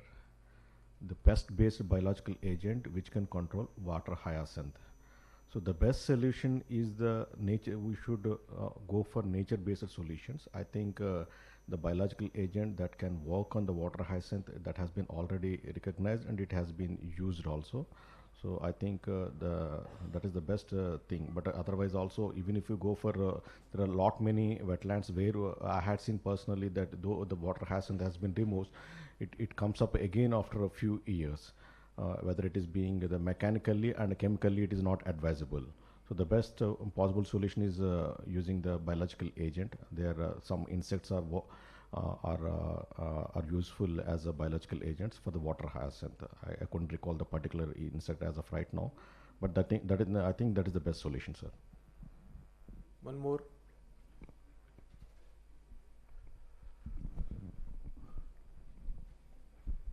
Hello, sir. My question is for CCF, sir. Sir, I wanted to know that as you have mentioned that area and all had played an important role for you categorizing the wetlands which are of utmost importance. So based upon that, sir, I wanted to know that how the species diversity also contribute in classification of such wetlands, or what is the set parameters that this much abundance or this much species diversity is considered good for targeting such kind of wetlands?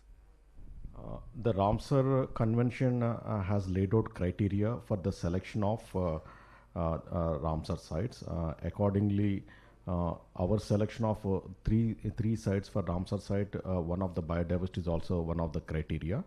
We have taken the number of the bird species, the otherwise the reptile species, the faunal species also for this one. And similarly, if you look into the those sites that has been already declared, like for example, Toll Lake is there, recent ones, Vadvana is there, the biodiversity is also one of the criteria. I think we got enough studies are there documenting this biodiversity and the number of species, the total number of this particular species, because Forest Department conducts biennial bird census. So these census reports will also make us, will provide us data to meet the criteria of that biodiversity richness. Thank you, sir. Let me answer your question. These 8 sites were selected, identified 20 years ago. They are purely based on size, bird population, and the diversity of birds, including support to the endangered species birds. So birds population of bird diversity or rarity of bird, That was criteria for selecting these 8 sites. Out of already selected site, these are taken under project. I'm right? Thank you so much, sir. Any more question? If you permit, I have a question, sir. Yeah. As Jain sir mentioned that there is a coastal dynamic, but the dynamism is comparatively less on Jamnagar coast, right, sir? Comparatively. Jamnagar coast में जो coast shifting या dynamism है comparatively कम है बाकी गुजरात के बाकी coastal area की कंपेयर में. अब देखें तो कोस्टल इरोजन रोकने के लिए मगर अगर हम ये कहें जैसे जामनगर में है वैसे mangrove plantation is the reason behind that is mangrove and coral reef और anything else? Yeah, as I shown in my last slide, Yes, see, jahan to we have done that study at the selected location only, but wherever we find out the mangroves are there, it had made a significant impact on the coastal erosion. So Yes. coastal erosion not only stopped, but we have seen that at some of the places it is then it is at the advancing stage. There is a deposition process started along the part. So based on those windows, I will suggest yes, in the other parts also, mangrove forests will play a very important role. Yes. So my question begins here only that if we would suggest that the other area in order to mitigate the risk of coastal erosion or the coastal calamities, is the mangrove plantation advisable or it will again जैसे कि आगे sir ने कहा था mud flat को replace करेंगे तो इन दोनों को बैलेंस करने के लिए ना हम मड फ्लैट को ज़्यादा एडवर्स इफेक्ट करें ना मैंग्रोव मतलब कोस्टल इरोजन का भी कुछ मिटिगेटरी सोल्यूशन निकालें तो बैलेंस क्या हो सकता है क्योंकि इकोसिस्टम रेस्टोरेशन में यही पॉइंट आता है हम मैंग्रोव मिटिगेशन मैंग्रोव रिस्क जो है मैंग्रोव जिस तरह से रिस्क मिटिगेट करता है उसको भी हम स्टडी करेंगे पर्ग में पर्ग प्रोजेक्ट के अंतर्गत तो मुझे यही पूछना था कि हम क्या सजेस्ट करें ऐसे एरिया के लिए ऐसे वेटलैंड के लिए. So I will suggest that we should go for the mangrove process, but not for a very wider areas, and then at the wall kind of thing. So it will stop the erosion process. Okay. For maintenance of the mud flat, it is important that we have to control the amount of sediment which is coming from the headland. So as Sarat mentioned that there were other anthropogenic impacts are there which has caused the higher rate of erosion. These kind of erosion process needs to be analyzed and then see that how to control this part. Unless we will not have the process understanding, it will be difficult to manage this part. So we have to go for both the things that something needs to be around the coastal part which is the mangrove forest and in the headland also see that how to manage the erosion process where the normal vegetation is there and of course see that what are the other processes involved. मैं आपके प्रश्न का उत्तर देने का प्रयत्न करूं. पहला यह है कि गल्फ ऑफ कच्छ इतना ओपन नहीं है 3 साइड से क्लोज्ड है तो सी एनर्जी एक्शन वहाँ कम है तो जितना ओपन कोस्ट में सी का इम्पैक्ट होगा उससे कम इम्पैक्ट जो है गल्फ में होगा. नंबर 1. नंबर 2 जो मड फ्लैट होते हैं इसके 3 भाग होते हैं. एक तो फ्रंट लाइन जिसको लूज मड फ्लैट कहते हैं उसमें मैंग्रोव आएगा अगर मान लो जर्मिनेट हुआ तो सी की एनर्जी एक्शन इतना होता है रूट हो जाता है. बैकवर्ड साइड में हाइपर सेलाइन एरिया है वहाँ भी नहीं होगा तो नेचर ही ऑलरेडी मड फ्लैट के 3 जोन में डिफाइन ही किया है. तो थर्ड मिडिल जोन में गुजरात रिस्पेक्ट में बता रहा हूँ this formula is not applicable in the case of high rainfall area like eastern coast. तो गुजरात कोस्ट में 3 जोन नेचर ने डिफाइन किया है उस 3 जोन को फॉलो करोगे मैनेजमेंट तो ही अच्छा रहेगा. जी बिल्कुल. ठीक है. Thank you. Any question? Okay. I thank both speakers, Dr. Jain and Dr. Suchendra, and both are outstanding presentation. अगर मैं कहूँ कि आपने आईटी या गिर फाउंडेशन ने मिल करके स्टडी किया है ज़्यादातर मैं अमेरिकन और वेस्टर्न कंट्री में देखते हैं तो 3-4 इंस्टीट्यूशन मिल करके कोई स्टडी प्रोजेक्ट लेते हैं क्योंकि it's very complex issue. Engineering भी है द क्लाइमेट चेंज भी है बायोडाइवर्सिटी भी है. तो मेरे ख्याल से कि किसी भी रिसर्च प्रोजेक्ट लेने के पहले एक सेमिनार होना चाहिए मिनी सेमिनार उस प्रोजेक्ट को डिजाइन करने में कि इस रिसर्च से हम क्या निकालने वाले हैं, क्योंकि सी का बिहेवियर जो है विथ क्लाइमेट चेंज, सी का बिहेवियर बड़ा तेज बदल रहा है. It's very important subject. Maybe sea level rise, maybe erosion, maybe somewhere deposition, क्योंकि सी जो है डीप सी कोई चीज डिपॉजिट करने के लिए अलाउ नहीं करता है. It has to throw somewhere. कहीं जो है इरोजन है तो कहीं और डिपोजिशन होगा. सी इसको कभी डीप सी में जाने नहीं देता, कहीं कोस्ट में ही डिपॉजिट करेगा. तो इस बिहेवियर को स्टडी करने के लिए आई मस्ट कांग्रेचुलेट यू.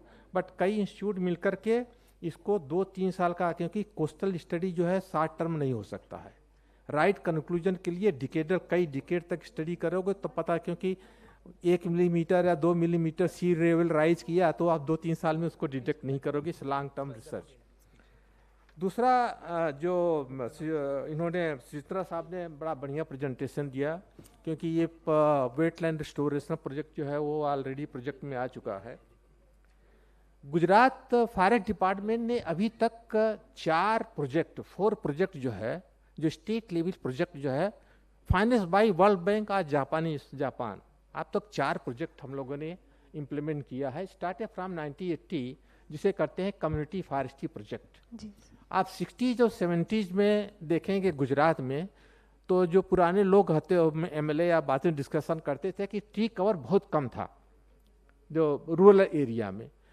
इसका ट्रेमेंडस इम्पैक्ट देखने को मिला कि 30-40 साल में जो है ट्री कवर गुजरात में बढ़ा है. अब 3 जो पहले प्रोजेक्ट लिए गए थे सोशल फॉरेस्ट्री के, चाहे तो वर्ल्ड बैंक के द्वारा फाइनेंस हुआ या जापानी जो है, ये ट्री प्लांटेशन बेस्ड प्रोजेक्ट थे. ये अब जो प्रोजेक्ट है इसका डायमेंशन जो है बिल्कुल चेंज्ड है. ये कंजर्वेशन ओरिएंटेड प्रोजेक्ट है. वेटलैंड हो या लायन प्रोजेक्ट कंजर्वेशन हो या सेंचुरी कंजर्वेशन हो या ग्रासलैंड रिस्टोरेशन हो, मेनली सौराष्ट्र कच्छ में फोकस्ड प्रोग्राम है. तो ये कंजर्वेशन ओरिएंटेड पहला प्रोजेक्ट जो है गुजरात में लार्ज स्केल में इम्प्लीमेंट हो रहा है. So I must congratulate that it cover one of the most important area for restoration. मैं इसमें थोड़ा ऐड करना चाहता हूं कि जो हमारे जो 3-4 प्रोजेक्ट पहले इम्प्लीमेंट किए गए हैं जो है, वो उसमें 3 मेन कंपोनेंट हुआ करते थे. Road side plantation, village Woodland raising और एग्रो फॉरेस्ट्री. अब तो रोड साइड में जितने प्लांटेशन कभी आज से 10 साल पहले बढ़िया प्लांटेशन होते हैं, वो वाइडनिंग के कारण गायब हो गए हैं तो बहुत कम रह गए हैं. और पंचायत लैंड अब बिकॉज अब इंक्रोचमेंट और से अब पंचायत लैंड वुडलैंड क्रिएट करने के लिए नहीं है. लेकिन एक बहुत बड़ा डायमेंशन स्कोप जो अवेलेबल है, जो हम लोगों ने शुरू किया था लेकिन इतना उसका वेग नहीं पकड़ पाया, वो है कि गुजरात में कम से कम 50,000 तालाब तो होंगे. मेरा जहाँ तक गेस है, just guesstimate, I am not going right figure, पर मेरा जहाँ तक गेस है कि 50,000 से ज़्यादा तालाब है. उस तालाब को, जैसे उन्होंने त्यागी साहब ने कहा कि जो तालाब का रिस्टोरेशन है ना, उसमें कंक्रीट और पेबल ये ज़्यादा हो गया है, और जो इकोलॉजिकल रिस्टोरेशन अब उतना ज़्यादा फोकस नहीं है. इसका एक मैं कारण दूंगा कि फॉरेस्ट डिपार्टमेंट को भी इनिशिएटिव लेना चाहिए.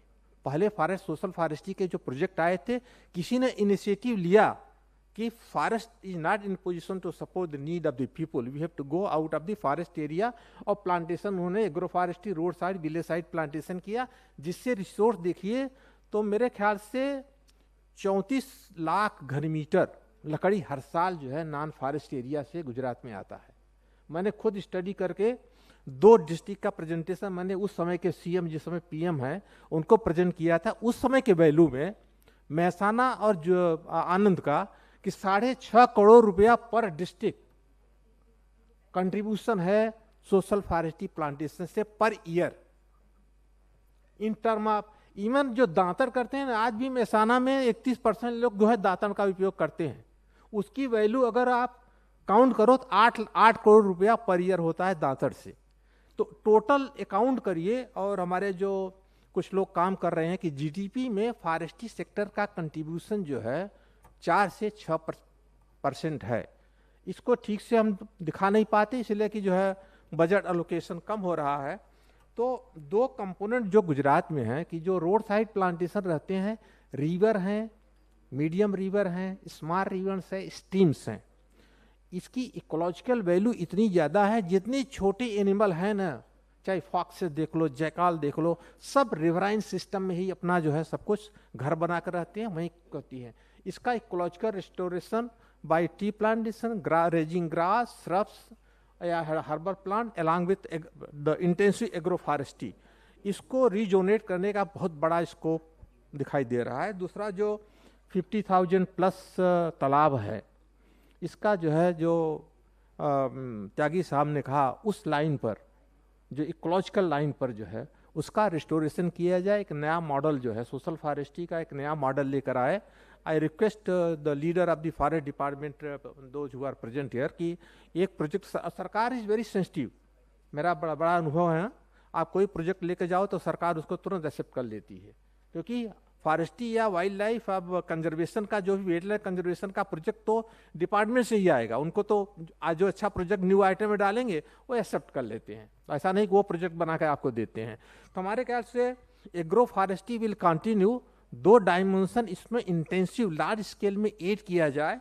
एक तो river bank plantation, restoration of river banks, river का मतलब खाली बड़े रिवर्स नहीं, छोटे स्ट्रीम्स भी है, बहुत ज़मीन अवेलेबल है, उसके किनारे किनारे एग्रो फॉरेस्ट्री भी इंटेंसिव किया जाए। और जो 50,000 प्लस तालाब है इसके तरफ जो है प्लांटेशन। और बैक साइड में मेरा दो अनुभव है, एक तो मैंने जामनगर में देखा था, हमारे ख्याल से कोई है जाम वहाँ पर, वहाँ के अफसर ये बैठे हुए हैं गेमी से, कि 12 तालाब ऐसे थे जिसकी एरिया जो है कितने 100 हेक्टेयर के आसपास थी, तो इतने बड़े बड़े तालाब वहाँ पर हैं।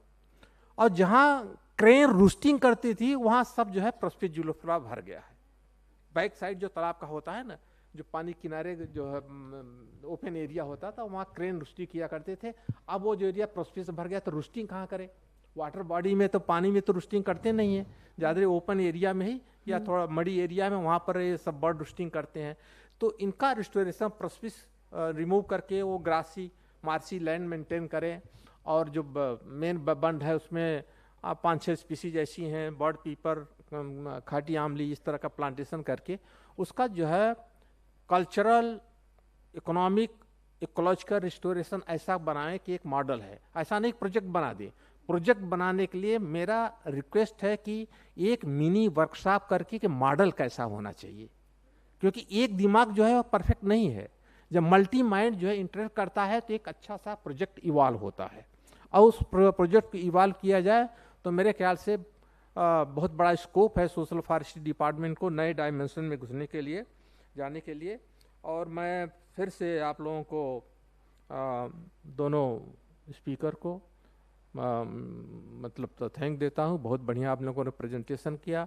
I made this, of course many people are out because of the thin population, but you made this session very lively. Thank you very much. Thank you. Thank you, sir.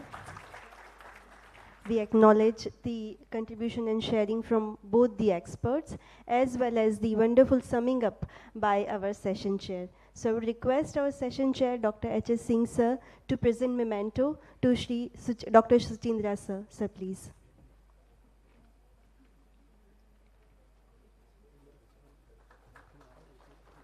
I would again request Singh sir to present memento to Jain sir. Thank you, sir. Thanks to both of you for being with us. I would request Deputy Director, GEER Foundation, Shri R.P. Galot sir, to present memento to our session chair, Shri Singh, Dr. H.S. Singh sir. Thank you, sir. Thanks to all of you.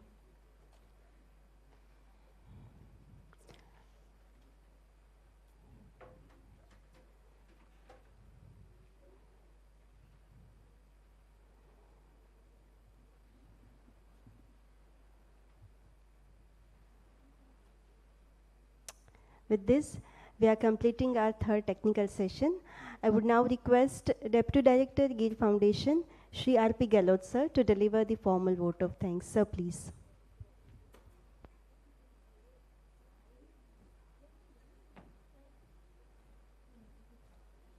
Namaste all. Very good evening, friends. At first, I am extending my sincere gratitude to Ashish Tiwari sir for moderating the technical session in the first round, starting with the addressing the audience being present in the seminar. Sir, where you talked about the importance of the rivers as wetlands with the example of the river Ganga, and for sharing the presentation in the second round on comprehensive monitoring and evaluation framework with the impact analysis for scientific rejuvenation of urban water bodies, where you shared the guidelines of the rejuvenation and mentioned the gaps existing into it, and shared the assessment metrics for the wetland with a case study of Amrit Sarovar of Uttar Pradesh. For sharing all these technical points, I am extending my sincere gratitude to you, sir. In continuation, friend, I am extending my sincere gratitude to Shri Vishwa Ranjan Sinha sir for sharing the presentation on wetlands as nature-based solutions, covering the various aspects and examples, and to talk about the IUCN role in the said field, where you talked about the various ecosystem services in relation to the nature-based solutions. For sharing all these technical points, I am extending my sincere gratitude to you, sir.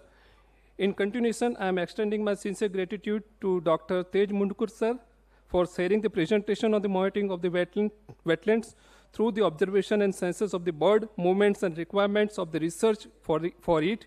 In addition, you shared the information about the classification of the wetlands of Gujarat, and also shared the information about the International and Asian Wetland Census Program for the census of the water birds.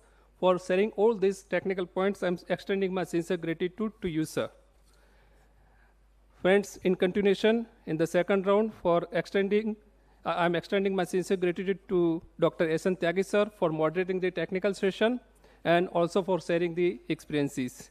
In continuation, I am extending my sincere gratitude to Dr. Ritesh Kumar sir for sharing the presentation on Indian Wetlands Policy and Program, where you talked about the wider definition of the wetland that brings all wetlands under water into the class of wetland. In addition, you mentioned various facts like India is having Asia's largest Ramsar site network, various activities being taken under wetland campaign, and about the declaration of wetland cities and new Ramsar wetland sites in the country in the upcoming time. For sharing all these technical points, I am extending my sincere gratitude to you, sir. In continuation, I am extending my sincere gratitude to Dr. Sarath Chandar sir for sharing the presentation on space-based observation of Indian wetlands dimensions, sir, where you talked about the various services being provided by SEC, and you gave the information of various techniques being used by SEC for the purpose of wetland observation, and you explained the technology of the remote sensing and also its application with complex mathematical formula in the easy way. For all these technical inputs, I am extending my sincere gratitude to you, sir. Friends, for the third round, I am extending my sincere gratitude to Dr. H.S. Singh sir for moderating the technical session. And in continuation, I am extending my sincere gratitude to Dr. Vikrant Jain sir for sharing the presentation on the shoreline dynamics in Gujarat, where you talked about coastal erosion and its dynamics with the data. And I am extending my sincere gratitude to Dr. B. Suchindra sir for sharing the presentation on restoring wetlands and habitat improvement for the future legal integration, scientific advancement, and community engagement in Gujarat under JICA sponsored purge, where you shared the information of the wetlands of Gujarat and also talked about the classification of it. Sir, you gave the information of the JICA project in detail. For all these technical points, I am extending my sincere gratitude to you, sir. And I am expressing my sincere gratitude to all the participants to be present in the seminar and to support the GEER Foundation to make the event a success. Thank you all. Thank you so much. Thank you, sir. With this, we declare our today's all technical sessions completed over here. With this, we are free to disperse, as well as tomorrow we'll be there on our technical sessions again. जो भी time आपके time table में लिखा हुआ है उसी वक्त पे मिलेंगे, उसमें कोई चेंज नहीं है as of now. So according to schedule we are meeting tomorrow at 9 o'clock, 9 a.m. right? उसके अलावा किसी को कुछ क्वेश्चन है तो बताइएगा. Thank you so much for being with us and being the patient audience and participants. Thank you so much for being with us on the 7th International Seminar cum Workshop.